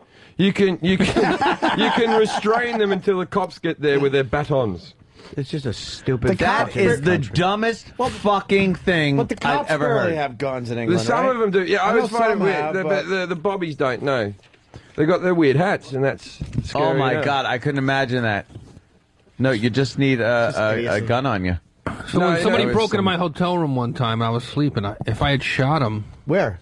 in Tempe, That sounds, Jeff, you had a that knife sounds pulled on you on justifiable. stage, right, Jeff? Yeah. What? Wait, what happened to Jeffrey Ross now? Jeff had a knife pulled on him on stage, didn't you? Oh, yeah, that's true, Bobby. I That's was true. there, actually, in Brooklyn. Oh, yeah, that was a different time. Oh, really? Oh, yeah, Bobby, that other time, too. Holy shit, I'm an instigator. Obviously. What happened in Tempe? Tempe, I was at this hotel. What's it called? Shit.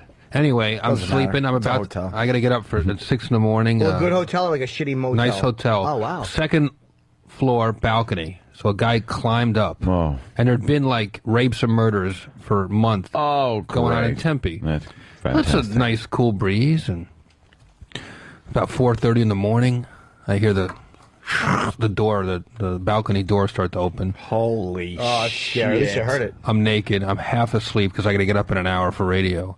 And I just and I go, get the fuck out! I go, get the fuck out of here! And the guy I see the hand quiver. The hand is now 6 feet from my head. Oof.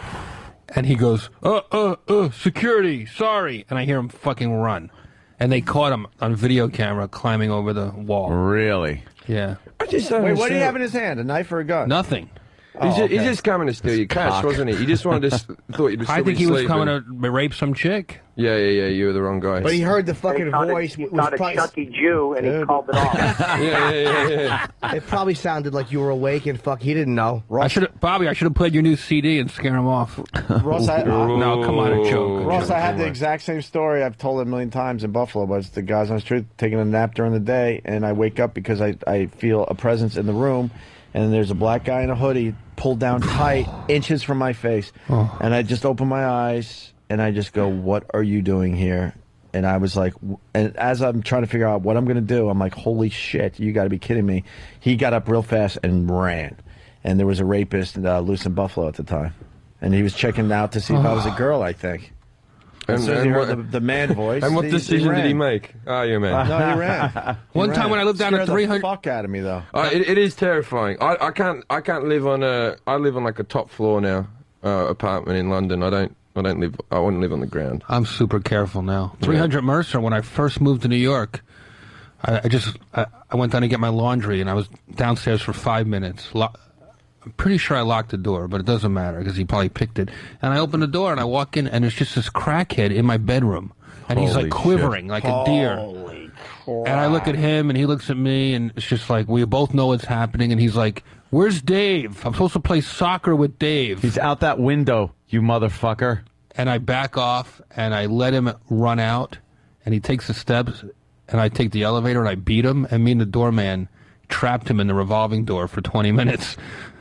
he just sat in the revolving door banging on it. A rat trap. Like catching a fly under a plastic cup. So finally the cops, we drag him back in, and they take him in, and he's like, obviously, he had AIDS and stuff. He was a drug addict. And I go back up the stairs, and I find like a broken watch and my tape recorder with like my act on it from the night before. Like he just stole whatever was right there. And then like 6 months later, I was in Union Square, and I saw him just peeling through the intersection. Like, they eventually let him out. I never pressed charges, I don't think. And then he just ran. I saw him robbing somebody else.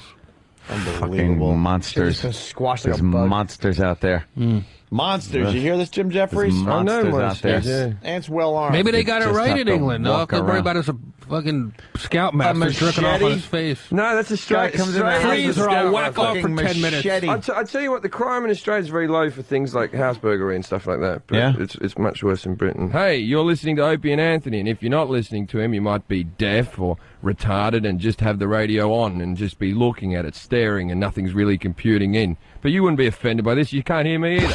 Opie and Anthony. Now presenting comedian Jamie Kennedy. Yeah, let's get right back into this. It's the Opie and Anthony Show. In studio, Jamie Kennedy. You got a new movie out called The Heckler. Yeah. See, now we got to make believe we didn't talk to you for the last 5 minutes. Yeah, our boy Roland gave us copies of The Heckler, and Jimmy and I really, really enjoyed it. First of all, I want to thank you for watching it, because you know how many times you give stuff to people and they don't watch it. Don't You guys watch it. actually watched it, and you liked it. That's awesome. Thank you. You can always tell when the first question is, so tell us about it. Yeah. There's other stuff that they give us in advance, and then we're stuck because we already booked the guest, and we're like, so tell us about, like Jimmy just said, why am I doing the same exact joke? What an idiot. What an idiot. I'm an idiot. Yeah. Oh, by the way, off subject real quick, Boogie Nights. You said you were in. You were in Boogie Nights. They deleted your scenes. No, here's what's happened. I actually got a part in Boogie Nights, and I got a part in As Good as It Gets. I don't know if you saw As Good as It Gets. My part, I had actually a big part, but it got cut down to one word, where I say, yo. And then I beat up Greg Kinnear, hit him with the lamp. Really? Yeah, and he was, remember, the gay guy. Yeah, yeah, Oh, wow. of course. And in Boogie Nights, I had the actual part of the guy that has sex with Heather Graham in the back of a limo. Oh, And really? Burt Reynolds Yeah. kicks me with a roller skate. They conflicted. So I had to pick a choice. It was like 2 months of a movie in New York or 2 days on Boogie Nights, and I ended up. So I chose As Good as It Gets. I ended up saying yo, but in the other one, it would have been cool to get kicked with a roller skate by Burt Reynolds. That was the douchey guy that she went to school with or Yes. something, and he That would have kept been you. saying, like, That would've yeah. been- you know what's weird? Okay, so check it out. So I get the part. I couldn't do it. My roommate at the time I'm living with, I say you should go in. He goes in. He gets it. Isn't that weird? Oh, that was him? And that's him. And he was, yeah. That keeps you up at night, I'm thinking. And That was a huge movie. I know. I'm sorry, but that's got to keep you up at night. A Nicholson scene. Nicholson movie. A Nicholson scene was good too. But you know what? Good choice by you, of course. Going with the As Good as It Gets. Yeah, because Burt Reynolds hated that movie. He didn't know how great Boogie Nights was. I think until it was finished and actually Fired his agent. Did he really? Yeah, I was with his agent too, and he fired him, and he said, "I can't. You put me in porn," and then he got nominated. Yeah. And Did then he bring his agent back? You put me in porn. No, I think he went back and did an evening shade best of. So you want to describe the heckler before we get into this? Sure. Yeah. Just to give the overview. Heckler, the movie's all about, like, basically it deals with the world of heckling. And it starts with stand-up, and then it goes into sports, touches on politics, and then it kind of goes into the world of criticism. Then it kind of goes into the world of blogging, and then the internet, and then just kind of how the world is. We live in such a critical place now. Everyone has an opinion, and it's kind of like boom. And that's now you have to see him. Yeah. You know, and you have to be exposed to the criticism of people that really shouldn't be critics. You shouldn't mind. Yeah. It's just someone's opinion, but now it becomes this thing that's out there. It's a documentary, but really it's a comedy. But it's all about, anybody has the power to say stuff now from anywhere, and it's just like heckling in the comedy club used to be like considered like the worst, but it's not. It's like the best of it now. It's like the worst is like the anonymous blogger sitting in his basement in Dubuque and saying the worst stuff. So that's kind of what it is, and it's about me interviewing these people, seeing what makes them tick, talking to other comedians, performers, actors. Yeah, you confront some of your hecklers, and I think going into it, you're thinking, I can handle this. I'm going to sit these guys down and then see what they're all about.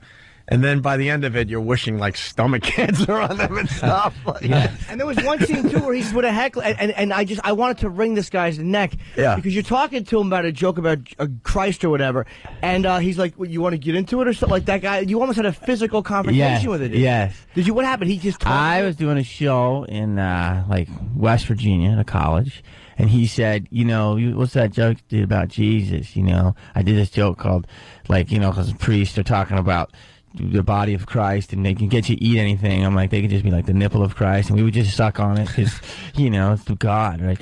And he's like, you can't say that. That's against religion. And I go, it's called the nipple of Christ, bro. It's a joke. He goes, you want to do something about this? Yeah. And then we ended up ending like a little tiff, and my assistant was there. Amazing. It was really good, man, because it covers the anger performers have at hecklers, because it's almost like, it's weird. Like when you're on stage, you kind of have to make a quick judgment as to what the guy's intent is, because most of them are douches, but there are people that have just had too much to drink and are really just trying to be fun with you. But it's in the eyes when somebody heckles you, and you know that they're jealous and they're going to rip you, and they're being, what they're doing, and sometimes you attack them too harshly. Yes. The whole crowd who doesn't do this every night, doesn't see their face, doesn't understand that I had to crucify that guy. Yes. He's garbage. You don't get it, and they turn on you. And there's so many weird things with hecklers. Yeah. It's a fascinating thing because it's like most of them want to help. And, Jim will tell you, a lot of them are chicks. We talk about that, how they get drunk.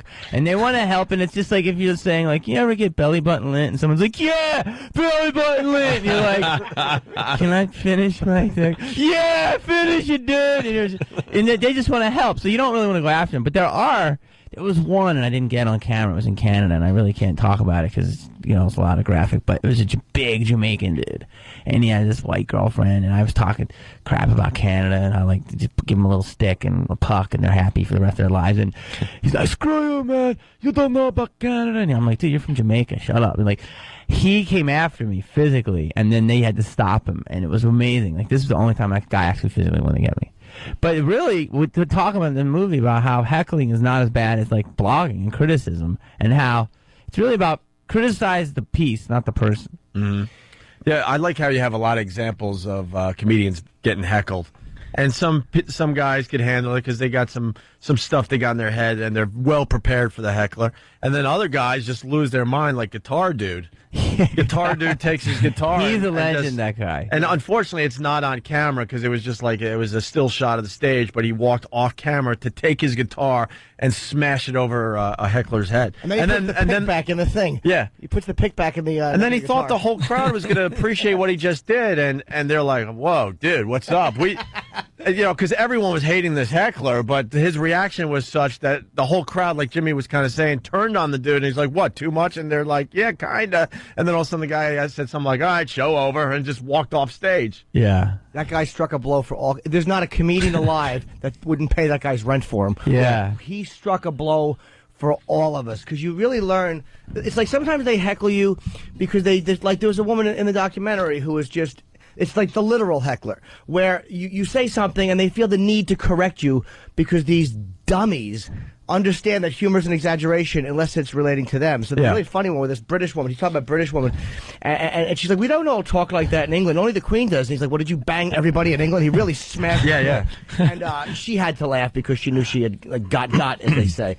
But sometimes they just try to correct you on the facts. You just want to shut your mouth. I thought what was brilliant, and we're going to try not to do the whole movie for you here, Jamie, but there was a heckler in the front row in one of your shows. Obviously you thought about this heckle thing for a while because you have a lot of footage of hecklers going after you. One guy in the front row is heckling you, and you're like, all right, hey, let's see what you can do. And you force the guy to go on stage, and then Jamie is now in the front row with his legs up on the table.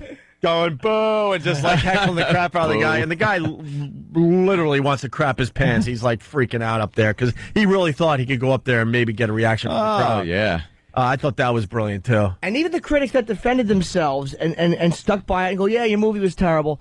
If a critic doesn't like a film, that's fine. But just being face to face with these guys, they're all nerds. All of them are nerds. The one guy with that little bump on the side of his stupid nose, where you just, let's just say, talking about the sloppy, oral treats. He was so uncomfortable with you talking about sex like that. Oh yeah, that guy from the Tribune or wherever. Oh yeah. Tool. It's funny, it's true. It's like I hate to categorize people, but he's right. It's like they are all nerds. I needed to do this movie for my soul. Like, I started doing my stand-up right, and I was going to do a little special for Comedy Central, and they're like, go out on the road for 6 months and get your tight 45 or whatever you can do, right? So I started doing it. I started filming this stuff, and the heckling became the most coolest part of the show. So that's how this movie just started, and I started collecting, and I started talking to guys like Joe and different people and getting their heckles. And then it moved into this blogging because I started reading about my stuff. I had a movie come out, and I just got destroyed.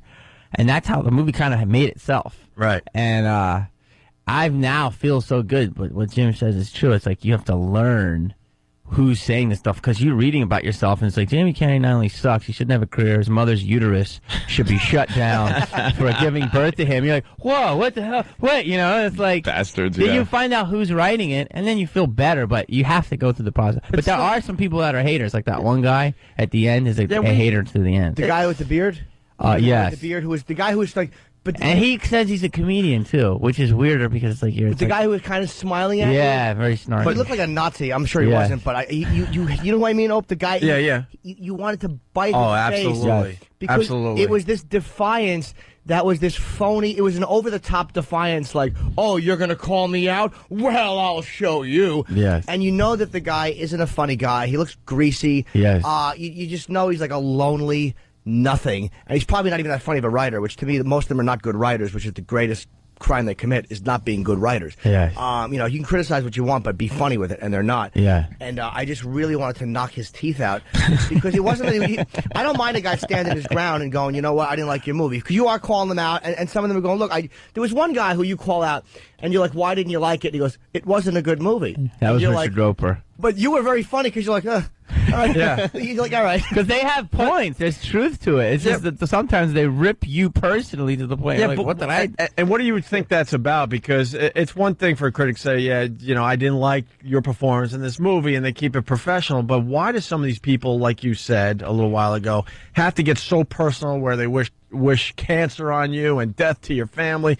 We had a situation when we did our dumb Sex for Sam bit, which was horrific, but they couldn't keep within what we did. They had to bring our parents into it and wish that our parents were tarred and feathered and thrown in the river. I'm like, what do they have to do with us messing up on our radio show? Yeah. But where does that come from, where they cross that line, you think? It comes, well, if they're writers, right, it comes from they're entertainers too. Basically, they want to grab headlines. So, you know, if they say Jim Norton's show is like watching herpes manifest on your nutsack, whatever. Right? It's like, oh, someone's gonna read that. You know what I mean? Yeah. Or Jamie Kennedy's career is worse than, you know, whatever. So that's number one. Number two is I mean, that's really what I've noticed. Some of them are, if someone really rips me in a funny, creative way, I give them props. I mean, there are times on the tape I don't do good with hecklers. Other times I do. I mean, sometimes they win. You gotta love it. Right. But I think sometimes it's really about. Patton Oswalt says it really good. He says, it used to be a time where you'd look at people and you'd be like, oh, Gale Sayers can run good, or blah. Yeah. Now it's like, just makes people angry. Yeah. It's like this generation of, why is Jim Norton and Opie have a radio show? Why not me? Right. You know what I mean? Right. It's a different time. It seems like it's that mentality of everybody's giving everybody such positive feedback, they think they deserve it. Patton was right about that too. It's like there's people who just think they should be doing it, and there's a jealousy, and you kind of know, you as a performer, your instinct, you understand when someone's heckling you immediately why they're doing it. Right. Like one time I was stage at the Comedy Cellar, and there's a guy to my right, and I was doing a clean set. I was working on a Leno set. It was a little aggressive, and he's like, that's. And he was something I said that wasn't gentlemanly, and he was trying to be this knight in shining armor for his stupid family. And I laid into him. It wasn't funny. You would have thought I never did comedy in my life. I was a dock worker. I was like Lee J. Cobb, just yelling at this slob. And I'm like, don't use me to impress your effing wife and your effing because I knew exactly what he was doing. He was trying to show off for his family and try to shut this punk down. And sometimes that's what you have to do. You got to throw the set to walk out with your dignity, because you're not going to allow that guy to ruin you. You can't do it. Now, wait, were you able to recover, or was that it? Did you have to end that? Nah, I don't think so. I think the rest of the set went poorly. But who cared? I made $25 at the Cellar. You know, it had to happen. Yeah. It had to happen. In Heckler, Jamie Kennedy also gets to interview George Lucas. And we called him out on it as soon as he sat down. Like, dude, you did not set up an interview with George Lucas. You railroaded the guy. You knew he was going to be somewhere. You went with a film crew and said, hey, George, and there's people around, so now George doesn't want to be the a-hole, so he's like, all right, I'll give you 30 seconds on heckling. Wait, you know, it's so funny because everyone's like, dude, how'd you get George Lucas? Of course, you busted me 1 second. Wait, so you want to hear the real story? Yeah. I tell people that I was like Jar Jar Banks. I say, well, I was Jar Jar, but I couldn't do it. He owed me a favor. So I was doing a video. I did a comedy video with Bob Saget called Rolling with Saget. Sure. Right? It was like a rap fun. Mm-hmm. Yeah, and it did very well. It did well. So we're doing this video, right? And I'm filming on Hollywood Boulevard. And this Hollywood Boulevard that day was crazy. It was a commercial. There was me filming something. And there was CSI New York, right? So we're doing this video. Got all these girls and stuff. And I'm sitting there. And somebody goes, why is Michael McDonald on set? And I'm like, Michael McDonald? What? And I look over, and I go, that's not Michael McDonald. That's George Lucas. Oh, Michael McDonald. He looks like Michael McDonald, right? So I go over, and I go, George? He goes, hey, how are you doing? I go, what are you doing? He goes, I'm just here. I'm looking at your cameras. So George Lucas every day goes, every like Wednesday, his daughter goes to USC. He goes and has, I shouldn't tell stalkers this. He goes and has lunch at Musso and Frank's. You know Musso and Frank's on Hollywood Boulevard? It's old-time Italian food. He just goes in, has a little bolognese and leaves, right? So he walks down Hollywood Boulevard, and he's a big camera into cameras. And so we were using this high-tech new camera called a red camera. And he was like, what kind of BPM do you have? What's your shutter speed? And he'll just walk, right? So he starts talking to the camera guy. And I know George is like, he was like, you know, it was like any other guy. We had a lot of girls. I go, hey, George, what are you doing? And he goes, I'm just checking out the cameras. And I go, will you be in this video?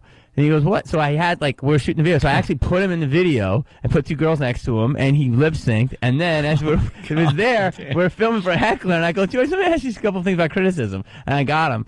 And he was amazing. But the thing is that he thought he was on the set of CSI New York. He goes, is this CSI New York? Oh, no. And then we're like, no, it's our video. He goes, what? And he goes, you're my video, bitch. And Saget comes over. He's like, was Darth Vader gay? He starts just starts asking him the worst questions about Star Wars. He's like, Yoda, was he a Jew? Come on. What's the... Yeah. It was hilarious. I mean, George was awesome, very comedy. What we did kind of ambush him, and he was great. So check it out. So we signed off. We had 3 quotes of him, and he said... 2 days ago, said you can use that one, and we used the one, and it was really cool. And he let us put a link to StarWars.com. You also, I like the fact that you went into the internet blogging because it's funny too, and I've noticed this about myself. We as performers are also we are one-sided, and all of us are guilty of this. I've never heard a performer who got a good review go, "What the hell does that guy know? Why is he a critic?" Right. Like it's only when we get trashed. Sure. And, you know, I've been trashed. I've never once like when somebody writes good things about me on a message board, I'm like, "Oh, that's nice." But when they write bad things about me, I'm like, "Oh, those cowards." You know, I always look at the negative. Over and over again, you understand that most performers, you know, the whole audience could love you except for one person, and that's one person is going to bother you for the rest of the night. Isn't that brutal? Why is that? And a fan, Isn't that brutal? And a fan site could do the same thing, 90% positive stuff, but one lousy dude could ruin your day. You know, and the cure to that is just stop reading all that stuff. Yeah, I mean, you look at it and you're like. You have to learn. I think this was a real cathartic process for me. And you have to learn about who's writing it and why. But when you're reading it and they're writing like, you know, not only do you suck, but it's like you shouldn't have a career. You're ugly. You're this. You're like, whoa. And if you do read it and you start going, oh my God, like people don't think it affects them. Yeah. But Robert De Niro, there's a lot of cool people that weren't in this movie that I tried to get. And Phil Jackson told me an amazing story, and he's like, I'll never be in your movie, but I love that you're doing it. I go, why? He goes, because you're giving them power. And he's like, and he told me an amazing story of how this one guy would bring the hottest girls, he's a famous basketball heckler, to the opposing bench, and the girls would say real personal stuff about the guy, because they would know stuff, and they would freak the guy out. And so, like, there's that, and there's, like, Robert De Niro, I know, I've seen an interview, says, I don't read my reviews. He doesn't want to know what people are saying. And that's Robert De Niro. You know what I mean? So it's a fascinating world. Oh, absolutely. I went to Phil Jackson. I don't think you are empowering them, though. I really don't, because everyone knows they exist. Yeah. I mean, they're in the USA Today. They're in every major newspaper. So I don't think all of a sudden you're taking these obscure figures. They are empowered to a certain degree, and I like the fact that it's like cockroaches. You're shining the light on them. Yeah. I like. And look, what's his name? How do you say, Yui or UV? Uwe Boll. He's coming on in a couple we can't weeks. wait to talk to this guy. He's the man. He's a German director. Have you ever had him before? No. Uwe. He seems like he's nuts. No, Uwe is an intense dude. He's German. We can't wait to get works him on. out, and he fights people all the time. He has a petition right now. He says, if you want me to direct anymore, I'd sign 1,000 signatures. Well, so for your movie, he fights critics. Yeah, he has. That was like the most amazing part of the movie, by the way. That these critics would actually, because they all want their attention, so of course they're going to agree to it. Well, I could be in a movie about hecklers. Did they and know critics. they were going to be in the movie or no? Well, it's a couple of things. It's like, number one is to your point is that now how everyone, like what you're saying is, my whole thing is if someone has a paper and it's, the East Texas Christian Daily and it's 70,000 circulation and he writes, Jamie Kennedy's movie sucks or whatever. My whole thing is, if you know something about my movie before you trash it, know what you're talking about, because if not, there's 70,000 people I've lost, number one, on the business. Mm-hmm. Number two is, all those guys, they agreed to fight him, and I mean, he's a tough dude.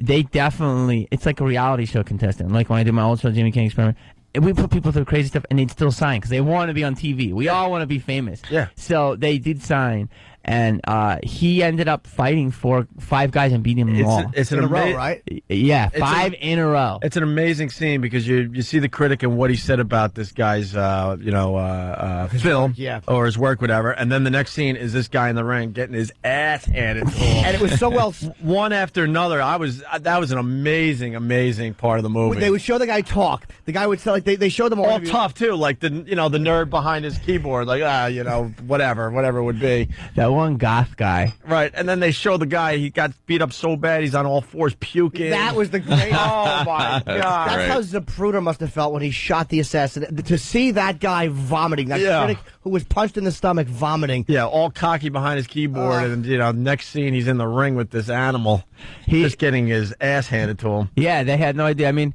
it was cool that they showed up, but they got beat. And as a side note, I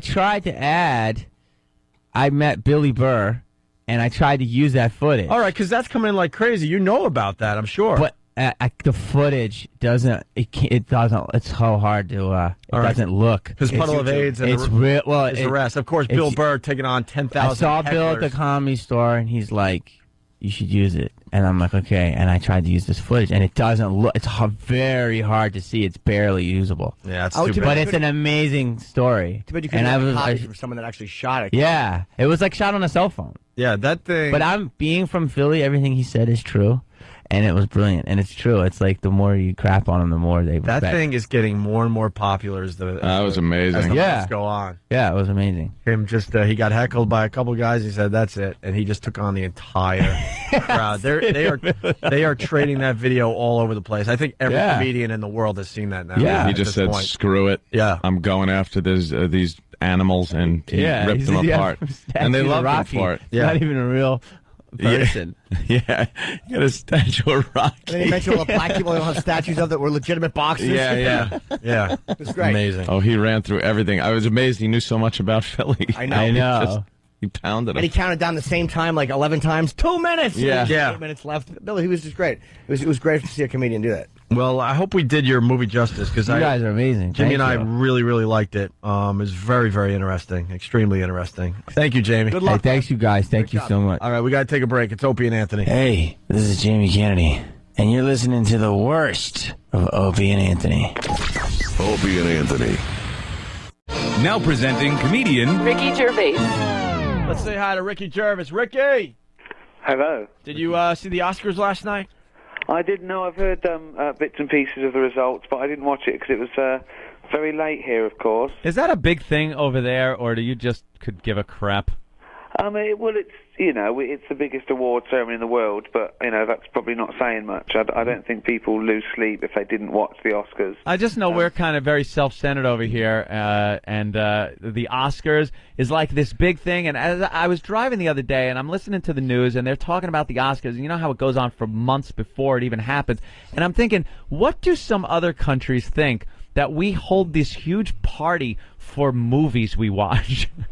Well, it seems a bit celebrating your time off. Yeah, celebrating movies. Essentially to fill the leisure time because people are living too long now, and yet we celebrate that. It's strange. It's like having a party for the day before you go on a roller coaster, then sort of talking about it afterwards, and not only that, filming the 8 hours build up to going on that roller. Yeah, on a bit of entertainment. You're then celebrating this entertainment. But you've got to count it as an art form, and art helps the human psyche and develops our brain and our sociability.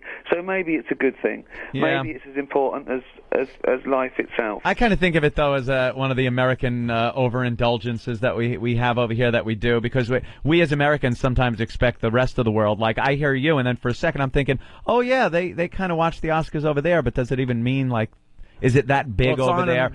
Like I'd expect to go over to. I mean, it's not the difference between being American and English. It's what you're exposed to. Because I very much doubt that academics in Harvard are sitting down watching the red carpet shows for 9 hours. Well, here too, but I'd be a little I'd be surprised. I'm one of these Americans that I'd be surprised to go over to England on July 4th and go, where are the fireworks? because we're so used to it here. But everyone's a little bit like that. You know, everyone thinks that the world revolves around them, and no more than the Americans and the British. Right. And doesn't it really? Doesn't it really, though? Well, obviously, I think so. We don't even know who's in third people place. That go abroad, yeah, and who's I in never third? try to speak their language. I point, and if or I talk a little bit louder. And if they can't understand me, I'm annoyed. I'm thinking, why can't they speak English? Speak English. Because just to remind you, it is called English. It's not called American. It certainly is. Although Hollywood helped English be probably still the widest spoken language in the world. I mean, I think that it's pretty much that, and Ford made America the nation it is. I understand how the English feel about that, and it is English, and we speak English. But isn't it kind of like the little kid that you raised, and then it grew up to be able to kick your ass and take the car out anytime we want? I do think that. I think that you've done very, very well, and I'm surprised because I didn't think you'd amount to anything. But now I'm very, very proud of you. Thank you. So, it was all your work, raising us. Done. It's and this is probably why I'm bilingual. I speak American and English. Yes, very well. Hey, Ricky, are you a stand-up too, or are you just an actor? I wouldn't. I wouldn't even call myself an actor. I certainly wouldn't call myself a stand-up. I don't know what I am really. I'm a comedian. There you go. Dude, The Office. Your character in The Office. I mean, like I always thought De Niro in The King of Comedy was the best portrayal of an ass, but that character you play, it is amazing.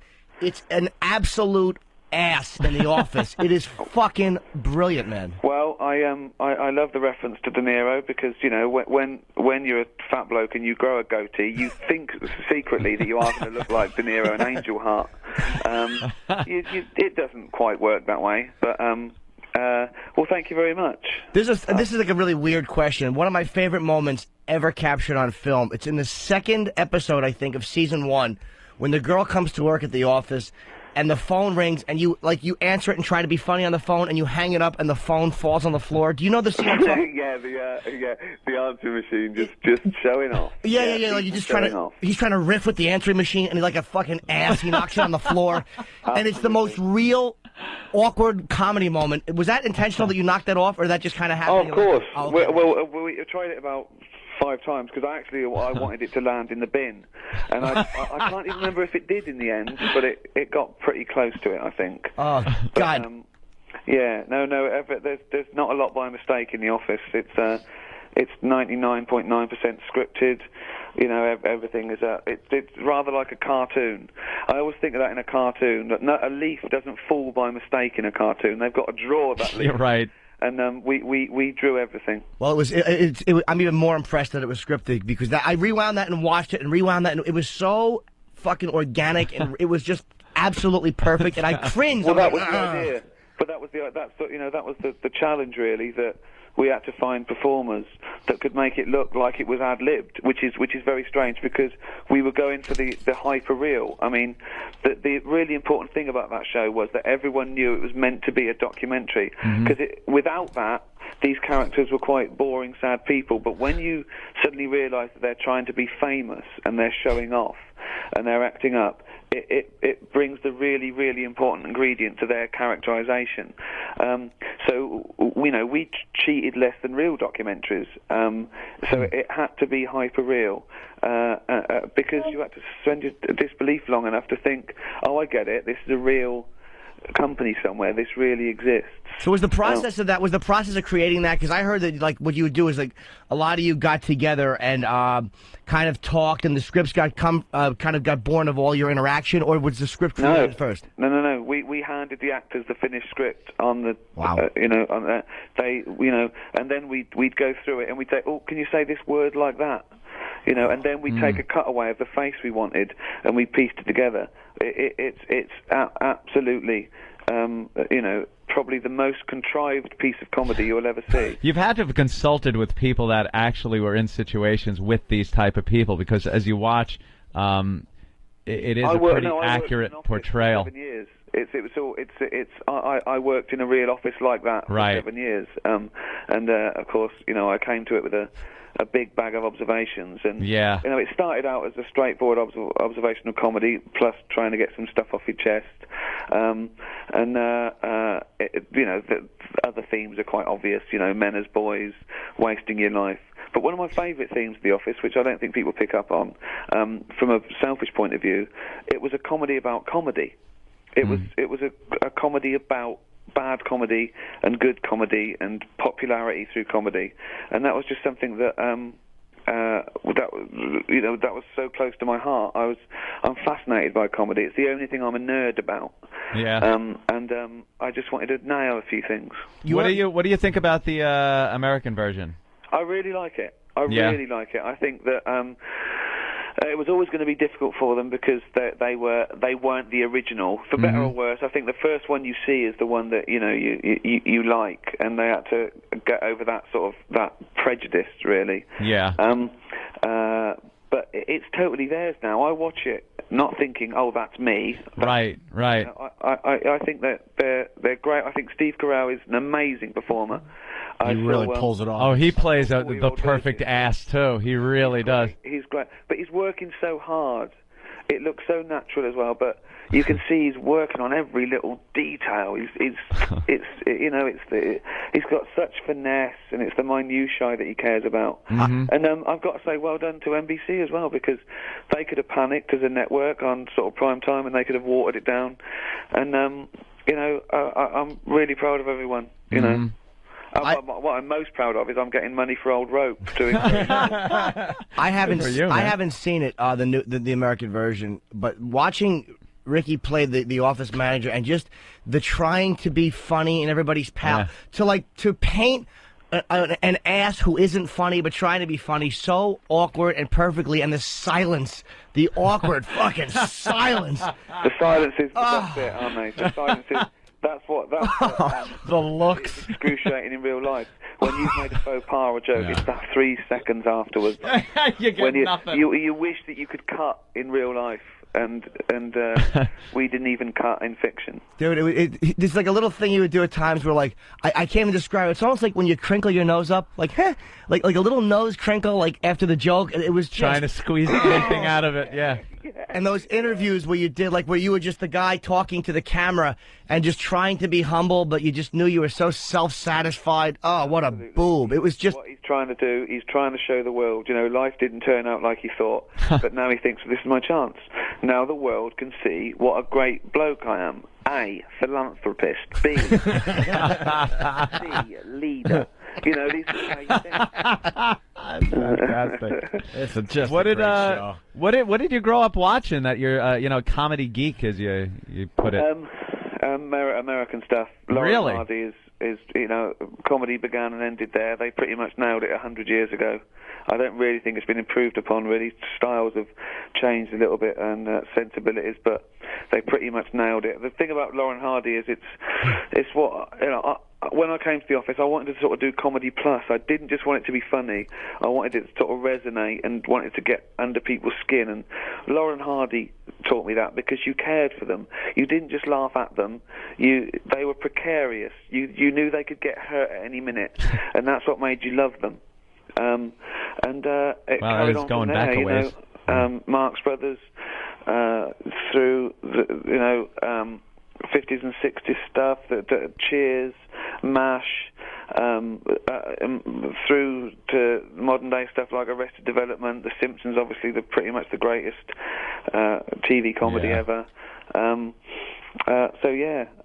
Nothing much, no real English influences though, comedy-wise. I mean, obviously people would think Monty Python or something. But no, I loved Monty Python, but it wasn't really influenced because that was quite postmodern and surreal, and but that's not. I love Monty Python and I love Fawlty Towers, but it wouldn't be an influence. I mean, I suppose the English influences would be things like, oh God.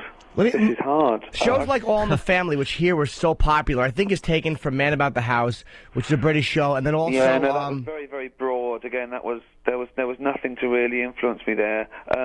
There's a show called Rise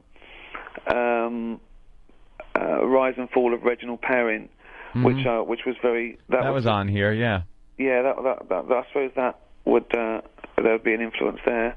But certainly, I went Blackadder through that and- lineage that went through John Cleese and Monty Python. I acknowledged 40 Towers as, I think, the best British sitcom of all time. And, it influenced on... I suppose it influenced me on the fact that, I knew how long they crafted it, and then they got out while they were on top. So that's certainly an influence on me. But comic sensibilities are all American, really. It would influence real life and American programming. It would influence me to use video inside and film outside. Because for some reason, Yeah, exactly. they always did that. I loved when he ran out of the place, and it was obviously done on video inside the set, and then he'd run out to his car, and it's just done on film, like grainy old film. It was hysterical. Watching that on Channel 13 here. Have you found, like, I don't know enough British stand-up, but it seems like a more British stuff is more absurdist and kind of, just like Steve Martinish in that it's really ridiculous. And I'm not shitting on it. It's just a different vibe. And it just seems like a lot of it isn't very socially angry. There has been a spate where, there's an awful lot of, surrealism, flights of fancy, weird stuff like, I was born on the inside of a wasp. Don't worry, madam, I'm not going to pour cheese in your eyes. and I'm thinking, well, yeah, good. I mean, I don't know what that is. I think that comedy has to really, connect on an empathetic level. I think you have to empathise with that person to care about them. And comedy's contextual, and you can go out and make funny noises and fall over, and it's all right. I mean, I don't even like, 101 brilliant one-liners in a sense. You laugh, but someone could throw in a fake punchline and you'd laugh because of the rhythm. I want to feel that I've been touched in some way, not in a bad way. Right. Not like you do in a public toilet. I don't mean that sort of touching. That's kissing, by the way. But I feel like I want to have connected with the comedy in some way. Hey, Ricky, we got to talk about your podcast. It's one of the most downloaded things on the internet. In the world. In the world. Sorry, in the world. No, Ricky Gervais does a... That's not saying much, though, is it, really? It's the Ricky Gervais Show. One podcast. For all I know, it's the only podcast in the world. It's rather like Alexander Graham Bell boasting about his phone bill. I don't think there's an awful lot of competition. Yeah, no, there's plenty of crappy podcasts out there, I'll tell you that. I hear it's getting... I've never listened to a podcast except mine. How many downloads is that getting? It's got so far 12. I think it's got over 5 million so far. Damn. In about 13 weeks. I think you get the show off Audible.com, right? And iTunes. And iTunes. How often you do it? Once a week. Just Once a half week? hour once a week. Audio or video also? Well, it's audio at the moment. We are going to do a video one. That's what everyone's doing now. It's getting a video podcast. Yeah, I just want to show the world Carl Pilkington's head, really, because I talk about it, but I really want to take a camera around him so you can see the 360 degrees, the spherical nature of his cranium is quite beautiful. What's the podcast all about? Like, what kind of show are you guys doing? Well, it's three blokes in a room, myself, Stephen Merchant, who created the office with me, and Carl Pilkington, a man who is so stupid I can't believe he's still alive. He's a man who believes everything he hears and reads, as long as it's about apes that can ride horses and do operations. He doesn't really care about the real things in life. He gets most of his sort of knowledge from the Flintstones, and he's just a fascinating man to throw stuff at.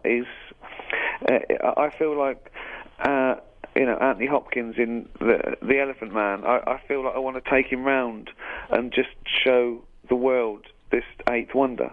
So it's all about that, really. But you don't want to hurt him, kind of. You want to protect him and show him off at the same time, like Hopkins did. Him. I want to, I sort of want to squeeze him, but like you want to squeeze a kitten, but you mustn't squeeze too hard. That's how I feel about Carl Pilkington. The Elephant Man was a good movie, by the way. It's Carl Pilkington's favourite movie, and I said, why? He said, well, one, you know what you're going to get. It says what it is on the label. He said, two, it's sad. And when I said, pressured him, he said, well, there was that bit where he goes to the Royal College of Surgeons and he strips him off, and he's going, you see the deformation of the head, the skull, the back, the arms, the legs, the bone structures. Ironically, the only thing that's totally normal are the genitals. And Carl went, think of that, the one thing you would want to have like an elephant, and he gets the head. So that's why it's his favourite. Hey, let's go to John in Jersey. He's a huge fan of the podcast. John. Yeah, Ricky, I want to say the podcast is brilliant. Carl Pilkington, guys, he has to get on to XM. Ricky should have his own show. Carl Pilkington, if it's an act, it's brilliant. If it's not, he's the dumbest man in the world. He's like that in the pub. So unless he's acting every minute of the day, including his dreams, because he often wakes up and he says things like to his girlfriend, "Is the earth falling?" So unless it's 24 hours a day, I don't think he's acting.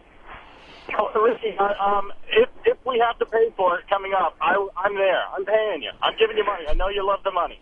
It's only I think $2 because we were stitched up because we gave it away free for the first 12 weeks and we never dreamt we'd get like 500,000 downloads a week. You get a bandwidth bill. We had to start charging for it, not because we thought how much money we could make, but because of course it's costing us money, and we didn't want to take in advertising and have a sponsor because we want the freedom, and this just gives us more freedom.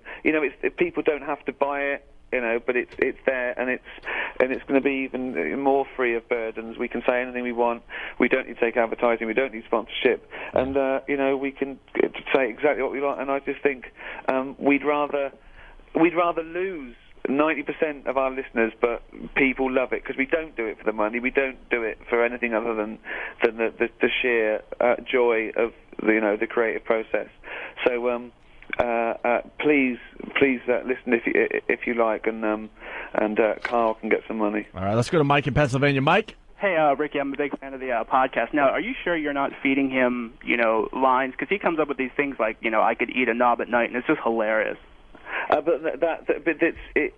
If you go back and listen, it's totally organic. The only point he was trying to make was that in this particular program, they have to do this Bush Tucker trial as soon as they wake up, and he was thinking that, as opposed to thinking I'd never eat a kangaroo testicle or a kangaroo penis, he thought, oh, it's even worse at breakfast time.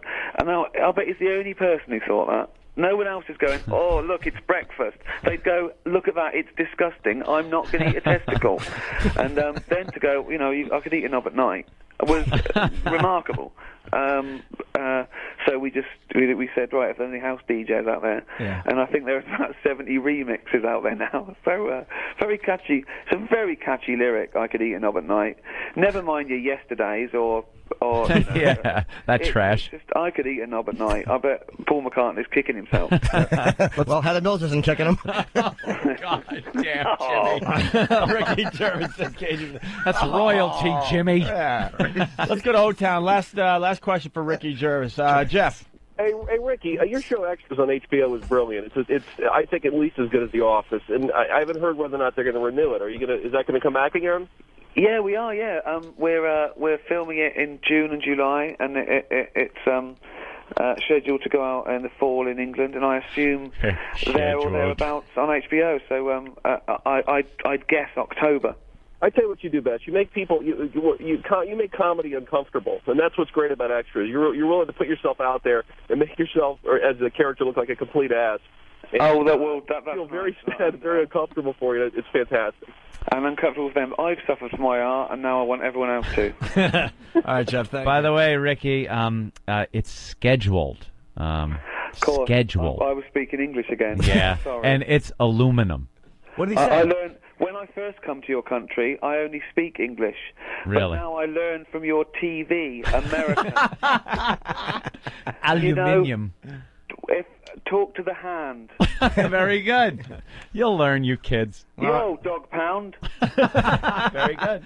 All right, Ricky. Ricky, thanks a lot, man. Thank you. My pleasure. You're great, dude. You really are brilliant. Thank you very much. Thank you, Ricky. Take care, man. Cheers, bye. You want entertainment. Wholesome, interesting entertainment.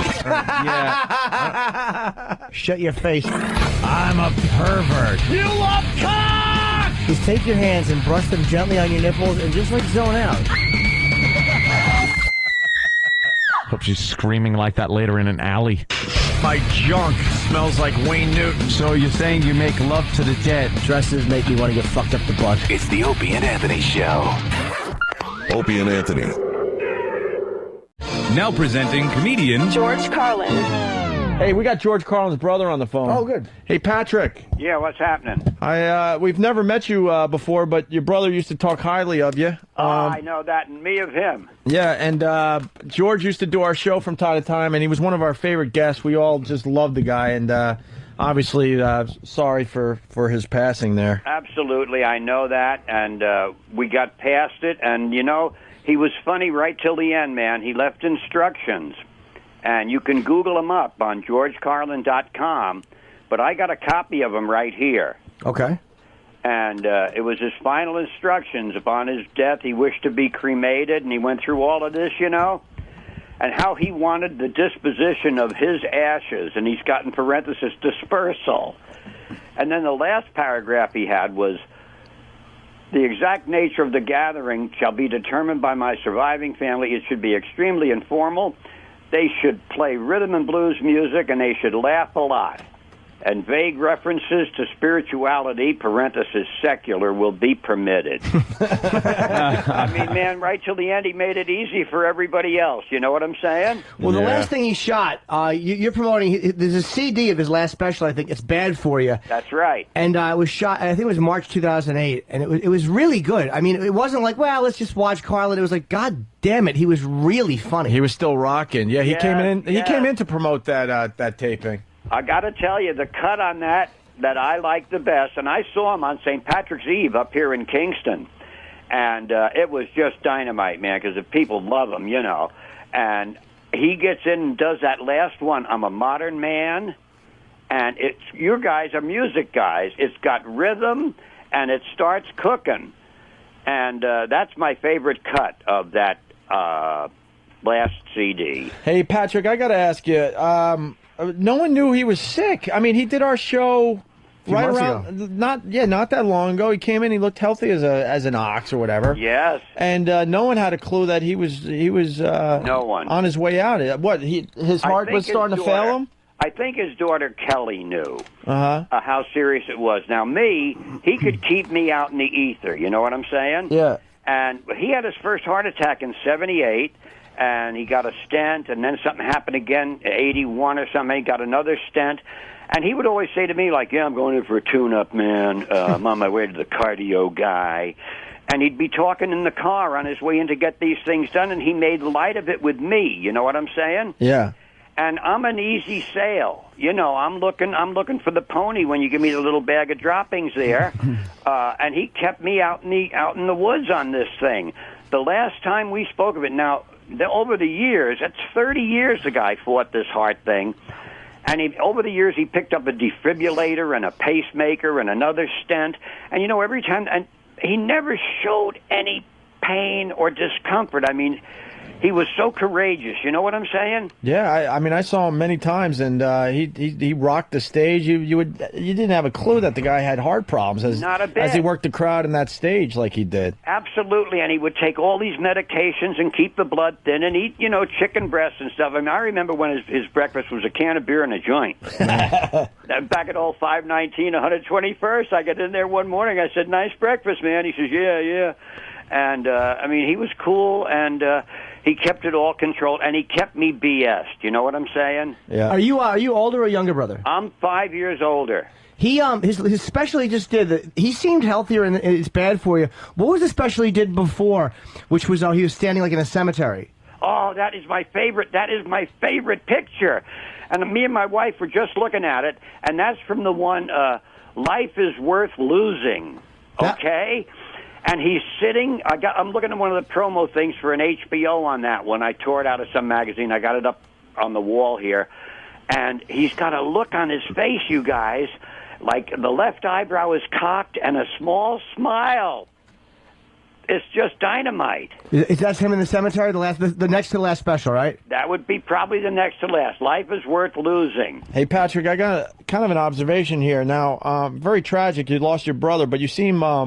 extremely positive about it. I'm going to tell you why, man. because the first couple of weeks were grim. Okay. Okay. When my boy I had just been on the email thing with him. He finally dragged me into the computer world, and my son Dennis bought me a little laptop, and we've been emailing for maybe about a year or so. Besides regular talking and all, he would phone from anywhere. Mm-hmm.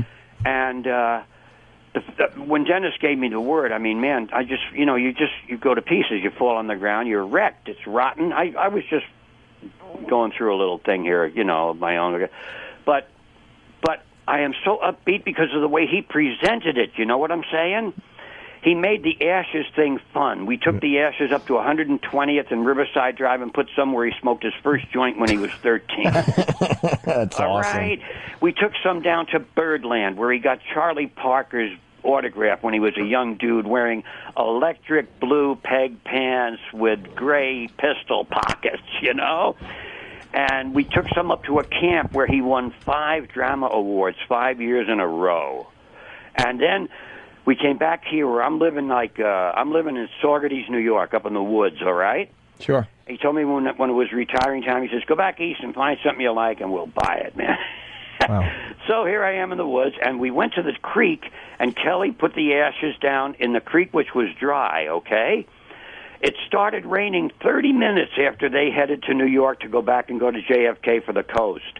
And it kept raining until the thing got churning, and now that water is taking his ashes down the Esopus Creek to the Hudson River, down the Hudson, out the harbor, into the Japanese current, up through the North Atlantic, south of Iceland, down the coast, and his ashes are going to Ireland. They're going to wash up there just like the coconuts do from Trinidad and Tobago and stuff, And he's going to be on Ireland where he just became a citizen. So George actually, the first ones you dropped it in, like with these little weird places that meant something to him. Yeah. That's a pretty cool, especially the autograph one. That's one you wouldn't think. Like you would think only. My son thought of that. My son Dennis thought of that. This was Dennis's and your idea. This was and Kelly's. It was a family idea. George said on the dispersal thing, he said, I wish to be cremated. The disposition of my ashes at sea, on land, or in the air Oh, okay. shall be determined by my surviving family in accordance with their knowledge of my prejudices and philosophies regarding geography and spirituality. Under no circumstances are my ashes to be retained by anyone or buried in a particular location. The eventual dispersal can be delayed for any reasonable length of time required to reach a decision, but not to exceed 1 month following my death. Hey, was there anything? What was it? 'Cause, I mean, he was so, especially as comedians. I mean, Carlin was so he was so above us all. He was a god to comedians. I mean, none of us felt like we were in the same business as him. What is something about him, or what was something private about him, or just that most people wouldn't know? I mean, because he was like an entity. You couldn't even look at Carlin as a guy almost when you were as a comic. I wish you'd met him because have you? Yeah, I met him a couple times. Because he's not that way. He ain't special. He's right on the corner of 123rd and Amsterdam, man. Yeah. He's as real as mud. Patrick, just so you know, you got Jim Norton in the studio, who actually did a skit with George Carlin on wonderful. on Tough Crowd, and you got 2 other comedians in studio today, Robert Kelly and Greg Giraldo. So. And Greg and I actually did it with George. It was Tough Crowd. Colin was the host, and the 4 comedians that day were Greg, myself, George, and a guy named Nick DiPaolo. Uh-huh. And during the Act 3 sketch, it was Carlin was playing a priest. Him and Colin were priests. And I get to walk in and break the 4th wall with an album, dressed as an altar boy, and ask George to sign it. And then he said something to me, and he called us cocksucking motherfuckers, and he walked off camera, and they bleeped it. It was great. I have a photo with him. I'm dressed like an altar boy. He's dressed like a priest. It's my fucking greatest celebrity photo. That's beautiful, Yeah. man. He enjoyed doing that Cardinal Glick too, in Dogma. Of course. Kevin Smith wrote a nice thing about him. I want to say it was in Newsweek. Yeah. It was kind of like a nice little eulogy to George in Newsweek, I think. I got a little bronze statue about 3 feet high in my dining room of Cardinal Glick that Kevin had made for George as a gift. That's great. And we trucked it up here from after he was doing Jersey Girl, But, no, he was always the same guy. The only thing that people might not know, but you'd certainly have to suspect it, was that he worked on his material and honed it down. Oh, obviously. Yeah, I mean, he was never the kind of guy to sit and stare at a newspaper or stare at the blank sheet and wait for a thought. I'd go down to see him in Atlantic City, and we'd maybe hang out for the weekend because that was a good place to goof. And he'd have little yellow things all over his desk, right near his computer. He was computing for years, you know. He used to call me a Luddite. And he'd have these things there with the Swedish pretzels and Irish pearls and stuff, and it all meant something to him, and it would pop up later as a big paragraph. Hey, Patrick, you sound a lot like your brother. Just maybe a little more New Yorkish than George did. It's creepy at times. George and I, the voice thing, we had to be careful. I mean, one time, you know, I was dating, and I'm married to her now. But my wife, Marlene, called, and she said, wait, this is George, you know. That was back in the 50s. And I'd get his girlfriends and tell them, no, wait. And my mom could never tell. Really? Yeah. No, she could never tell on the phone, man. You guys should have, you should have done some of the George Carlin interviews, radio interviews. Let him rest. No. He had his thing to do, and I knew it early on, man. But he always included me, you know, in everything. Hey, Patrick, what do you do for a living? Well, I'm up here in the woods, and I got a thing I did. I got a book I wrote. A manifesto? Oh God, no! No, it's too lighthearted for that. It's a little book about how it was to be in 1952 in Michigan. And George, if you look at the Google thing, I really hate to talk about my book when I want to talk about George, but he did love the damn thing, you know. And it's called Highway 23, and it's around, you know, but it's a self-published thing. But I really would prefer to talk about George. Yeah, right on. Okay. Hey, what do you miss about George the most? Just him. I'm going to tell you, he would phone at any hour of the day. You know what I'm saying? And it would be, you'd hear this. You'd hear, "Hey there." And my whole mood, I don't care if the bridge had broken. My whole mood just elevated, man. And I said, "Hey, what's up?" "Well, I'm on San Vicente right now," and that was it, man. He just was in my soul. And the other day, you guys saw him. He always had that jacket, NFL on CBS, right? Yeah. And that would be his trademark. I'd go to see him in Red Bank, New Jersey, or up here in Turning Stone or some Indian reservation or something. God bless him. I hope they win the country back. But I would go see him, and he'd always have that jacket on, right? Mm-hmm. And I was driving to Kingston the other morning, and I didn't have the radio on or nothing. I was just thinking. And I, pictured him sitting next to me in that jacket. And you guys are way too young to remember movies called Topper. But it was about a guy who got killed in a car wreck, a young couple, and they would come back and talk to this one guy, Topper. And it was like he was, it's really great, man, because he's here with me. Yeah, well. I hope I didn't scare you. No, not at all, man. Put him on the phone. It's just very interesting to listen to. Yeah, if he's there with you, put him on the phone. Yeah. That's what Ant was saying. To talk to him. Hey, man, say a couple of words to these guys, George. Hey, you know one of the All right, blow it out your ass, dickheads.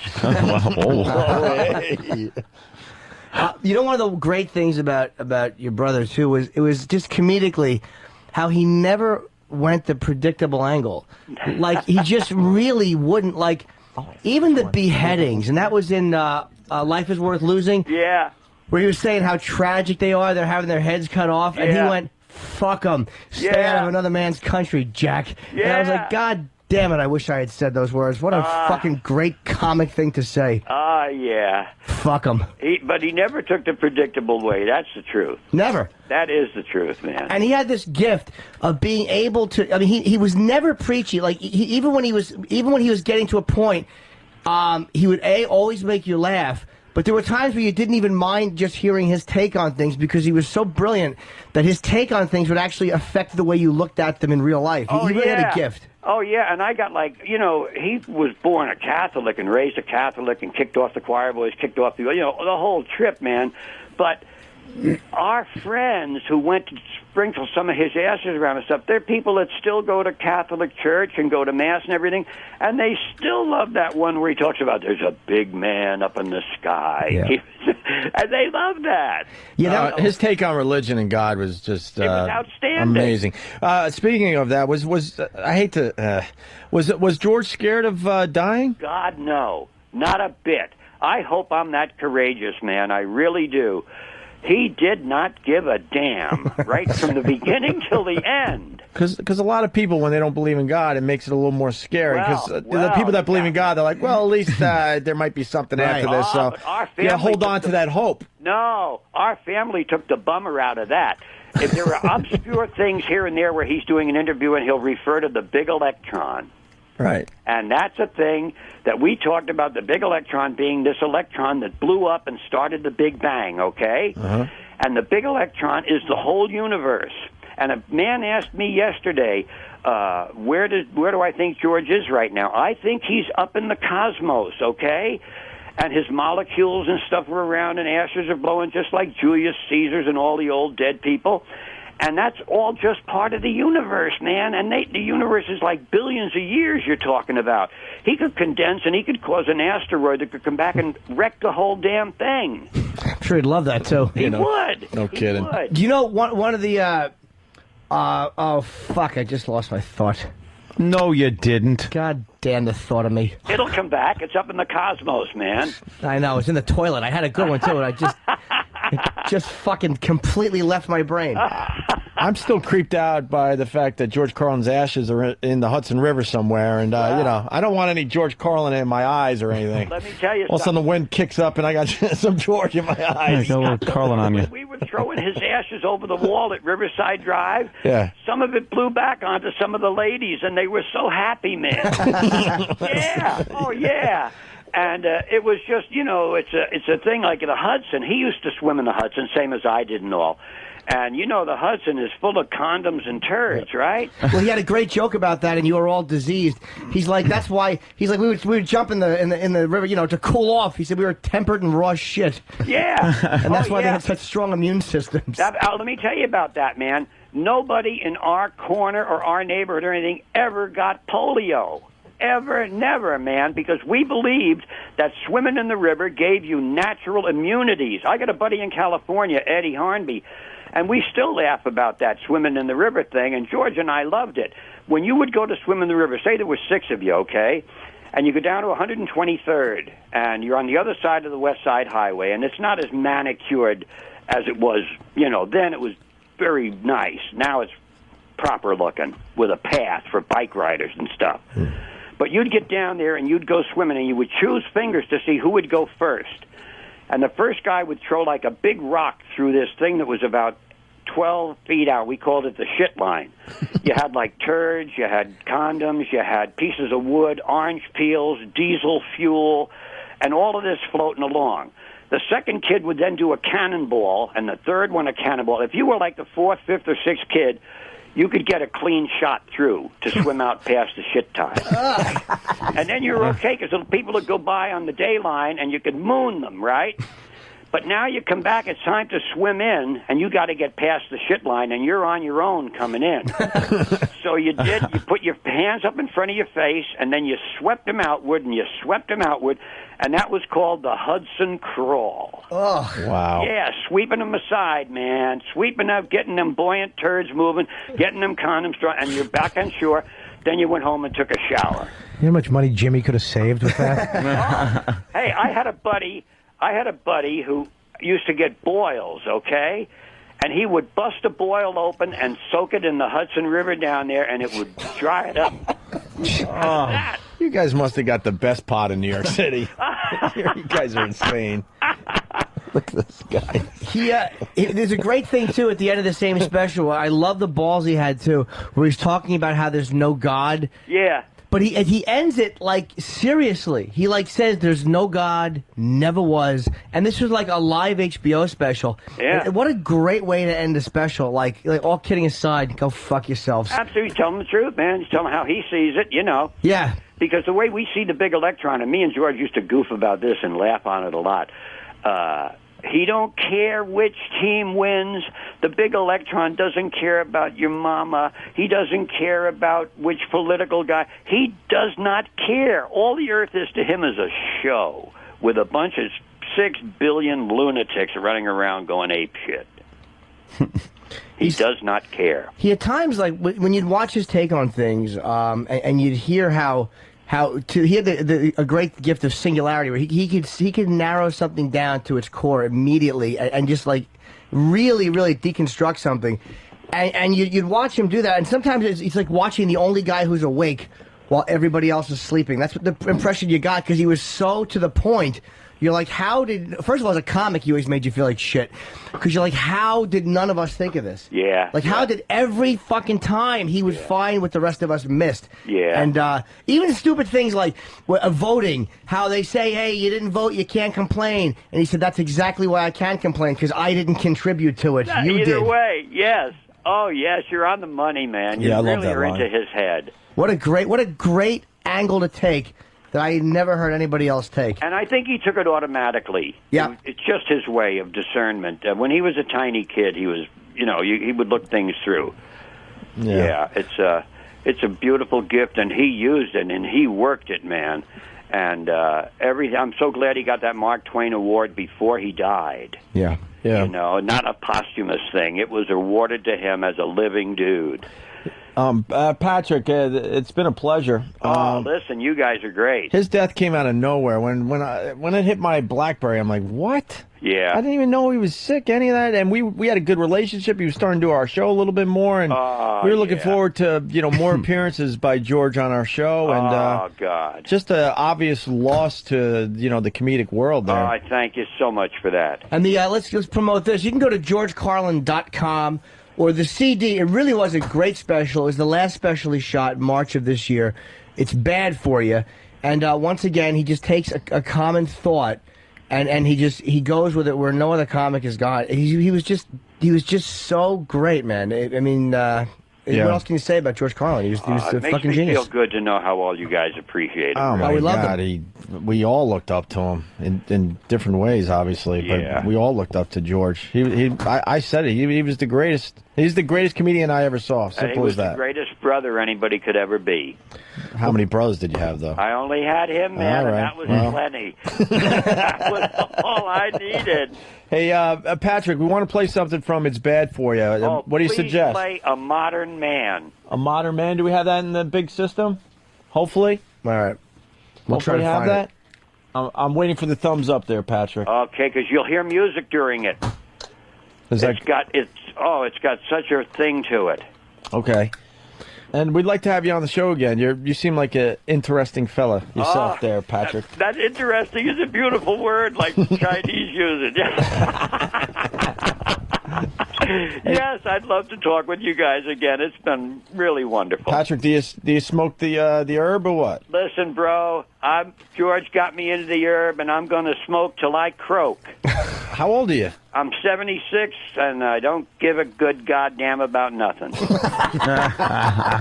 Well, thanks a lot for calling in, man. We don't have that? It's Bad For You is the new CD. Patrick, we're just getting the new CD in the system. We don't have that one yet. Is there another one? Any of the others are good. That's just like my big fave. All right, I'm sorry. We wanted to play your favorite track, but That's we don't have okay. it. I loved them all because I saw that performance, man, and he knocked them dead in Kingston. All right. Patrick Carlin, everyone. George Carlin for you. And I'm so good. Go light up, all right? We got to go. Look at this guy. Take care, man. You're like a mind reader. Patrick Carlin, everyone. Bye-bye. Bye. This guy rules.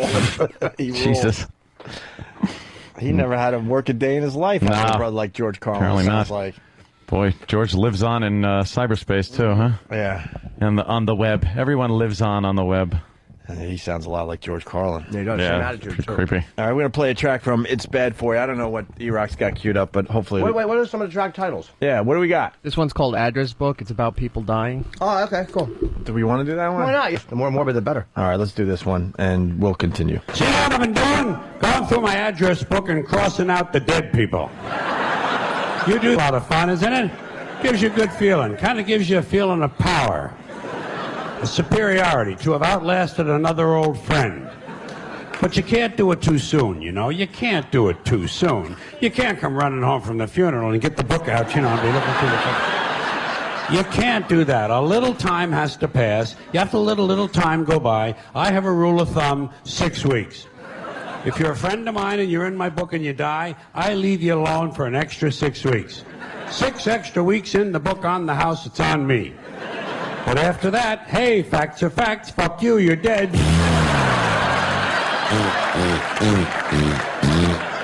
Out you fucking go. You gotta have standards, you know? Now, these days, a lot of people don't keep analog address books anymore. They don't want to be writing that stuff out longhand. They're in the computer age, and they have an application in the computer called Outlook or Contacts or Address Book, something like that. So they keep all the information in the computer, and they sync it up with their phone every day or every other day. So now, instead of scratching out a name, you get to delete the fuck. And deleting someone is an even more powerful feeling than simply scratching out a name. You know how to delete someone. You select the name, highlight the person, and then straight into the trash. Now, if it's a really close friend of yours, you might not want to empty the trash for about 6 weeks. Or, if it's a little too harsh for you, a little too harsh to delete an old friend, you can always create a new folder. A special folder for dead people. You keep it on your desktop. It's kind of a digital purgatory.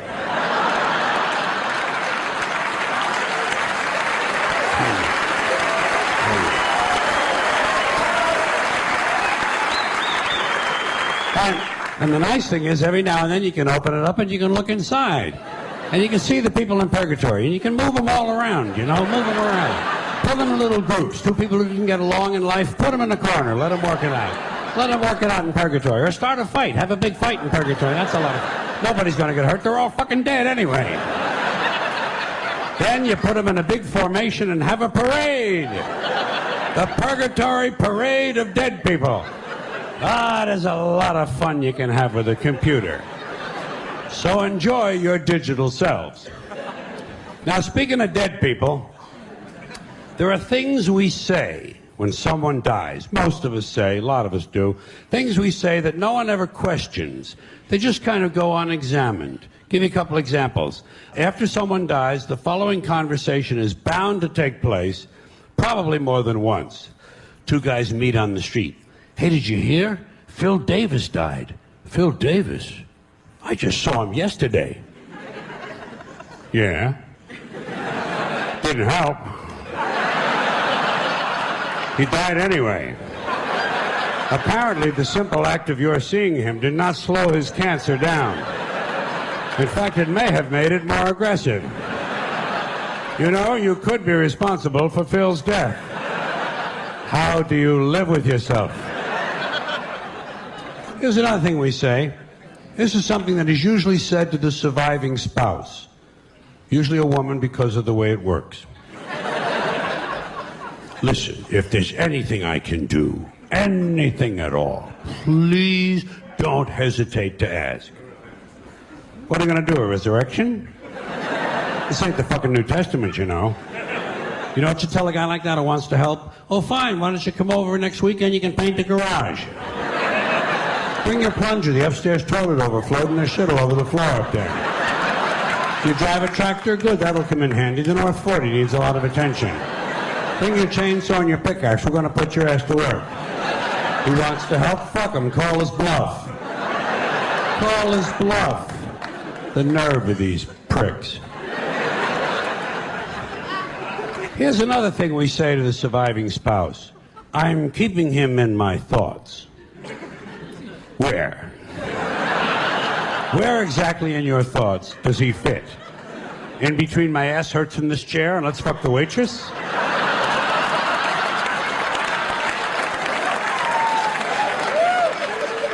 What are your priorities? We use a lot of euphemisms when we talk about death, you know? People say things like, you know, I lost my father. Ah, he'll turn up. You gotta stay optimistic with people like that. Give them reason to hope. Have you checked the dumpster out back? He used to like to take a nap in there.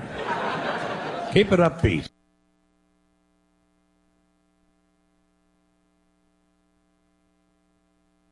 Opie and Anthony. angry Nintendo nerd. Now he's angry video game nerd because he's kind of gotten into other things. But he started out doing just Nintendo games, but he got into Sega and stuff. And he's apparently a fan. WYSP, Opie and Anthony WoW sticker is on the side of his television that he hooks the gaming systems up to. By the way, a little help for everybody trying to make their viral video. Everyone's trying to make the video that's going to get that big hit. You know, millions of views. Yeah. If you show that you're an Opie and Anthony fan, we'll kind of help you out a little bit. Believe me, if the video's good, and it's obvious that you're a fan of our show, you can't lose. Don't beg though. Yeah, don't beg. No begging. Like this guy had a casual Opie and Anthony WYSP WoW sticker on the side of his old TV, right? Yeah, and he found a great internet niche. He reviews ancient games from 1986, 87, 88. From the original Nintendo systems, and he's funny. He's definitely funny. Some of these games, when he reviews, like the Back to the Future game, is really funny. The Top Gun game, because he doesn't like any of them, and he just rattles off curses about how much these things suck. Well, that's the first one we got. The nerd reviews Top Gun for the NES. I don't remember this game. Can we explain it really fast? It was very two-dimensional. You were supposed to be like pretty much the first type of flight simulator game, but you flew over the clouds. It was just like nothing, just white. The bottom of the screen was white. The top of the screen was blue, and the enemies came flying at you, and you just went or shot a missile at them. Yeah. And then you had to land on a carrier, which he says is impossible, and he keeps crashing and cursing. Yeah. Someone who works for Rick Springfield wants to invite us to the Rick Springfield Eddie Money Show at Westbury tonight. Dr. Noah Drake from General Hospital. I can't make it. I'll be on a plane. But I'd love to if I was going to be in town and had absolutely nothing else. Hey, it's David from Plainview. He goes, "Hey guys, I work for Rick Springfield and love the bit you guys did about him. I travel and listen to you all the time. Rick and Eddie Money are playing in Westbury tonight. If you'd be at all interested, you're all welcome to be my guest." Well, do they like us? That's the key, or the show. I don't even think Rick Springfield knows we're alive. He does, actually. He does? Jimmy, does he really? I met him. Bruce, remember Bruce from XM? Who, the crying Bruce? Right. Yeah. Introduced me, actually. Absolutely crying over here. Can we play that today? That's great. I love that. I don't know. That makes fun of someone. That's not nice. And it's kind of sad now because he no longer works for XM. Who cares? All right, here we go. The nerd reviews Top Gun. Top Gun sort of marks the beginning of a genre. It was one of the first flight simulation games for the Nintendo Entertainment System, or at least one of the most commonly referred to. We obviously know that it ain't got shit compared with games today, and for that reason you might think it's not worth complaining about. But no, it sucks ass now, and it sucked ass back then. Check it out. Mission 1 is training for the next mission. Okay, sounds simple enough. So you get a choice of missiles. So would you rather have more or less? What kind of fucking choice is that? Pick more. I mean, the idea is that the fewer missiles is more powerful, but guess what? Whenever you shoot an enemy plane, all it takes is one shot to blow them up. Even your regular machine gun bullets take them down in one shot, so what's the point? Yeah. They'd have like different types of missiles. Right. Real powerful ones, but you can only carry 20 of them. Yeah. And then they'd have like missiles that weren't that powerful, you could carry 40. But any missile, you hit a plane once and they blow up. All right, so there's no, So who cares? There's no difference in the big missiles bad. and the little missiles. Such a horrible game. Gameplay is boring. Landing on the carrier is impossible. Yeah. All right. The first thing that really sucks about the gameplay is just the fact that it's boring. 90% of the time, you're just flying into a blank sky as little pieces of cotton come flying at you. And yes, I know they're supposed to be clouds. Also, notice the absence of music. I know the developers were trying to make something new, to make it realistic, but what we get is a game that makes you feel like you're in this blank, mindless void. Like, if purgatory exists, this is what it is. Top Gun for the NES. I'd rather fly a cargo plane full of rubber dog shit out of Hong Kong. Uh-oh, I'm really fucked now. I gotta land on an aircraft carrier. A feat that's impossible. Your radar monitor gives you instructions on how to land, but no matter what you do, you still crash. You know, it's like every time I get to this part, I think I might have a chance. This is gonna be it. finally going to land the plane. Speed down, left, left, speed up, right, right, speed up, speed down, left, left, speed up, speed down, up, up, up, up. I'm hitting up.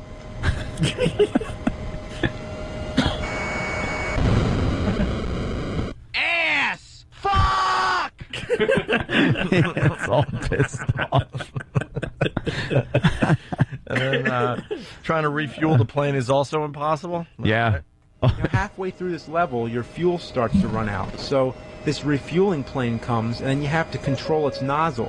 So just like landing the plane, this is impossible, and I've never once done it. You just have to be lucky. I mean, your accuracy has to be 100% perfect. And really, I don't have a fucking clue how it works.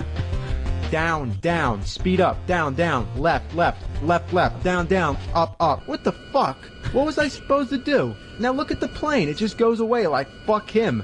I mean, they just leave you out here to die.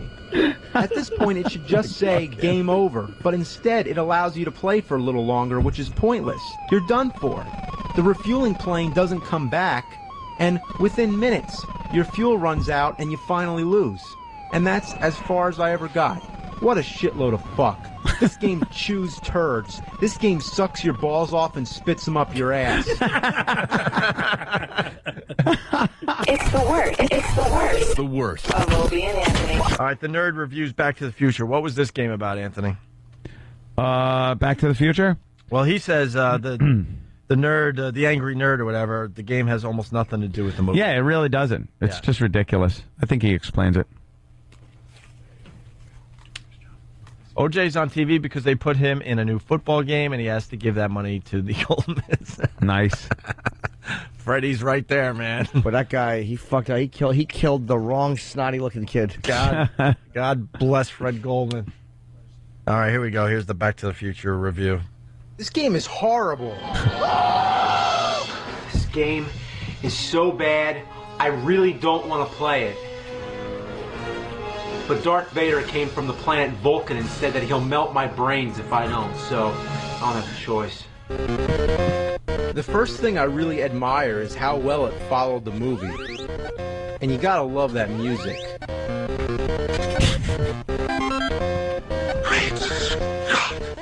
Sounds just like the movie, right? No! And that's it. It just loops over and over again. And you're not gonna believe it, but that's all you hear the entire game. I don't believe it! Yep, from the title screen all the way to the end, the same fucking music. No! I'd rather have a fucking buffalo take a diarrhea dump in my ear than subject them to this horrendous garbage. Diarrhea dump. In my ear. Guy gives an honest review. Yeah, that's good. Very good review.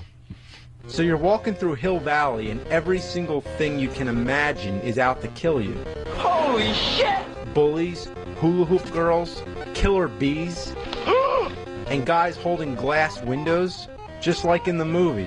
What happened here? Is this Hill Valley or is it hell? No, it's Hill Valley, although I can't imagine hell being much worse. I never knew a hula hoop girl could be so deadly. Why does she want to kill Marty anyway? He's an asshole. Not to mention, it doesn't even look like Marty. Look at that black helmet head. Also, when did he ever wear that sleeveless black shirt? Oh, look, I got a bowling ball. Remember that in the movie? Remember when Marty goes around throwing bowling balls at people? Whose idea was this? What were they thinking? Hello? Hello? Anybody home? I remember when he throws bowling balls at people. I'm going to have to watch a lot of these when I get home. Yeah, it really brings you back, too, because I remember playing these games. Yeah. And you didn't think they sucked as much then when you were playing them. They were all from a sky view. Yeah, top-down view and just awful. And you had no real concept of technology when you were a lot younger, so you just thought they would never get better than this, that this was it, and it was pretty damn cool. It's great. You know what's the worst thing about this game? Is that it bears the name Back to the Future, a movie well worth putting more time and effort into making a decent game. And the movie came out in '85, the game '89. There's no excuse. No fucking excuse. Just suddenly orders are passed. Quick, make a shitty game, name it after a big movie, and then just spit it into all the stores for all the kids to buy for $50. Yeah, 50 fucking bucks. There's no internet to look up reviews back then. It was just, you buy a game and you hope for the best. And with Back to the Future, how could you go wrong? Oh yeah, you can fucking go wrong, all right. Like if I just shat into a bag and wrote Back to the Future on it, that would be the same as this awful piece of shit. It brings my piss to a boil. What a piece of shit.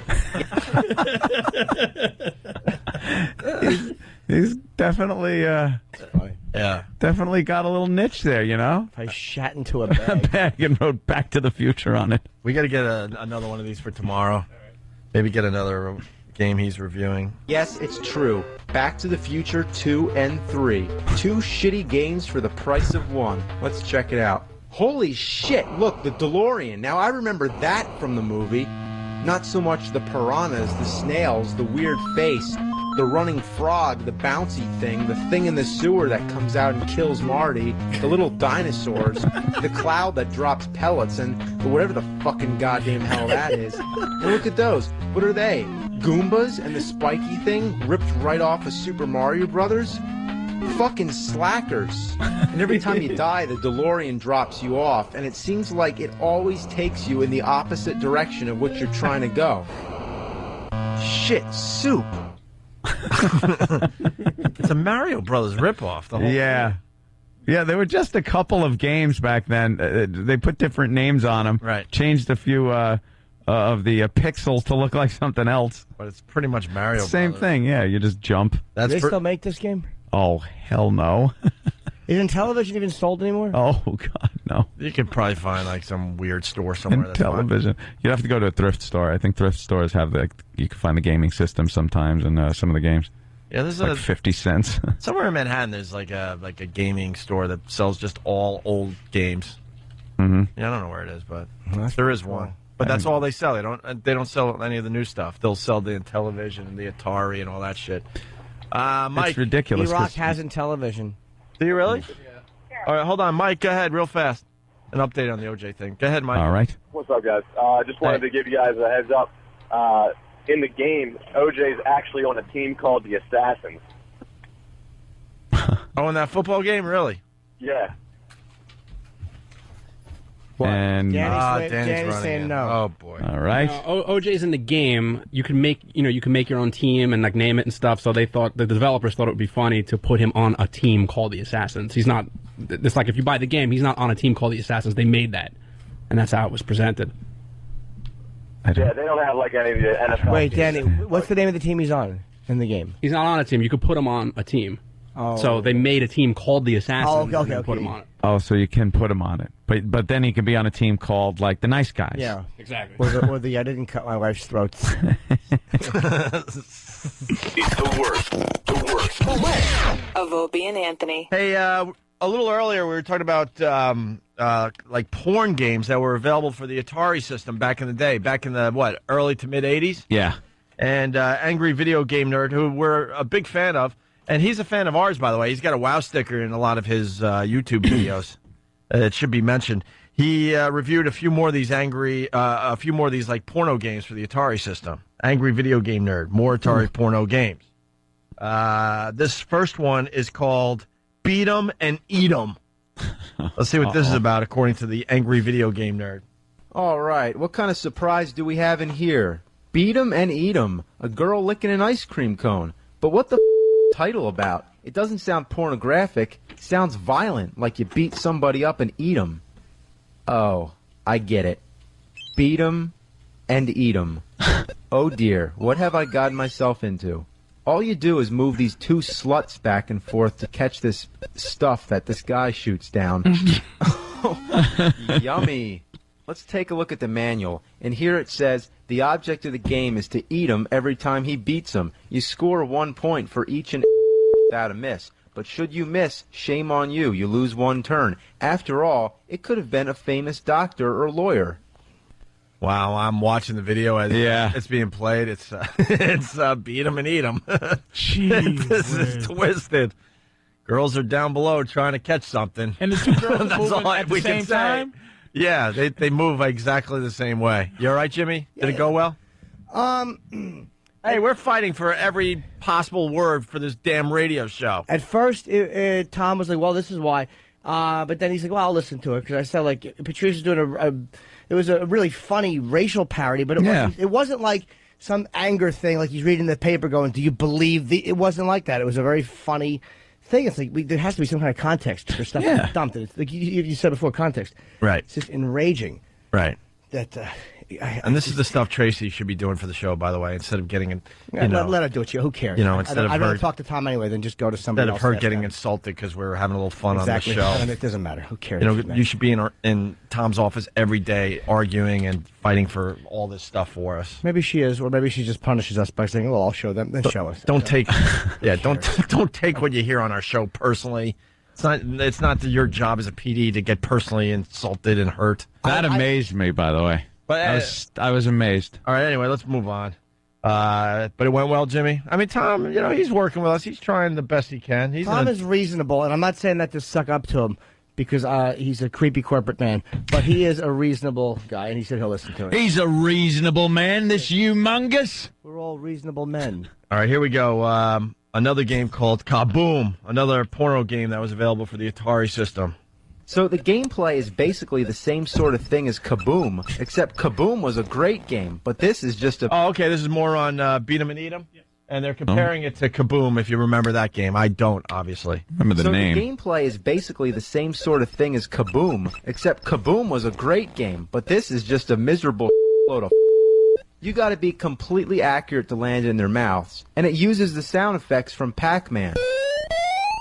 You get an extra life if you get 69 points. That's clever, right? There's really something wrong with this whole scene. You gotta be a total whore to stand naked at the bottom of a building with your mouth wide open to catch from some guy on top of a roof. What kind of sick bitches are these? And what's the deal with this guy? Either he has a huge or he's a dwarf. What the kind of game is this? Tony, this guy has found his niche, obviously. Angry video game nerd. We got to get him on the show. I've been saying that for a while. Yeah, there are guys that are trying to rip him off, too, and do their own, angry video game reviews. He's the innovator. He found a niche. He was able to do it and pull it off, and he's very popular. He's authentic, too. You can tell that's his thing. And he knows the games. He's not overacting or anything. Right. This is just how he is in his regular life. We got to get him on the show, please. Have we? What's the answer, Dan?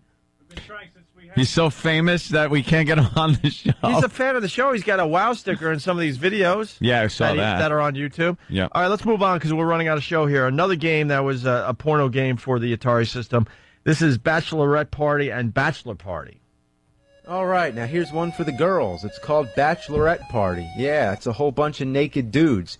Whoa, watch out, guys. It's some crazy bitch bouncing off the walls, and it hardly even looks like a girl. I mean, look at this. It could be Swamp Thing for all I care. The gameplay is basically like Breakout, but flipped on its side. You control that thing on the left to catch the girl and just bang all the guys. What a whore. Now here's one for the guys. It's Bachelor Party. It's the same exact game, except it's a dude going around having sex with a bunch of girls. What a stud. This one's called Gigolo. The idea is that you're this nude woman on the streets going around breaking into random houses where you find men to have your way with. What? Exactly. The sounds are amazing. Yeah. Some of these are better to watch in video form, obviously, but great audio. Moving on, this is a game called Philly Flasher. Always sounded like static. Huh? It always sounded like static, the sound effects.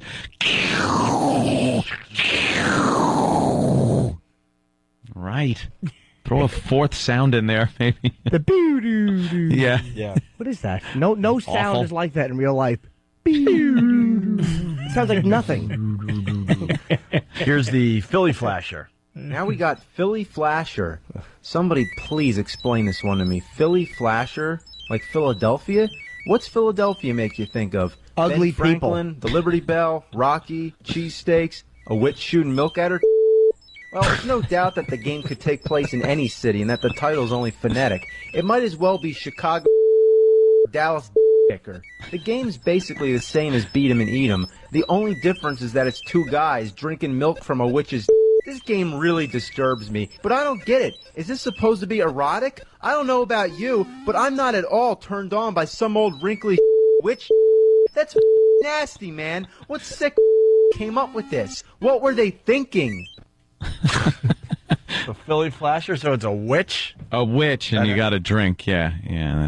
That's what were they thinking? Like that? Somebody actually said, "I got an idea for a game." Yeah.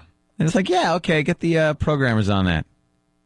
I guess it would be obviously funny before erotic, because that just sounds ridiculous. For like, you know what it was? For like 2 seconds, on a whim, you'd probably buy the game and go, "Oh, let me check this out," and then you're like, "Blee, blee, blee. Oh, this sucks." Oh well, back Put it to away, Pac-Man. Yeah. Finally, we got Night on the Town. Spelled with a K? Yes, and then comma Jungle Fever. Now we got Night on the Town. I suppose you're a knight, and you're on a quest for the holy ass. That's right, your goal is that princess on the top of the castle. What he wants to do with her? Well, take a guess. So as usual, the object's pretty simple. You just grab the blocks and build the bridge. But watch out for that crazy monster, and if the alligators get you, they bite your off.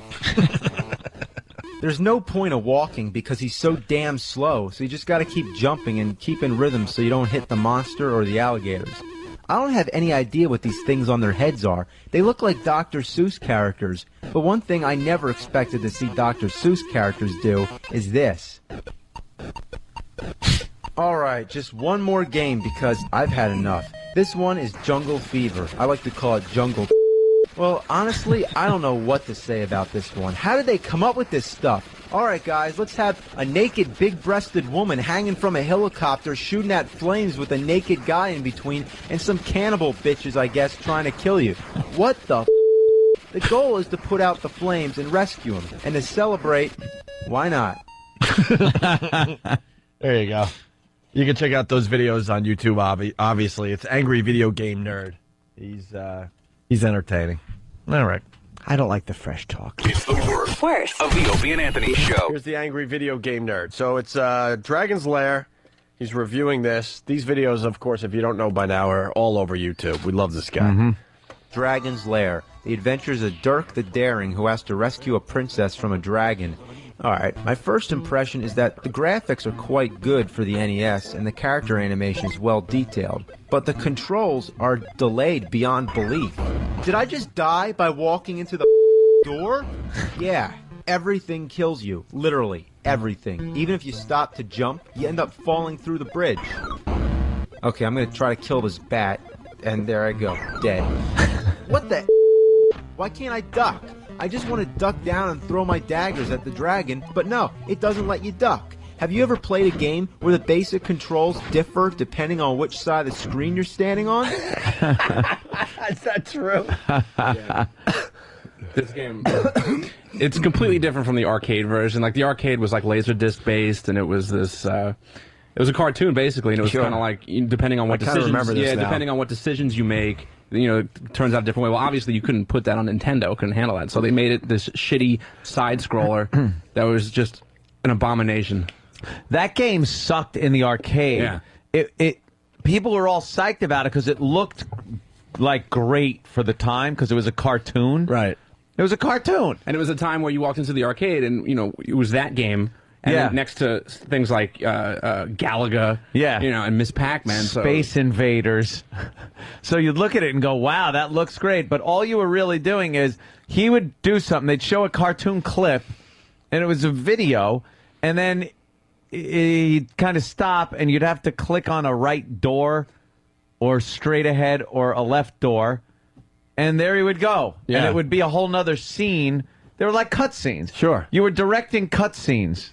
You had to memorize exactly what to do and keep throwing quarters in because there was no rhyme or reason to whether down saved your life or left saved your life. No. So, you would just have to make a decision, and then you had a 1 in 4 chance of getting it right. The game sucked ass.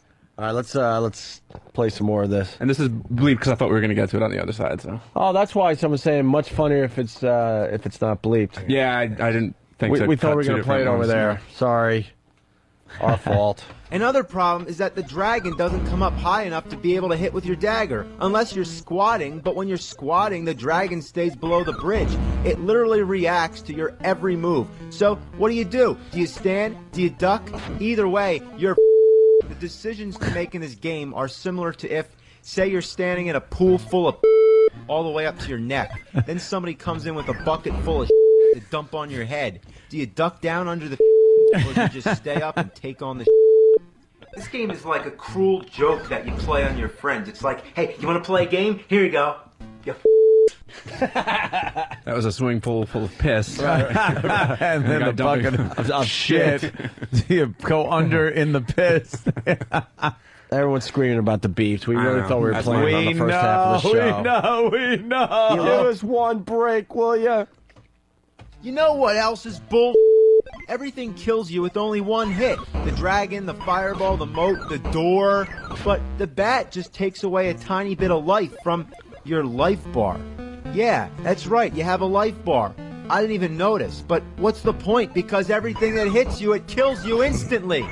I can guarantee that the only way you're going to die from this bat is if you stand absolutely still and just wait. I've clocked it. It takes 1 minute and 13 seconds for this bat to drain your energy. That's 11 hits. By the way, unfortunately I don't have my voice to do this right, but Joe T, hopefully my voice will be back soon. Joe T from Detroit. He lingers longer. He writes, dude, what the fuck? They're censoring XM. Copy, paste, blind CC, blind CC, blind CC. Fucking Joe T, you rock. And finally, one more clip. We're going to get him on the phone, right? We're going to get him on the phone right now? Cool. God damn it, man. This game, man.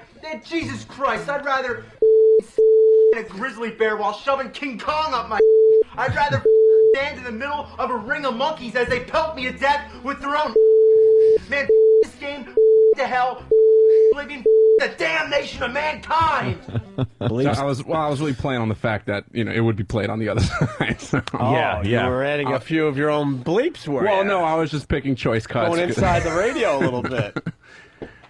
Going inside For anybody the show. who wanted to know, he would rather 69 a grizzly bear and shove King Kong up his ass. Oh, what is that? That's the game. The game? Oh, look how awful it is. What a faggot dragon. It's breathing fucking smoke in the wrong direction. And look at this stupid controller. You forget how dumb that Nintendo controller My God, did games suck? What the hell were we doing?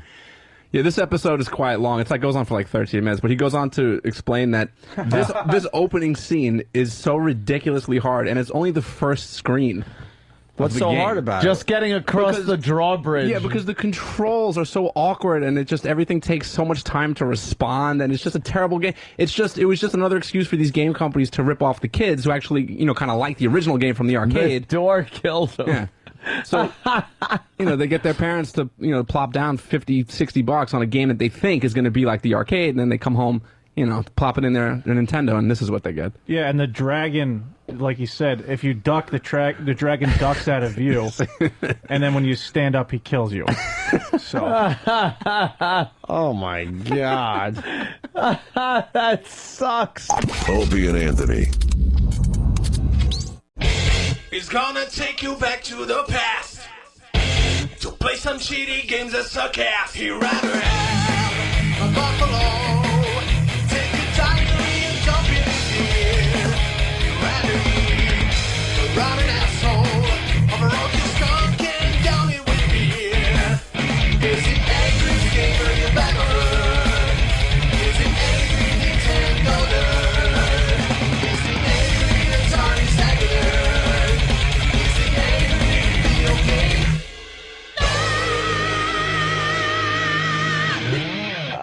We got Angry Video Game Nerd on the phone. Angry Game Video Nerd, how are you? Hey, how are you?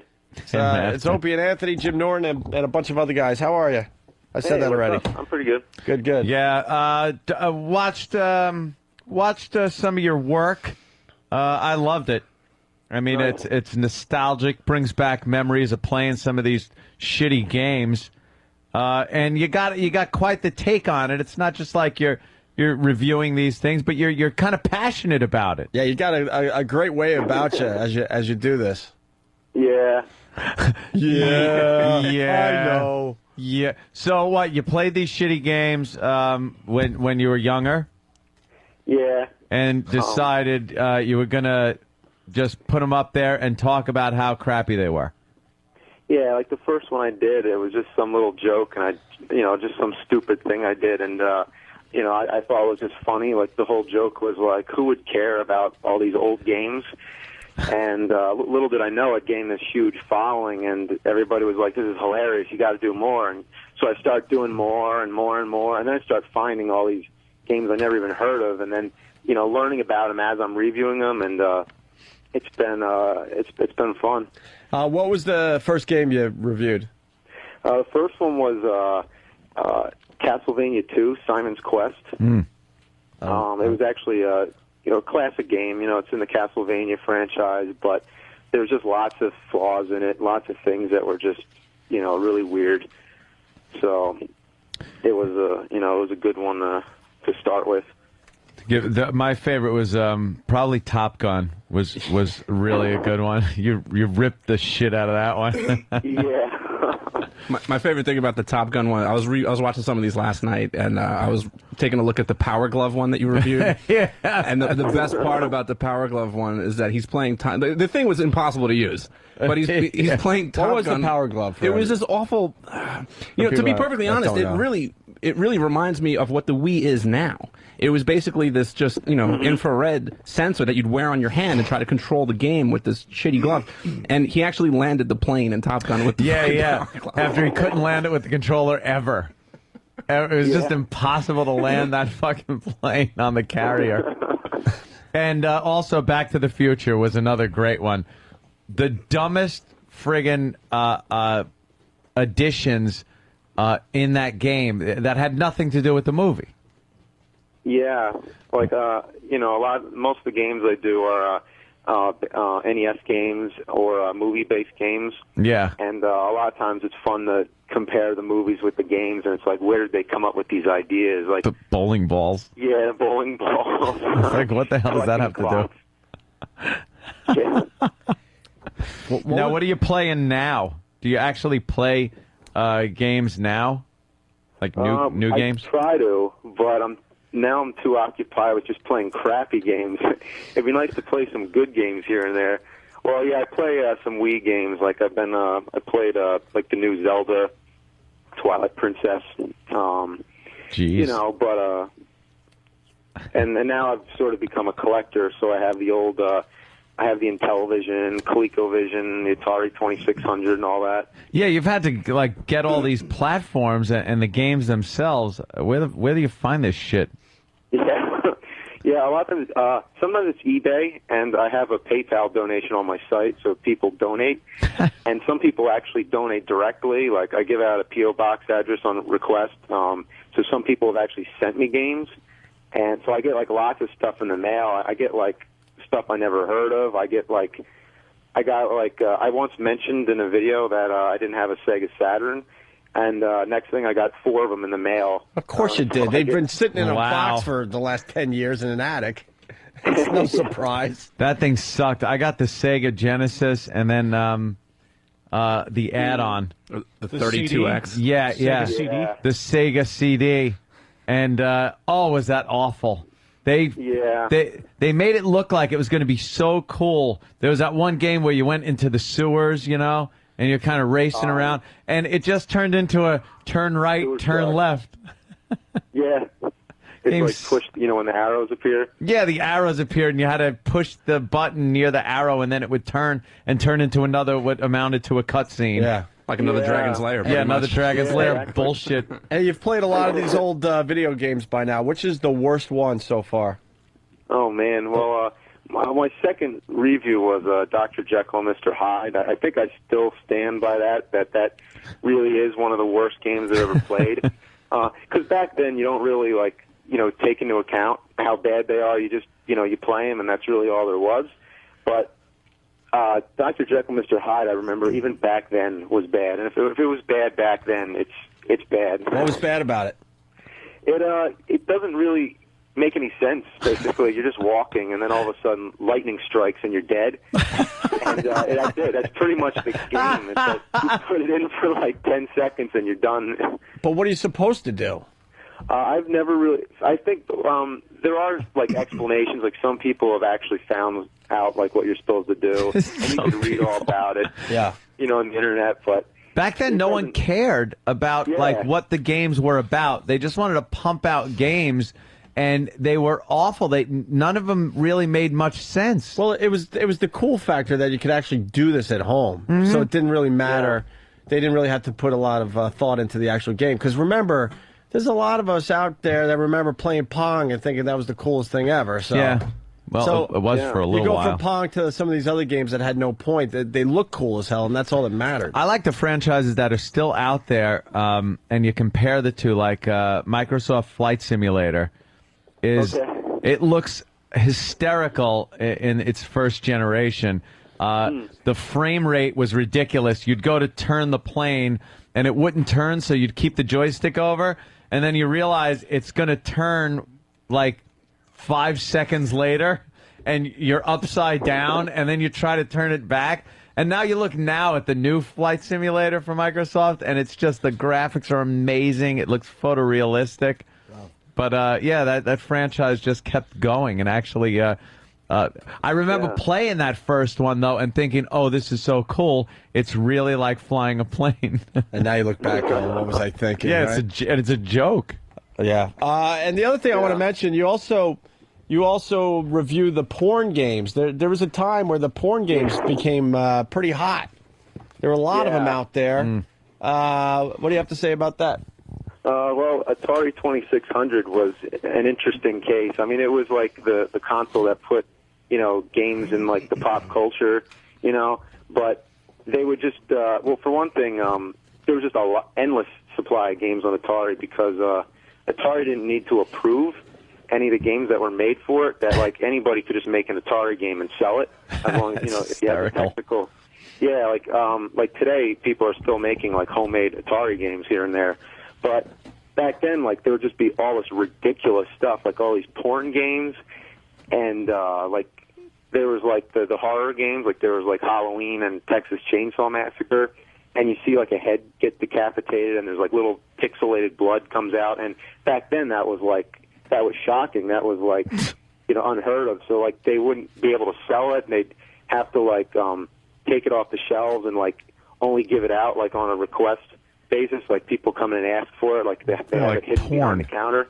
Yeah, I saw that Halloween review that you did, and the game was so homemade that they didn't even have art like for a sticker to put on the console, to put on the cartridge itself. So it was just like a peel-off sticker, and someone wrote with like marker Halloween. Like they ran out of labels, so they actually wrote on it with a marker. The funny one was what was it? The Indian raping? No, the cowboy Custer's. Oh yeah, you had to rape the Indian squaw. Right. And there was sperm flying from the sky or cactus. Something? Against a cactus, right. That one was hilarious. Yeah, the jizz eater one, I can't remember the name of it. Oh, yeah, where you like... beat him and eat him. Beat him and eat him, right. Yeah, it looks like jizz was shooting out. Yeah. And then there was the other version. Yeah, there was the other one where the whore was squirting titty milk off of the building. Oh, that's right. You had to avoid the titty milk. It was the same game with the gender reversed. Right. Yeah. And they were the most deceiving boxes ever. Because on the outside of the box, it looked so cool that you wanted to play it. And then you'd play the game and realize it was some side-scrolling... like just piece of shit. And they would always make these ridiculous claims on the box that you would know. Like, where were they getting it from? Like in one of James's reviews for Rocky for the Sega Master System, it says on the cover, it just says double the mega power. Yeah. And you're like, of what? Double the mega power. Of what? Of Rocky? What does that mean? Yeah, I don't know. I never found out the answer to that one. Oh, man. James, are you ever going to review one of my favorite consoles of all time, the TurboGrafx 16? What? Oh, absolutely, yeah. Ooh. What is that? I don't know which game, though, but... they were all pretty terrible, so I think anyone you pick... Well, yeah, it was one of the first 16-bit consoles, so I remember when it came out, I wanted to be cooler than all my friends, and I screamed, I was like, Dad, I gotta have a TurboGrafx 16. The ads were all, in every magazine, they all look so cool, and I finally got it for, I think, my birthday that year, and it was the shittiest console ever. So disappointing when you would get a shitty cool game. About it, though, was that they had, like, the games were, like, on these little, like, memory card sort of things, so they were, like, you know, they weren't like cartridges and they weren't CDs. They were just these little cards, and you could just, you know, you can store a lot of them because they're so small. Yeah, it's kind of like a giant memory stick sort of thing. Yeah. Oh, okay. Yeah, I had the Atari, what was it, the 800 computer, and I played Star Raiders. That one was a cool game back in like the early 80s. Oof. Yeah. Play Star Raiders. It was it looked really cool, and they didn't have to do much, just make a star field. So that didn't take much as far as graphics go. And it was kind of a first-person thing, which was pretty cool. Aside from looking at side-scrolling, like, fucking pixels. Oh, side-scrolling sucked. I was at Atari. Yeah, I never had any of the Atari computers. They have the Atari Jaguar, which was like one of their last efforts. Yeah, the Jaguar. I was old school Atari, and you had to become an electrician to play the games because the stupid joystick would break so many times. You'd replace it, and then that got expensive, so you started taking the thing apart and try to, fix it yourself. Or just stick a pen in there. If the thing broke off, you stick a pen in there. And now, this is more breaking the connection, so, like, all of a sudden you can't go right anymore, so then you're a kid, you're like, maybe I could, like, beat the game by not going right. I don't know, I'll try to figure this out. I remember my uncle had ColecoVision, and that was like one of the first video game consoles I was exposed to. I remember the joystick. It looked like a cell phone. Like, it had all these buttons. There was a pound sign on it, and I never played a game where I had to use the fucking pound sign. And I to this day, I still have no idea what you use those buttons for. Hey, sometimes it was hard just to get the game to start on like the ColecoVision because you're supposed to hit some number combination or something. I don't know. All right. What the hell Hey, Chad from Jersey writes, ask him about the Bible games he reviewed. Are there Bible games out there? Yeah, actually, it was kind of the same deal with, you know how like, third-party software, companies would start making games for a system, but like, for Atari, like they did all the porn games, but Nintendo had more of a would put their foot down on that sort of thing. But there was still a company called Color Dreams. I think they changed it to Wisdom Tree, and they were making all these like Christian games, but they were like illegal because they were being made for the Nintendo when they weren't supposed to be. So they made all these Bible games, and there was like there's Bible Adventures, which has like 3 games in it, and there's one is it's like Noah, and you're just like carrying the animals to the ark, and then there's one where you're like trying to carry baby Moses, and then the most ridiculous thing though of all was you remember Wolfenstein, like with the first-person shooter game? Yeah. Well, they took the same engine for that game, and they made a Noah game out of it on the Super Nintendo. It's called Super Noah's Ark 3D. And you're basically Noah going around in an ark just shooting a bunch of goats. And it's weird because, like, wasn't Noah supposed to bring, like, 2 of each animal? Like, why? Like a whole bunch of murderous goats. That's ridiculous. That's so ridiculous. And I like the production value of your reviews have really stepped up in some of the more recent months. Have you gotten sponsored by game trailers? Yeah. I mean, the first ones, like, I was, it was just sort of one thing I do. Like, I'm a movie buff and, indie filmmaker, but that was just, like, one little thing I did as a joke. But since then, as this thing has just kept getting more and more popular, I've been putting more into them. But I also do them really quickly. Like, I pretty much, on average, put one out every 2 weeks. Wow. So I do them really quickly, but as much as I can with the time, I definitely try to step it up as much as I can. You got a regular job? Yeah, I mean, it's all kind of like all freelance stuff, so I just do a bunch of different things. I'm an editor for dvideography.com, and I have a DVD out, so you can buy the Angry Nerd DVD at screwattack.com. At what.com? Screwattack.com. Screw Attack? And, yeah. Okay. And your website is on...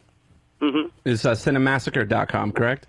Yeah, my personal site is cinemassacre.com. That's Cinema and Massacre put together. You can watch all the videos on GameTrailers.com. And you can see the nerd site at angryvgnerd.com, and that's where you can see an updated list of all the nerd videos up to date. Are you still the 9th most subscribed video channel on YouTube? It's at 8 now. Nice. Oh, hey, look at that! Nice. You found Working a nice your niche way for up. yourself. You certainly did. All right. Well, we've been meaning to talk to you for a while because your videos have definitely been entertaining all of us. Oh, that's awesome, yeah. So you play Call of Duty?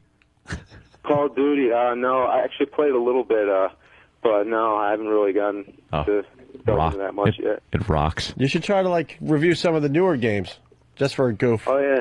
And try to find something ridiculous about them. Oh, there are some bad ones out there. Or we might have to wait 20 years and then and then they'll look ridiculous. Yeah, like in the Christmas Carol video I just did, it's like I do like the Three Ghosts, Christmas Past, and all that, and I go to the future, and I'm an old man playing the Wii. So maybe when that actually happens, I'll really start doing it. If I'm still doing this thing, then the Wii. Very good. Yeah. All right, man. Well, thanks for calling our show today, sir.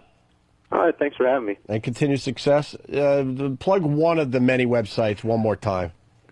Which one you want to plug the most? Which one I want to plug? Gee. Well, I guess watch the videos on Game Trailers. Game Trailers. That's where Okay. they're at. Okay. Yeah. All right, James. Thank you so much. Continued success for you. Okay. Thanks a lot. All right. There he goes, James. The Video angry game video game nerd. He's into his video games, you know. What's wrong? Just saying. Into his video games.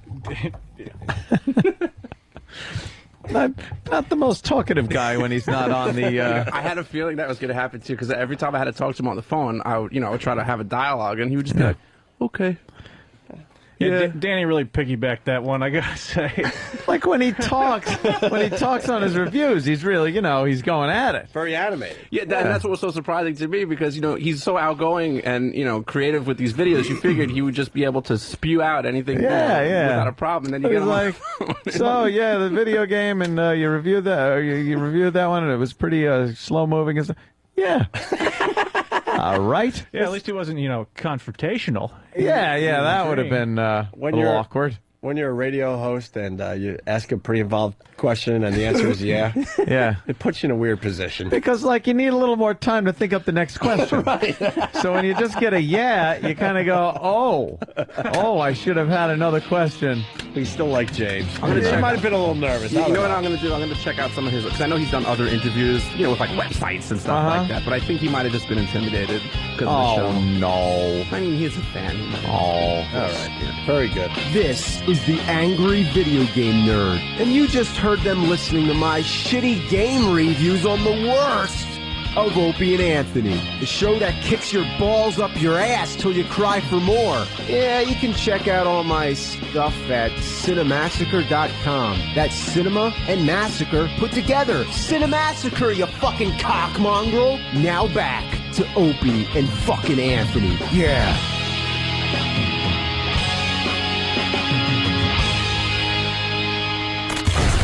This concludes the worst of Opie and Anthony. Listen live from 6 a.m. to noon, Monday through Friday, with replays throughout the day. Want more?